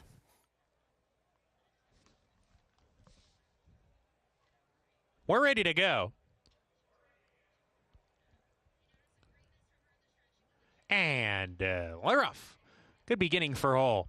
Congrats on 50 on the lead today with Lundberg, who strides forward to be level with him. Top Gun Tommy to the outside, stocky the pace. It's congrats on 50, half length in front. Lundberg hustled along, can't quite keep up and is second in the early stages. Top Gun Tommy right behind him. Then a line. Payne is in the group, the favorite, with Morello, who's between horses. Eli's Promise to the inside. There's a gap of 2.5 more to Major Blue. Got Thunder is next, and they're 5 clear of Bourbon Heist and Manta Ray as they go into the far turn. Congrats on 50 at 18-1, strings them out, rounds the turn a half length in front. Lundberg, the presser from the outside, space of 2.5 to Payne, who's into third, is shaken up, tries to get closer, approaching the top of the lane with Top Gun Tommy. Payne now behind horses, gets to the outside. Eli's Promise cuts the corner, and then Morello as they come down the lane. Lundberg is taking a short lead on congrats on 50. Here comes Payne, though, and the 10-year-old Payne is rocketing by horses. Payne is drawing clear. He's 4 or 5 lengths ahead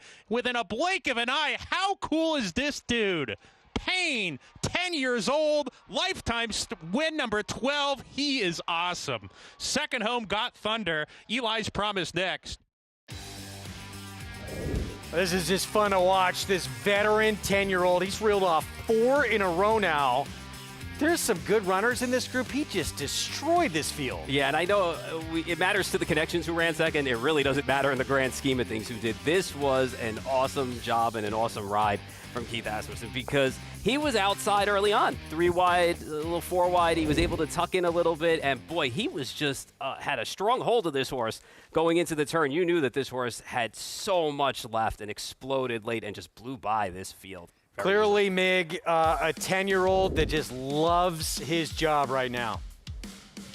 He loves his job. And to give you a little bit of context, guys, he just ran 109-4. The race before, they went 11-1. The fillies and the stake went 11-4. He broke the 10 barrier today on a track that hasn't been as glib as it can be. And the separation he put on this field from the 8th pole to the wire, don't sleep on 10-year-olds, guys. It doesn't matter how old they are. It matters how much they like their job. Payne loves his job. This is going to be a huge number coming back. It's got to be. I mean, they went fast early, and he went fast late. So, I mean, wall to wall, this race was fast. So I would expect this number to be huge. Look at his body language coming back. I mean, he is very happy, and he knows he's going to the winner's circle. He knows his job. We got to start running them here. 4 in a row for this 10-year-old veteran. So cool. Ingrid Mason Barn, we just showed you the feature on her, and she claimed this one 2 starts ago for $20,000, and now since that claim, back-to-back wins. Very cool story. Back to New York for the nightcap. 6.5 furlongs to close it out, and here is a look at Consider It Done. Christophe Clement Barn debuted this one against Better. Was a huge price that day. Showed some early speed against Better, and now gets easier. Yeah, it scares me a little bit that they're dropping this horse very quickly. But was on the pace last time out and should be from the outside. That field wasn't bad either that this horse faced. A couple of winners came back out of that race. Yeah, Vakinda, very good. Yeah. He was runner-up and then would win next time out. Here's the one, Total Silence, Danny Gargan Barn. Drops in class. Best race was in for the State Bred 40. Skip to the 3. Here's Good Moments at 11-1. So made a big move into a pace that gave way down at Parks last time and then kind of came in and got DQ'd. First-time starter here for Bruce Brown. Good question. The second Dam Power Play was a grade 3 winner going long, but they're starting this horse short. Rum Key stumbled in the debut out of the gate, wound up 3rd. Yeah, got steadied a little bit too, worked hard to get up on that pace and was part of it. Here's Carol Cedeno, Renew the Blue. This horse has second time off of a layoff now. We'll see if Carol can get this horse a little bit more forward to finish. King of the Castle, getting on dirt for the first time and sprinting for the first time, but drops in class. I like this here. It's first time against New York Breds. No real killers in this spot for this horse. Cara Dia Mejor, Ilkay Cantermachi Barn. Just hasn't run back to the debut, but that was in the slot for 25. El Bombi, first-time starter, Horacio de Paz. The Dam in the debut was ridden by our own Richard Migliori to a second-place finish in the debut. And 3-1 favorite outside. Matty over here on Consider It Done for Christophe Clement. Dropping in class, was on that pace and wide. It does scare me a little bit that this horse is dropping right away, though. And the one we skipped over here, we'll see last coming up, Monomoy Beach. Here's Jose Gomez for Michelle Nevin. Has a second-place effort, 2 starts back sprinting. We'll cut back to that today. That race puts this horse in the number here today for sure in the discussion. Well, speed against Better Company. Can that last longer with the drop in class, Maggie? Possibly. The problem is, though, is that the other horse that is a shorter type of price in here, number 6, Rum K, is going to show some speed as well. But I will say this horse was nearly 30-1 for a outfit that they generally take a bit of money. So I think the drop in class is warranted and maybe was that big of a price too. They see Maddie Oliver aboard, but Maddie used to work for Christophe, so showing a little bit of loyalty there, the barn with using her and back aboard today. It's interesting, the 2 horses, the 6 and the 11 here, battling for favoritism, have a similar look. They both showed speed, though one is dropping. Different in the paddock, though. I much prefer number 11, Consider It Done, over number 6, Rum K, who we'll get to. He does look a bit fitter, but sometimes what's really important is watching these horses, how they behave, because they know what's going to go on. And Rum K was a bit more agitated, a bit more antsy. Maybe it's just because he is a sharp type of horse, then consider it done. So maybe a little bit more of a worrying type of horse heading into his second start. I prefer the one though, and that's Total Silence. Dropping back down in class, I thought he met not necessarily against the track last time, though Mo for the King wiring that day. He was inside Total Silence, but speed pretty prevalent on that card. And then two back just against a world of better horses. Now he's back to reality here where he narrowly almost got the job done, I should say. Narrowly defeated back for the maiden 40 in December. He looks fantastic here. I really like what I'm seeing from this horse over the aforementioned 6 and 11. Now a little bit of a wild card that Paul was mentioning is number 8, King of the Castle. Has pedigree to handle this surface change by King for a day. The dam wasn't much, and only 5 of the 10 siblings have won, but they won on the dirt and they won sprinting. He is really big, really lanky, so I see where Mel Giddings is going with running him longer and on the turf.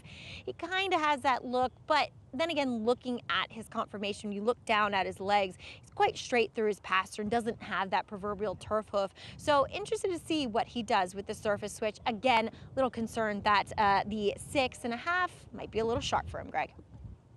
He is, look, the major question mark, X factor, whatever you want to call it, of this race. King of the Castle, the 8. Fact that he's only gone long, he's only been on synthetic and turf. What will we get sprinting on dirt? Well, you pick apart his races, Greg, and in his debut on the Tapeta surface at Gulfstream, they sent him long, and he had no shot in that race. He first of all, he drew wide, then he got bumped, and anytime you lose ground down there on any of their surfaces, it's a rough thing. He was 4 or 5 wide most of the way. He had no shot. So now they run him on grass, fine. They send him a mile and an eighth. He was 6, 7 wide there, and off the turn, he had no shot there as well. Then you take a look at the pedigree. I know the dam wasn't much, as Maggie said, but the second dam, Admiral Mini, was a winner on dirt. 5 of the siblings, Maggie said, did a win on the dirt. Cutting back here in distance, that's the only thing that kind of gave me a little bit of pause. I thought maybe he'd want to go a little longer, but when you look at the fields here as a whole, not only is he getting back with New York breds for the first time, not only is he dropping for a tag for the first time, which is huge, but really in this race, Greg, does anybody actually scare you or that you'd want to lean on at a short price? I don't know if I want to lean on him at 9-2 with it being a massive question mark. Want a little bit bigger price, but look, there's not many that would shock you in this race. JK, what are your thoughts here on the nightcap? Yeah, I'm going to go with the 6 in here. Often what I like to see in these races, when you're having these maiden claimers, I'm looking for some talent. And a lot of times the talent can kind of jump off the page because it's a horse who's dropping in from maiden special weight, who either showed some speed or came running on late. Those don't really exist here. So I just default to the next line, which for me is a horse that's just shown talent, even if it happens to be at this level. And for me, that's the 6. This horse took a little bit of money on debut, so I would say that third place finish, horse probably overachieved to a certain extent. Showed speed, ran early pace figures that are very quick, especially for this type of group, and then just got a little tired late first time out for a Barn and Linda Rice who isn't known for bringing them out ready to rock and roll first time out. So I just feel like this horse, with the early pace that they showed, with a group that doesn't have much that's jumping out and grabbing me from the page, I'm going to go with Linda Rice here in this 6. Rider off the 5 lane, Luzzy. Scheduled ride, good question. That 5 now with more. Let's go to Maggie. Yeah, good question. Unseated lane, Luzzy actually tossing him under the rail, and it looks as though he will be a late scratch here, guys, as we do see the assistant starters on his head and taking the tack off. So he was loose. I didn't really see how far he went. He went back in the chute, but they are going to take him out here this last. And he's still bucking before he heads back to the barn. They're going to move those inside slots outward here to make it a little bit easier. Just the 1, 2, 3, and 4. Or 1, 2, and 3, excuse me. The 4 is already a scratch, and there's Lane Luzzy. So he will not have an opportunity here in the last. Good to see that he's okay, though. Yes, 100%, because sometimes with first-time starters, you never know what they're going to do when they get out there for race time, and that could have been worse. So glad to see Lane on his feet. This horse will get a chance to race again at some point, I'm sure. Hey, look, and back to your conversation with the 8. Certainly, look, we don't know what we're going to get from him on dirt, but there's reasons to think he certainly could, including that work, too. He's got a bullet drill coming in on dirt. But, it's just a question of value for everyone in here. 4-1, is that getting to be a little too short for you to answer that question?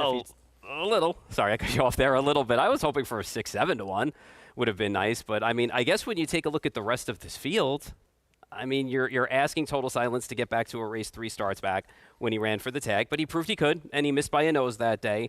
You know, the 6, we'll see what we get, second-time starter. And to Jonathan's point, sometimes in these races, it's just as simple as getting in front of these, and maybe that's what Rumkay can do in here and just braven up second time out and remember, okay, I remember what this is about, now let me finish the deal. So maybe it's that simple. And in the case of the 11, I know that, you know, Maggie said the 11 looks good on track, but boy, I just wonder why they're just dropping so quick. I know the horse didn't take money first time out, and that field was a good field.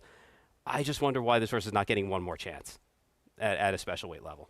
There is the 8. So King of the Castle just left our screen, 4-1. Meanwhile, there's Matty Ulver on that Clement dropper in class. Consider it done. Start number 2 after early speed and then backed up, but that speed today could be a lot more dangerous against a softer group. Nightcap from Aqueduct. Here we go. 6.5 furlongs. Chris Griffin, the call. El Bombi. Rumkay goes into. Consider it done to the outside.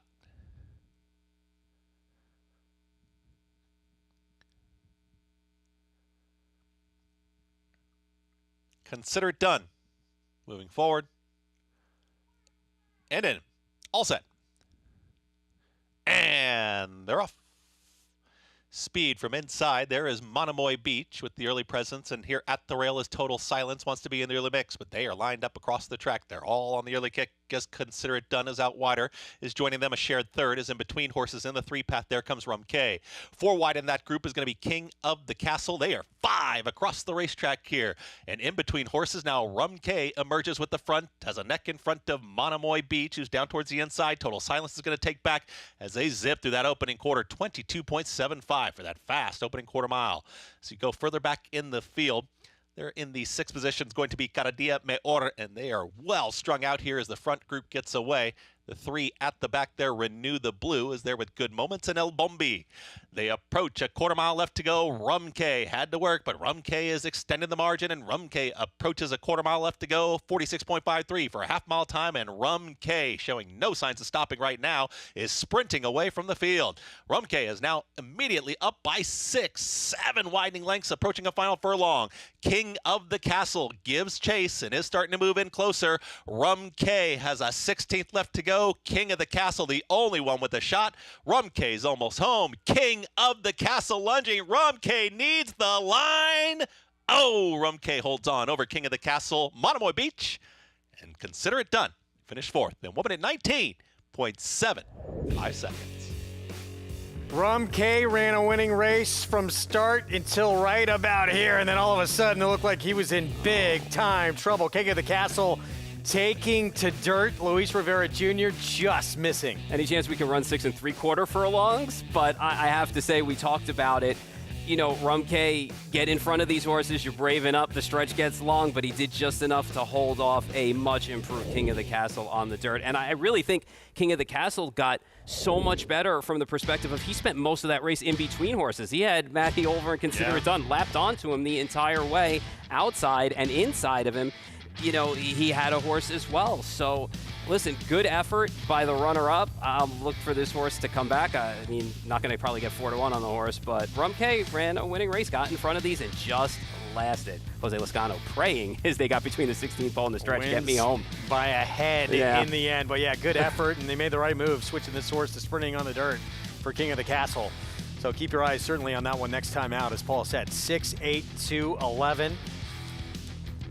And it's Linda Rice, Jose Lezcano, and Alpha Delta Stables in the nightcap. I was surprised early on how they lined up about 4 or 5 wide to go after that lead. So kudos in a way to actually all 4 of the horses were a part of things at one point or another early on. So, but King of the Castle for me just missed. That's all right. There's always another race, Greg. Tough beat. If you liked him, ran a good effort, just comes up short. It's Rumkay, Linda Rice, Lezcano, Alpha Delta Stables, start number 2. As the 2-1 favorite to close things out in New York. Stay with us.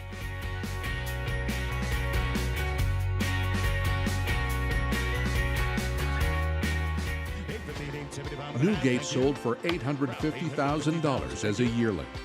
His full sister, Denim and Pearls, sold for $2.8 million. His 108 buyer was the fastest of any into mischief in 2024. He posted a 122 Equibase speed figure and ran a -2 1/4 on the thoroughbred sheets. In all, he defeated 8 individual Grade 1 winners. New to Three Chimneys. Horse racing? Check. Weekly promotions? Got 'em. Huge payouts? You bet. With Naira Bets. Download the app today and bet on any track, anywhere, anytime with live HD horse races, betting tips and tutorials, expert picks, and more. You bet with Naira Bets. Join now for a new member bonus at nairabets.com. Bucaro, any day. Book 'em, Dano. Prince of Monaco in between. It's going to get very close. Book 'em, Dano. Any track. 결승선 끝까지 사전 최고의 꿈, 최고의 꿈, 최고의 꿈. Any surface. Queen Maxima starts to extend that beautiful stride of hers, though, and it's lights out. None of the others will come close to Queen Maxima. Bucaro, a leading sire of stakes winners on every surface from coast to coast and around the globe. Standing in New York at Iron Horse Stallions. Racetrack Television Network brings you every race, from every track, on every screen, every day. With monthly packages starting as low as $5, RTN gives you great value and access to more live HD streaming and race replays than anyone. Visit RTN.tv today to sign up and watch on almost any device, including Roku and Amazon Fire. RTN has packages that start at $5 per month.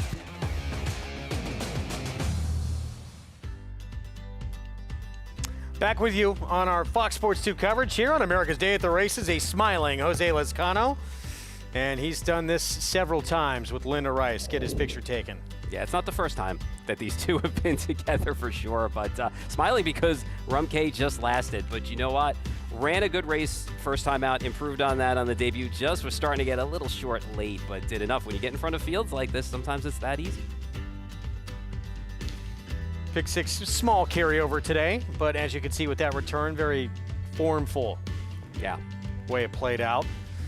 Feature coming up next, out in Hot Springs, Grade 3 Essex handicap, mile and an eighth, $500,000 purse. And Kinetic for Brad Cox, putting that 4 for 6 record on the line. Stakes winner already at the meet last time out in that General MacArthur. Yeah, he should be favored in this spot in here too. Has run some of the better races and has really come to hand in the last few and is 4 for 6 in this spot. I don't understand the red route won money, but we'll talk about that later. He's going to be a mile behind early. He is severely lacking in any early kind of speed.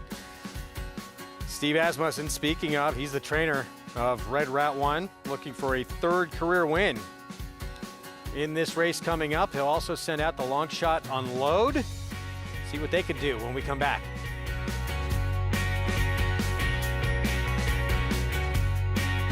At the Keeneland September yearling sale, the premier thoroughbred auction venue in the world, Mandy Pope of Whisper Hill Farm signed the ticket on the $5 million sale topper by Curlin, bred by Stone Street Thoroughbred Holdings. He was one of $5 million plus yearlings by Curlin to sell. No fewer than 55 of his yearlings fell to the auction gavel, averaging nearly $600,000, making Curlin the #1 sire of yearlings in 2024. Curlin, the classic sire.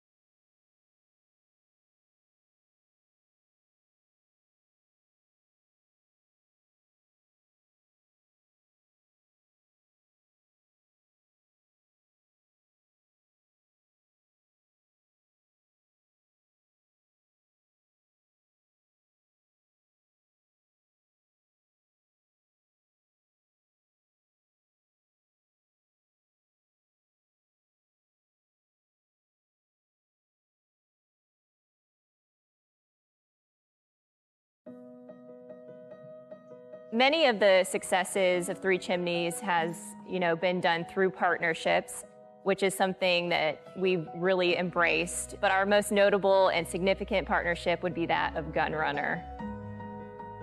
He won his first 2 races, started at Churchill Downs, and then went on and took several of the Derby prep races. He took the Risen Star, the Louisiana Derby, and ran 3rd in the Kentucky Derby. He won the Grade 1 Clark as a 3-year-old, and then his 4-year-old campaign was absolutely brilliant. He won 4 Grade 1s that year, including the Stephen Foster, the Whitney, the Woodward, topped it off with the Breeders' Cup Classic win. And the next year, before retiring stud, he captured the Pegasus World Cup. Watching Gun Runner in the Whitney win the race, and towards the very end of it, we all found out that he had a shoe in his tail dangling behind him while he was winning this race. It really goes to show you that he looks past the problems and goes for the finish line. It's been quite amazing what Gun Runner's accomplished so far as a stallion. To come out with this 2-year-old crop, you have a champion 2-year-old filly who won the Breeders' Cup. You also have Goodnight, who was a Grade 1 winner at 2 in the Hopeful. And then the next year, they just keep coming out running, and it's, different horses. You have an Arkansas Derby winner, you have a Preakness winner, a Pennsylvania Derby winner with Cyberknife and Early Voting, Taba, even a Cotillion Stakes winner with Society, and to have 6 first crop Grade 1 winners is very significant. And in the 2022 Haskell, Gun Runner finished 1-2 in that race with Cyberknife and Taba, so it's very exciting. He's got this wonderful, he knows how special he is attitude about it, and it really kind of makes us feel like we're real special too, so that helps the morale of the group. Three Chimneys being a part of Gun Runner's race career, and then getting him to see him come here, stand as a stallion, and experience the success that he's had. It's really come full circle. It feels very prestigious to be able to say that we manage Gun Runner.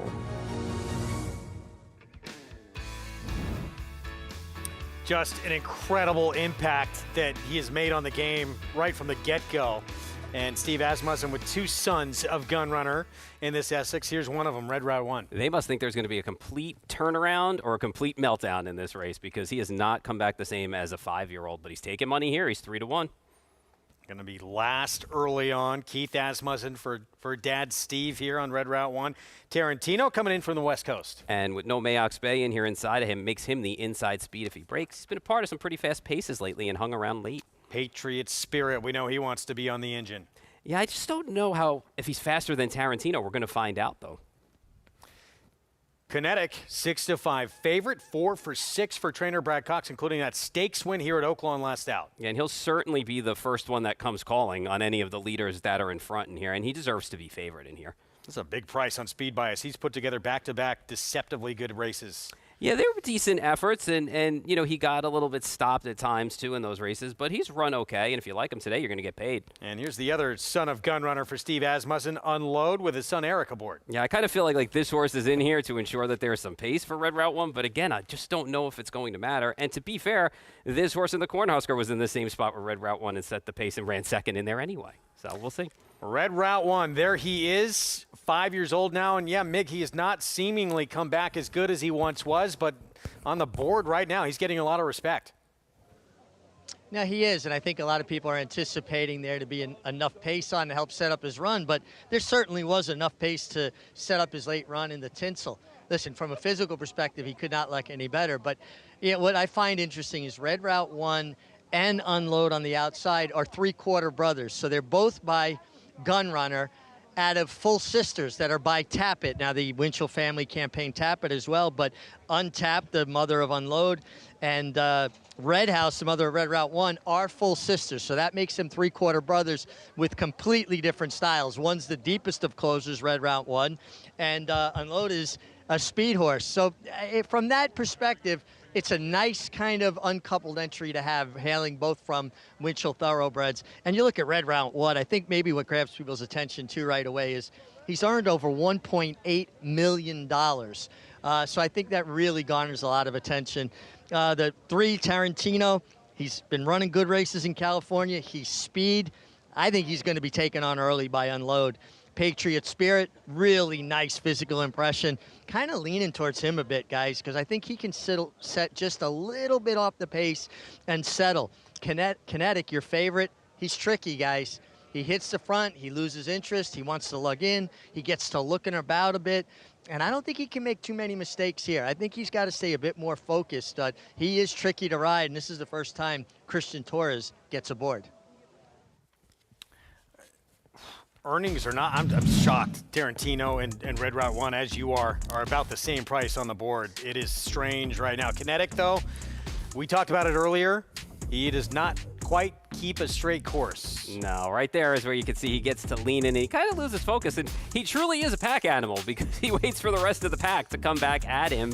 When he does get straightened out and he does level off, he does usually put in his run. But it's an ask, and it gives your rider some gray hairs and some heart attacks along the way, because if they know they're going to get to the wire, they won't worry as so much. But he is quirky to ride. We'll see what Christian Torres can do with him today. But he's run figures in races that certainly make him worthy of being favored here. Short price, even money. He's done very little wrong in his career outside of his debut when he got off a step slow. And you can certainly forgive a horse's debut. Since then, he's been really good.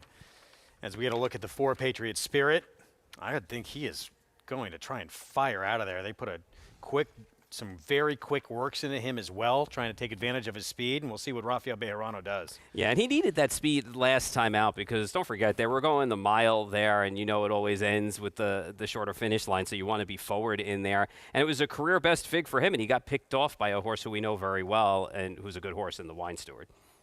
9-2 right now. Patriot Spirit, 4-time winner. Going to try and go a little bit longer than that 5th season in a mile, trying to go a mile and an 8 this afternoon.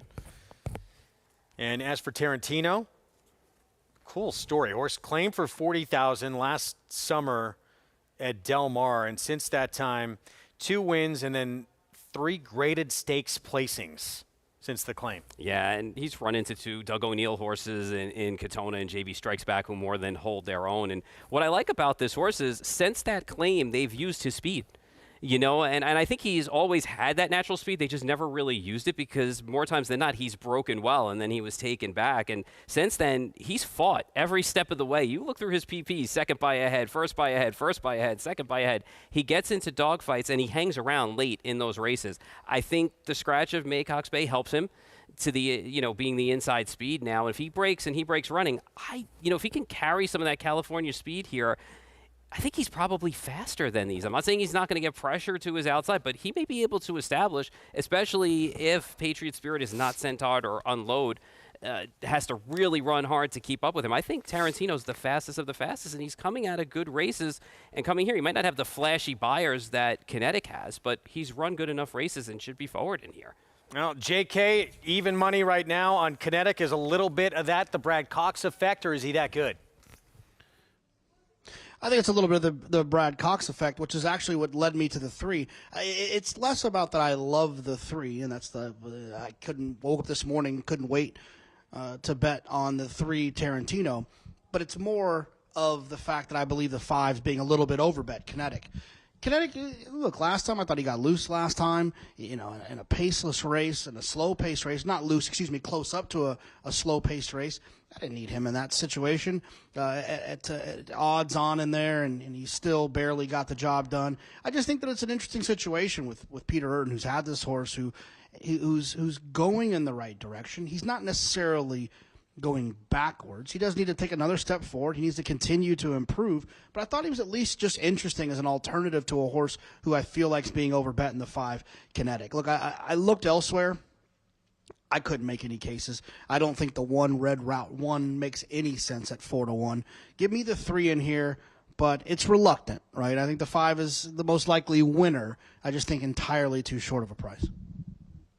And again, even the fact that he is probably going to be the most likely winner, those antics, though, as you keep facing better and better company, they're going to start to catch up to you. Sure, it kind of reminds you of like a Sierra Leone leaning in a little bit, and eventually they figure it out and they do correct it. I mean, I guess when you look at this race, he does have the ability to be first to call in this spot. So, and with the numbers and the Brad Cox factor in the races he's run, of course he's going to take money here. I just think there's a couple of other interesting things going on. One of them not being Red Route 1 taking this money. I will be shocked if this horse wins this race. I've been wrong before. Of course, it wouldn't be the first time or the last.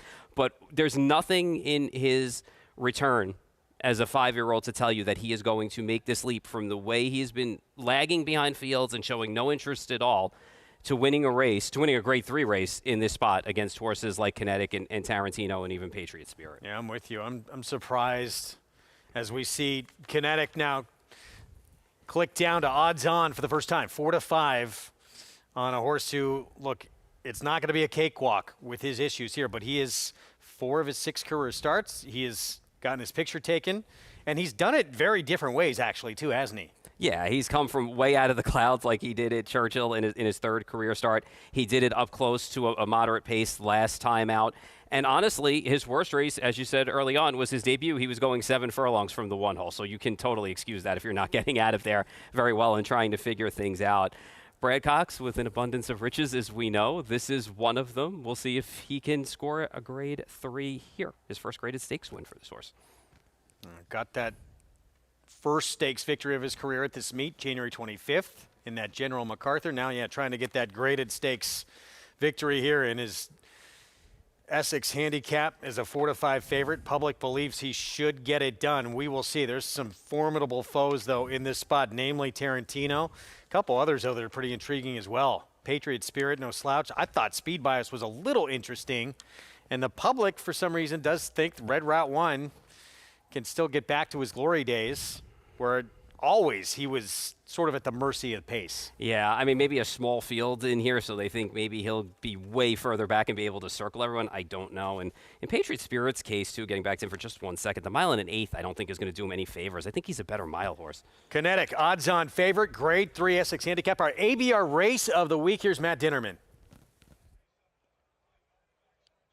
And they're off. Tarantino bobbled at the break. Kinetic was a little bit slow to go, and will stalk the pace in the early stages. Tarantino firing out to a head lead on Patriot Spirit, who's a little bit keen. Unload makes it 3 across the track with 1 lap to go. Speed Bias right off of them in 4th. Kinetic in the 5th position, getting some kickback here as he hits the first turn run. And Red Route 1, the stretch running Red Route 1, will trail the field early, but will attempt to do his best running later. He's got a good setup here as the top 3 mix and match on the front end. Tarantino decides to take back here, so he's the first one out of the early 3 to blink here in the early stages. He's going to get a breather and stalk the pace today. Unload, Patriot Spirit dueling on the lead. There's sparring at a quick pace, and they open up 2.5 lengths, maybe even 3 on Tarantino. A length and 3/4 or 2 to Speed Bias, another 3 to Kinetic, and Red Route 1 still can see them all down the back stretch run.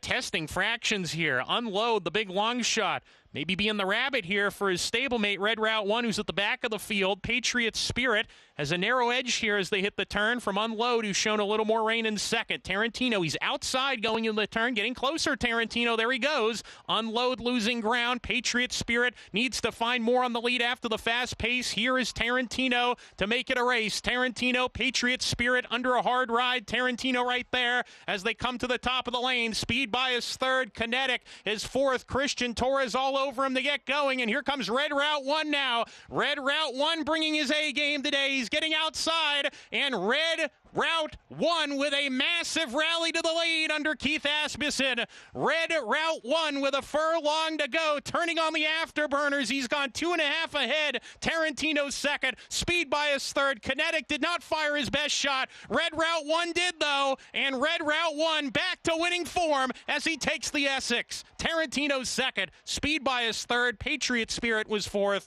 Kinetic never picked up his feet, crossed the line 5th, and Unload trailed the field. Throwback effort from Red Route 1. The early money, well, was right on here. It's got to feel awfully good for Steve Asmussen's son Keith and a son of Gunrunner getting this win. I feel great for him. I know I was totally wrong, but boy, did he actually just get back to the old Red Route 1. He got a nice inside trip behind a pace that got heated with several horses and found a way to get the job done and turn back the clock. I put him in the winner's circle. Good for you, bud. And Tarantino, I thought, ran a good race in defeat. He got steadied out of there when it got tight going into the first turn, and he had to stalk from a few lanes off the pace, made the first run into it, and then just got beat by a horse who refound the fountain of youth and found his form. Good for Red Route 1. I'm happy about that win. Big performance here, rolling late. And Kinetic, we did not see him show up today. Rare from him. Mig, though, what an effort for this 5-year-old son of Gunrunner for Steve Asmussen. What an effort. And then I could tell about the half-mile pole. I could see him starting to creep into the race a little bit, and he wasn't being hard-ridden. He was taking Keith Asmussen into the race, and I loved how patient he was. That inside-out trip, save ground, kick out once you clear into the stretch. And this horse kicked on. He goes over $2 million in earnings now. And what a perfectly executed plan. The unload, the other horse from the Asmussen barn in the Winchills, good speed, set it up. There was a lot of early moves, contested paces. Kinetic was probably the disappointment, but that was the first time that he ever had to deal with that kind of kickback, and he just looked like he resented it.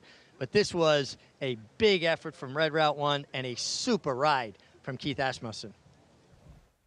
And certainly, yeah, give an assist to his brother here on the stablemate unload. In there is the rabbit to try and force that hot pace up front. Yeah, and I mean, Patriot Spirit went, and Tarantino got away a little bit bobbly from there, but still found his way up on the lead until things got tight in the first turn. But honestly, Red Route 1, welcome back. Big performance here. Grade 3 Essex handicap winner. Third win in this race for trainer Steve Asmussen. And Red Route 1 picks up the 6th win of his career and his first win since last year in the Cornhusker. Good for him.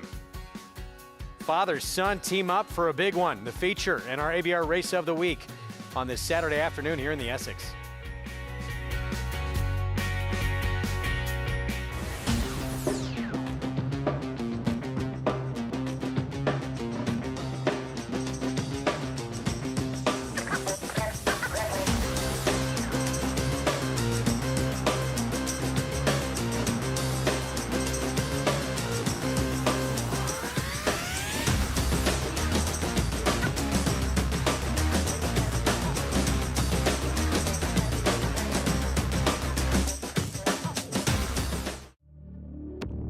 Cyberknife was a very talented horse from day one, a very gifted, fast horse, a lot of speed, able to carry it around 2 turns. Looks a tremendous amount like Gunrunner, same ability and talent, beautiful physical, outworked every horse on the board. Holds the track record in the Haskell. He won it in impressive fashion, beating a very good group of horses. And Cyberknife has won the TVG.com Haskell over Taba. Jack Christopher finished third. The Arkansas Derby was one of his best. Showed how much talent he really does have and stamped himself as one of the best 3-year-olds in the country. His name is Cyberknife! Cyberknife ranks up there as one of the most talented horses I've ever had in training. Multiple Grade 1 winner, brought it every time you let him over there. Excited about him passing on his durability, his soundness, and his talent. And if he does, he could definitely be a breed-shaping stallion.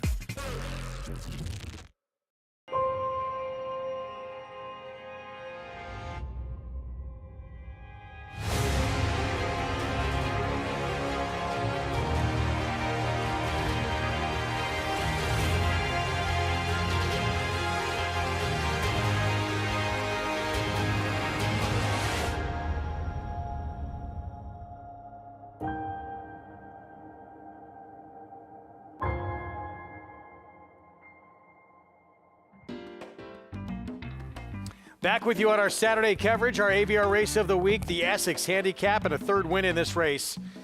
For the winningest trainer in North American history, Steve Asmussen, his son Keith aboard for long-time owners. They go way back. Winchell Thoroughbreds, homebred for them, and a son of Gunrunner. It's going to make this one with that connection extra sweet. Always does when you get to be hands-on from the beginning, and boy, he turned back the clock in this race. You said to me as they headed towards the top of the stretch, we put this horse in the winner's circle, and boy, did we sure do that. Glad to see him get back to one of his better races because, to be honest with you, I just thought he was not interested in racing anymore. So look for Red Route 1 at a stakes race near you, with or without some pace help. Yeah, how about that? $12.40 for the victory. 6th win of his career. Let's go to Mig. Yeah, thanks, Greg. I'm so pleased to be here with Keith Asmussen. Biggest win of your career so far? Absolutely. Couldn't be more excited.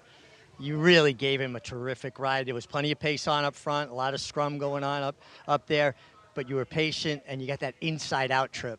Absolutely. And, you know, the horse, not that he's especially laid back or anything, but going into the first turn, I felt like I had, you know, a ton under me and I could just be a comfortable passenger. I mean, credit to the horse. I don't want to take too much. I'm over the moon excited to do it for Winchell. Well, I noticed when you jumped off him, you gave him a kiss on the shoulder, and I appreciate it because you have such an appreciation. Your brother has such an appreciation of the horses, and that's been instilled by not only your parents, but your grandparents. Oh, absolutely. A ton of pride in their success, just like Red Route 1. I've been around him for his entire career, and just this week, you know, I'm galloping him every morning, telling the boss he's breathing fire. So I, you know, take a ton of pride in his outcome today. I mean, again, awesome. At the half-mile pole, I could see he was taking, he was traveling, and you had to feel pretty confident at that point. Oh, world of confidence. I had a big smile on my face at the 3/8, so I was like, oh, let's go. I'll see you at the wire. You know? And back-to-back wins in similar fashion with Payne, who looked like he broke off at the quarter pole. Oh, loves this racetrack here, Payne. 10 years old, and he's as good as he ever is. I'm so happy for you. Really well-deserved. Oh, thank you, Mig. Means a lot. Guys. Big afternoon for that young man. And yeah, when he talks about, told the boss breathing fire, that boss, that's Dad, of course. And to team up for Dad and that long relationship with Winchell Thoroughbreds, good for them. Yeah, 100%. You love to see an operation like this that goes from generation to generation. So that's important, you know, and that's part of the racing industry that we see all of the time, you know, and it's just great when you can see it from the start and you see it builds up. And that's what it's all about, you know, family and growing the sport. And that's what they do. So great to see, you know, really both these young riders for Steve Asmussen, both his sons, Keith here and the big day he's having, but Eric as well, recent Eclipse Award winners, outstanding apprentice. There, and I talked about it with Andy a little bit too when he was on earlier, the enthusiasm and love they have for this sport, it's infectious. Yeah, and they get it from their parents and their grandparents for sure. But there's bad days too. You know, you have to go home and answer to Dad, who is the boss sometimes for bad rides. But I think the good rides that he's had today outrode the one bad one he might have had earlier on. So I think Dad will be just fine. And as Mick said, look, he had a big win last year for D. Wayne Lucas. Yeah. I believe in the Honeybee. But no question, this is the biggest win of his career, and it comes for Dad. Yeah, and that's got to have some pride too. But as you said, he's also riding for other barns and doing well for them. So it's not just keeping it all in the family. We're going to take a timeout. We'll be back. We'll talk Triple Crown Trail when we return. Maybe the best story on the road to that first Saturday in May. Cole Battle and Lonnie Briley, and this horse who just keeps rolling along in these Derby preps. Arkansas Derby is next up. We'll have a preview ahead.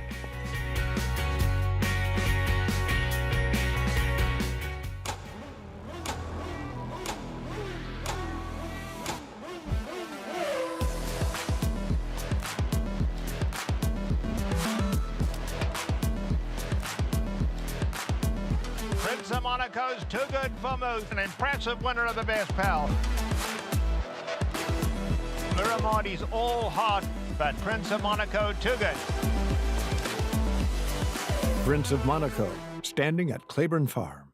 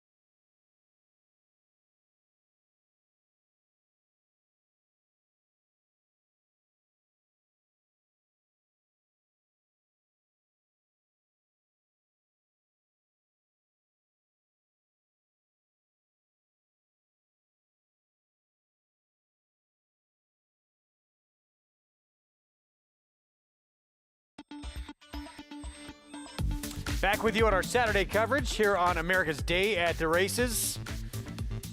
And the Grade 3 Essex handicap. Great story with Red Route 1 team. Asmussen Winchell Thoroughbreds getting the victory. And a former multiple graded stakes winning horse, but one who seems to be quite pace compromised. It did not matter today. Didn't matter. Got some pace to close into and found the fountain of youth for this horse because the last few were not good. But all of a sudden, this horse got a little bit of pace and suddenly decided, today I'm going to run. Got that nice trip from the inside, turned it 3 wide, and turned on the jets.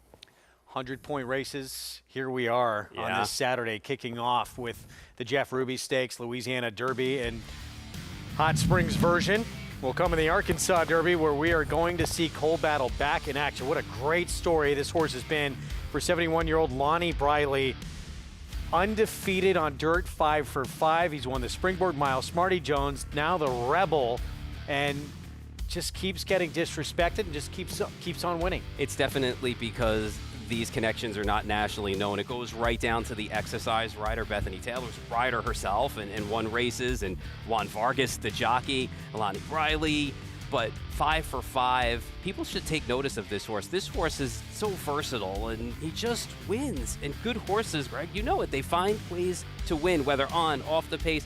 This is a great story. I hope the Cinderella story does continue for this horse, because this is great to see from connections that people may not be familiar with, but they should be.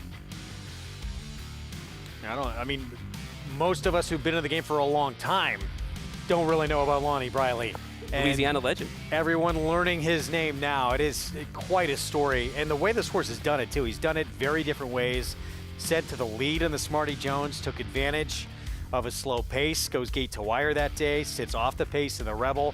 And, even going into that Smarty Jones, maybe dismissed a little bit. It wasn't the fastest performance. The figures weren't that huge, but did get a little bit faster in that Rebel. Yeah, and I think that there's still more in this horse that we haven't seen yet, because he waited a bit when he made the lead last time. So once he doesn't do that and he keeps rolling, he's going to be explosive and even more dangerous. Some big names that have won the Rebel to go on to win the Arkansas Derby, including a Triple Crown winner, a eventual 2-time Horse of the Year, American Pharoah, Curlin on that list. Lawyer Ron turned into an amazing runner. Smarty Jones, first couple legs of the Triple Crown. Not sure Coal Battle's that kind of horse. He's been a terrific story to this point. We'd love to see it keep going. And Lonnie Briley says 99% chance we're going to see him in that Arkansas Derby. It's good to get another race into him. If he feels like he's able to run and the horse is doing well, why not run him? I know the conventional route these days is to train them up to these big races, but you know what? He's ready to go. He's run well. He's versatile. The races don't seem to take much out of him when you hear from Lonnie himself saying that the horse comes back well. He eats up. He hasn't lost a touch physically. Give him a shot. Let him stay race sharp. Connections, JK, we really didn't know much about. He's won 3 Derby preps. And then on the other side of things, the most successful trainer in the history of the Triple Crown, Bob Baffert, with a rising star, has made only 1 start in his career that everyone's excited to see coming up. Absolutely, and look, that's not the way that you typically find a Kentucky Derby winner, with the 1 start in February leading into a Derby prep and hoping they get ready. But Baffert's kind of bucked the trend a few times throughout his career, right? You can think about Bodemeister, a horse that was kind of late to the party, shows up at the Arkansas Derby, breaks from that 11-hole, wins, and is an unlucky second. No offense to our friends from how I'll Have Another's camp, but he was an unlucky second in the Breeders' Cup. In the Kentucky Derby. He ran extremely well. Bodemeister did, and then there's also the situation with Justify. There's the Apollo curse that was floated around for 136 years, that you couldn't get a 2-year-old, a 3-year-old to win that didn't run at 2 to win the Kentucky Derby, and they were able to do that. So, while I'll not be cutting in anyone's line to bet this horse to win the Kentucky Derby, I've seen crazier things, and it's not outside the realm of possibility that we might have a special animal that could show up, run well, get into the gate of the Kentucky Derby, and at least make some noise. One thing that you can never argue when it comes to this game is talent, and he clearly has it. He was brilliant first time out. He's got a pedigree, look, $1.1 million sold for, with a pedigree that you would think longer, better. Really trying to play catch-up, though, right now at this late stage in the game. Yeah, this is kind of getting late. You don't mind if it was a while back. This is a little late, but if you have talent and the talent's there, why not? And Baffert's hard to beat in most places when he has good horses. Look at the list of his winners in the Arkansas Derby. Muth, the last to do it. American Pharoah on his way to that Triple Crown. It ended that long drought. When started to hear that chatter, they need to change the Triple Crown. Yeah, which was nonsense. You don't change tradition like that. See what we get. I mean, obviously an incredibly exciting horse with this big pedigree, that huge number first time out. It's going to be just add extra excitement. Sure, and whenever you talk Baffert, and if you can actually beat that horse, even if this horse runs second, it's still a good effort considering it's only, an early start to the career. But anytime you can run down a Bob Baffert horse that wins that race, you're doing something right. So, but I'm waiting to see where he is because he can be impressive. We're going to have live on-site coverage with this group. Lafitte, Acacia, Mig, Maggie, all will be on site in Hot Springs for a big one. Arkansas Derby weekend. Hard to believe we're already here. These 100-point races, again, kicking off today. Next week, Arkansas Derby, and then Wood Memorial here in New York. Looking forward to it. I mean, it seems like it was yesterday that we started this trail back in November and December with some of the races. Still got the nightcap to come on this Saturday card from Oaklawn. Mile and a 16th, Arkansas bred runners. Non-winners of 2 Life, the condition coming up. We'll talk you through the field when we come back. Introducing a stallion, as top class as they come. In 22 career starts, he won or placed in 12 graded stakes, competing in 15 grade ones, earning over $1.7 million. His undisputed speed is evidenced by 7 100-plus buyer speed figures, a 3-time Grade 1 winner, Raging Bull.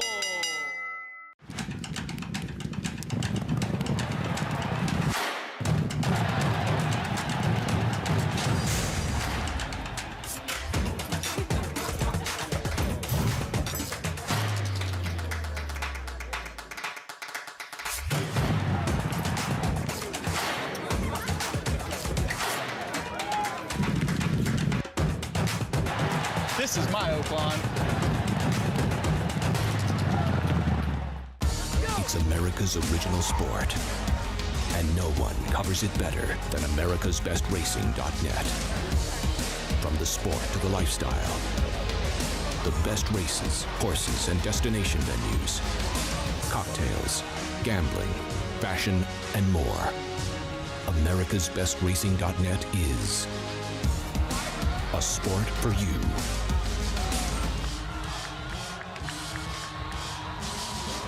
Racetrack Television Network brings you every race, from every track, on every screen, every day.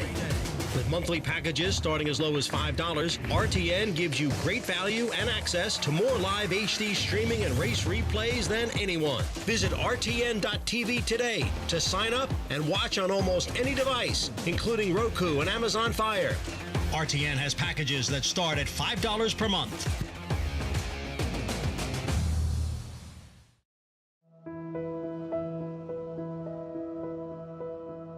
We're in foaling season. Our foaling season starts January. Our first baby was born in January, and we'll have babies clear up until the end of May. So yeah, we are in full swing, starting to get mares back to the breeding shed and start that process back. We foal about 50 mares around here a year, and that's plenty for our little operation because, originally I wasn't really going to get into that, but it's definitely been something that's taken off with the way the program here at Oaklawn's working. It's gotten to be, these Archie breds are starting to be quite a staple here. How our program here works, they foal here, they breed back to one of our stallions that stands in this state. All of our stalls are equipped with cameras, so we will have somebody eyes on all the time. So we want everything to be as natural as possible. We try to assist in any way that we can so that everything goes smooth. It's quite an experience whenever you are involved in the foaling.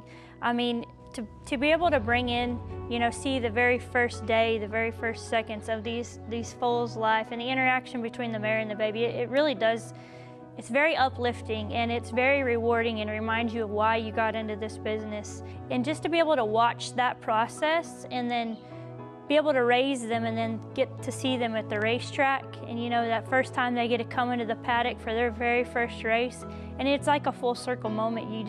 It's very, very rewarding.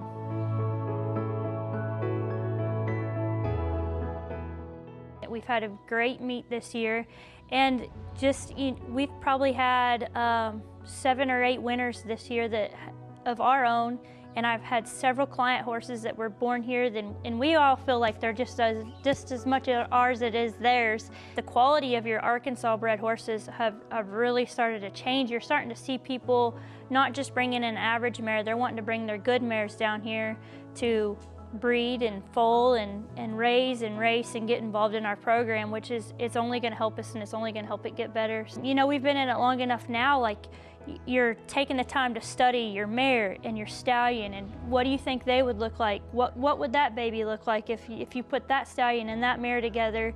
What kind of runner do you think you'll get? So it's being able to see that and then bring it to life, and then be able to be in the winner's circle and see how rewarding that was, is definitely the reason I'll keep doing it till as long as I can.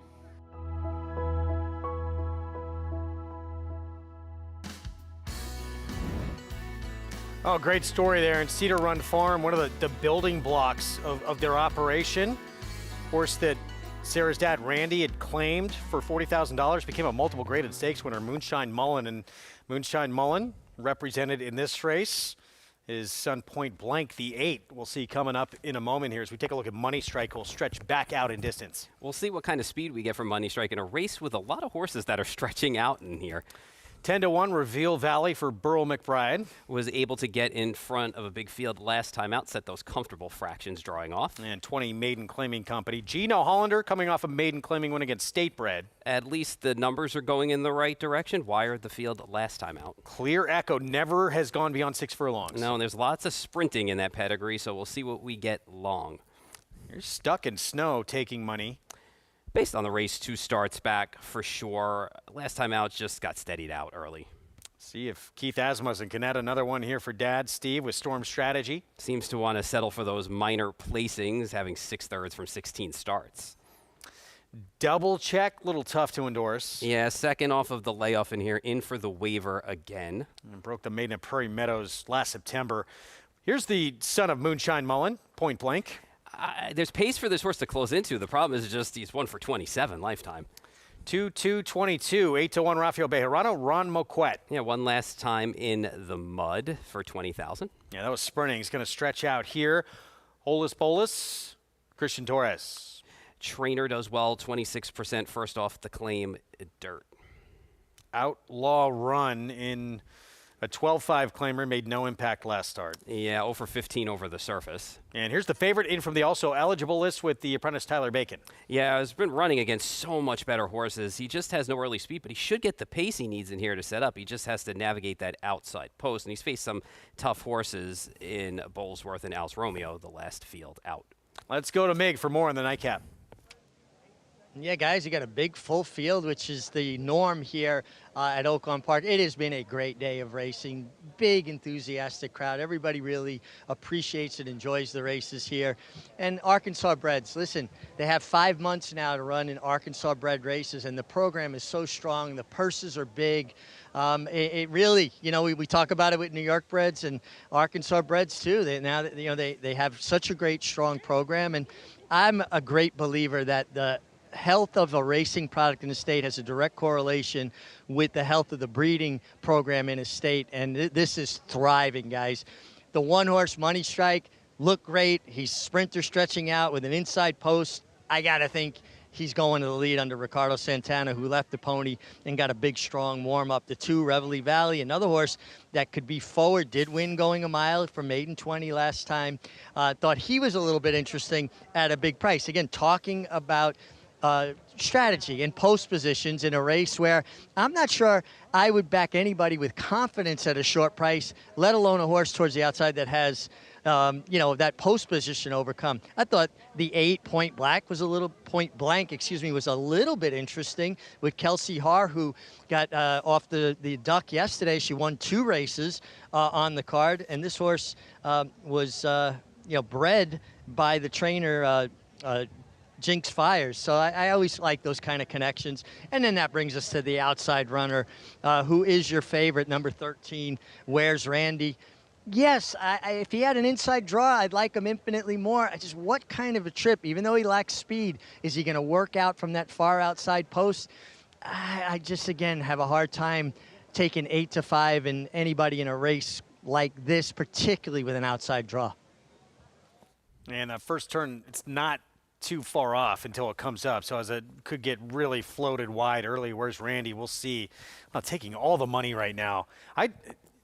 The lack of money on the 2, and Mig talked about Reveal Valley. I thought a contender series. Is it because there's so many sprinters stretching out? He's going to have a hard time trying to win the way he did last time in the lead? I'm guessing that's probably the reason, because, I mean, he was able to slowly inch ahead in that race in a comfortable pace that he set. And, I mean, he drew off. He looked like a winner from the half home. There was no doubt about it. And he was 49-1 that day. When you look at the race as a whole, though, Greg, it wasn't that terrible of a race, because 7 of the 8 horses that have come back from that race have all run higher figures next time out. So the race was kind of validated, even though it was a slow pace, and he did run the 65 figure in there. I just don't think he's going to get that easy of a lead in here, and I guess you have to ask yourself, is he going to be able to sit behind horses if he doesn't get that lead and be able to rally in here? But there's a lot of money going on that outside horse, and it's because of the fields he's faced. He's just faced so much better. I know he doesn't have that much early speed in here, but you look at the last race, Bowlesworth won 2 in a row for Ron Moquette. Al's Romeo was a 4-time winner. Cybertown has had his moments. Even before that, he ran for the 22 Lifetime, and in that spot, he had the 8-hole. He kind of broke off his heels a little bit and then just couldn't find any room and kind of got in traffic, and that's the fear you have with a horse who's a short price if you're going to take him in this spot, being wide, getting in trouble, traffic. Let's go to JK. So, yeah, 8-5, JK, from that far outside post for a horse stretching back out. Where do you wind up? Yeah, I have a hard time when I look down at a past performance for a horse who's 8-5 in a race like this, drawn in the 13 hole, and I see that they're 10 lengths behind early, 9 lengths, 12 lengths, 6 lengths, 7, 10, 5, 10, 5, 8, 7, 4 lengths behind early. I have a hard time trusting a horse like this who's going to have to overcome so much. And not to mention, not only is the horse far back, last 5 or 6 starts, also finishes far back. 6th, 4th, 5th, 6th, 7th. I understand the class relief, but man, it's hard for me to take a short price on a horse like this who just doesn't seem to want to get involved in races until it's too late. He could absolutely win on the drop. I'm going to take a look at the 8 in here, point blank. He's not one that has blazing early speed, but he's going to be close enough. He'll be connected enough. And when the 13 just gets rolling, the 8 will be where the 13 is trying to get. Here we go, loading up. Thank you, JK. 8-5 favorite from that outside slot. They also eligible. Where's Randy? Apprentice Tyler Bacon for Randy Morse. As we get set to close out the action on this Saturday card from Hot Springs, Matt Dinnerman with the call. Clear Echo, post position 4. Stuck in Snow.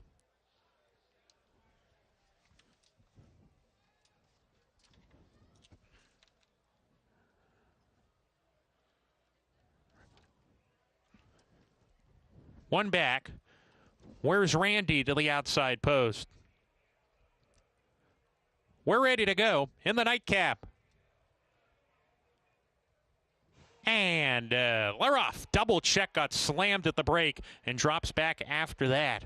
Good start from the inside from Money Strike, who's on the lead today. Reveille Valley has speed, and 2-2-22 coming out of sprint races. He's going to take back to third as they corner into the first turn run. Reveille Valley, a narrow lead here on Money Strike. They're on the inside, applying the heat from the inside. Takes a hold. He's second. 2-2-22 is running in third. Where's Randy? Park deep. He's up a joint third now, approaching the backstretch run, going pretty well. Then comes Clear Echo. He's in the 5th position with Holus Bolus, and Stuck in Snow's tugging between horses. Outlaw Run is deep on the course, also on a hold. A gap of 2 to Gino Hollander with Storm Strategy. Point blank, second to last, and double check after the bad break is last. First, Reveille Valley. Reveille Valley, the gray, coming off a big maiden win and a big number.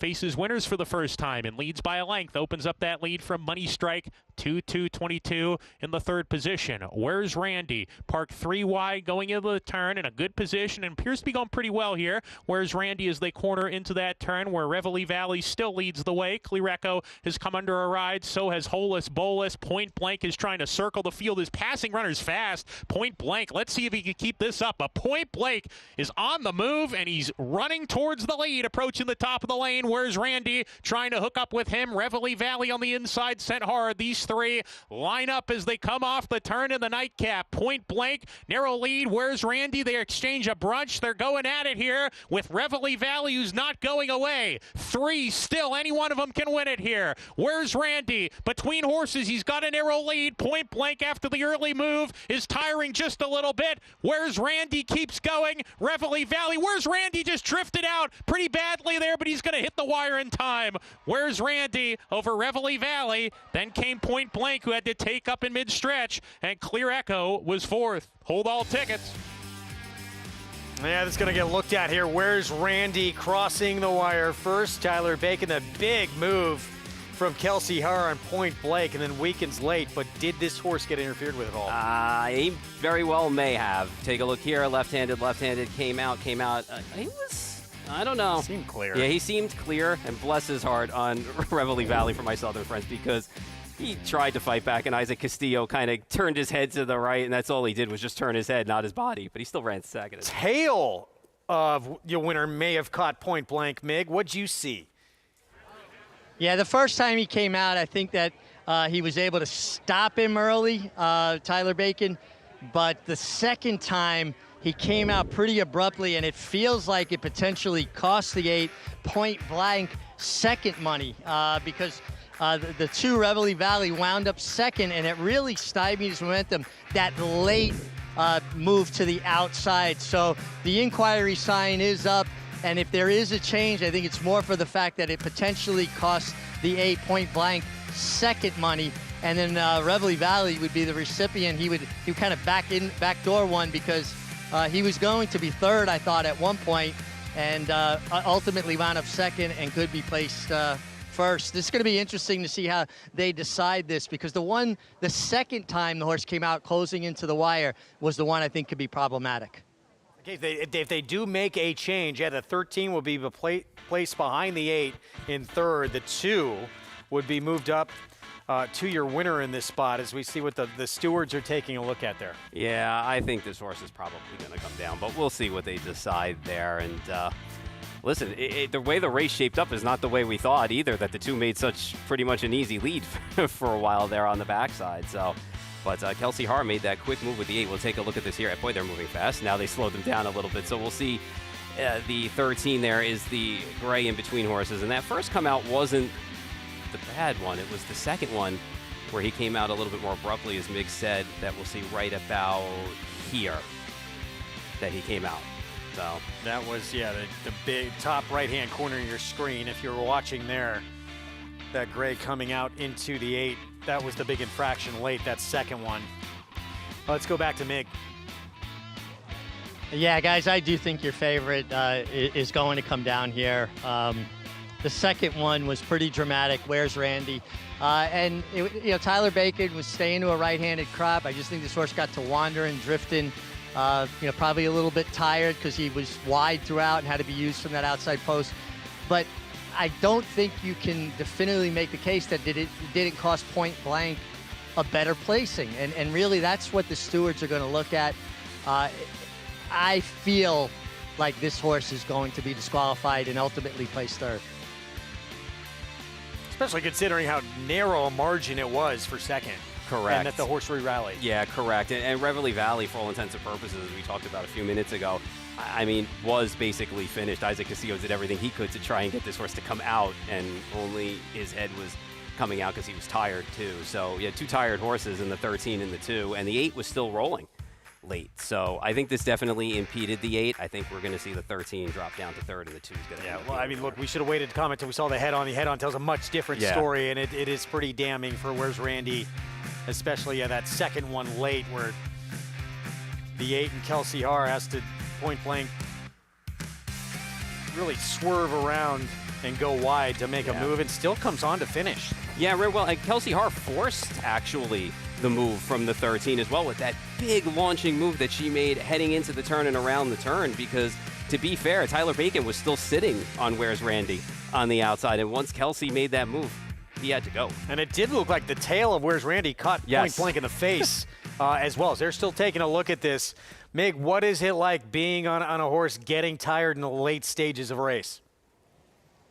Yeah, as much as you want to ride even harder, trying to keep them going forward, it's almost like you've got to slow yourself down, keep the bit up in their mouth, help them stay balanced. And, you know, this way it also helps them keep a straight path. They're a 1,000-pound animal. They're getting tired. And when they start shifting their weight around, they really don't have full control of themselves. So I think it sometimes, and you can see Tyler Bacon made a big effort there after he ducked out that second time. I don't blame him for this, but I think sometimes put the crop away and just try to help a horse along. This was a big effort from actually the first three finishers, really. Where's Randy wide throughout. Point Blank made that big Arazi-like rush around the turn. I mean, she was passing horses one by one like they were standing still. And then the two, Reveille Valley was, you know, involved early and stayed on. And guys, there is a disqualification. As we expected. So yeah, new order of finish, 2, 8, 13, 7. As you see, that, especially that second move, drifting out from Where's Randy, really the big infraction. Sure, and you can't argue the fact that that cost a placing for the 8. Tough way to lose, but pretty clear cut when you get a look at that head on there. And look, good for Kelsey Haar. It's been an incredibly tough meet for her all meet long. 2 wins yesterday. And now this big move, I know doesn't get the win, but a runner-up finish, and who knows what could have happened if not impeded. Yeah, good week for her. Maybe she can parlay it now into next week. Always love to see when the riders have a big week. 100-point races, see what happens on the road to the Oaks and Derby. Arkansas Derby coverage will be live next weekend. Our next show, Friday, 4 p.m. Eastern on FS2. We will see you then. It was Shadow Dragon. Big effort from off the pace. 4th career win. Javier Castellano in town to ride for the Hall of Fame barn of Bill Mott. And how about Red Route 1? Steve Asmussen's son Keith, biggest win of his career, riding for Dad in the silks of longtime clients. Winchell Thoroughbreds getting the money in the Essex handicap. We'll see you next Friday at 4.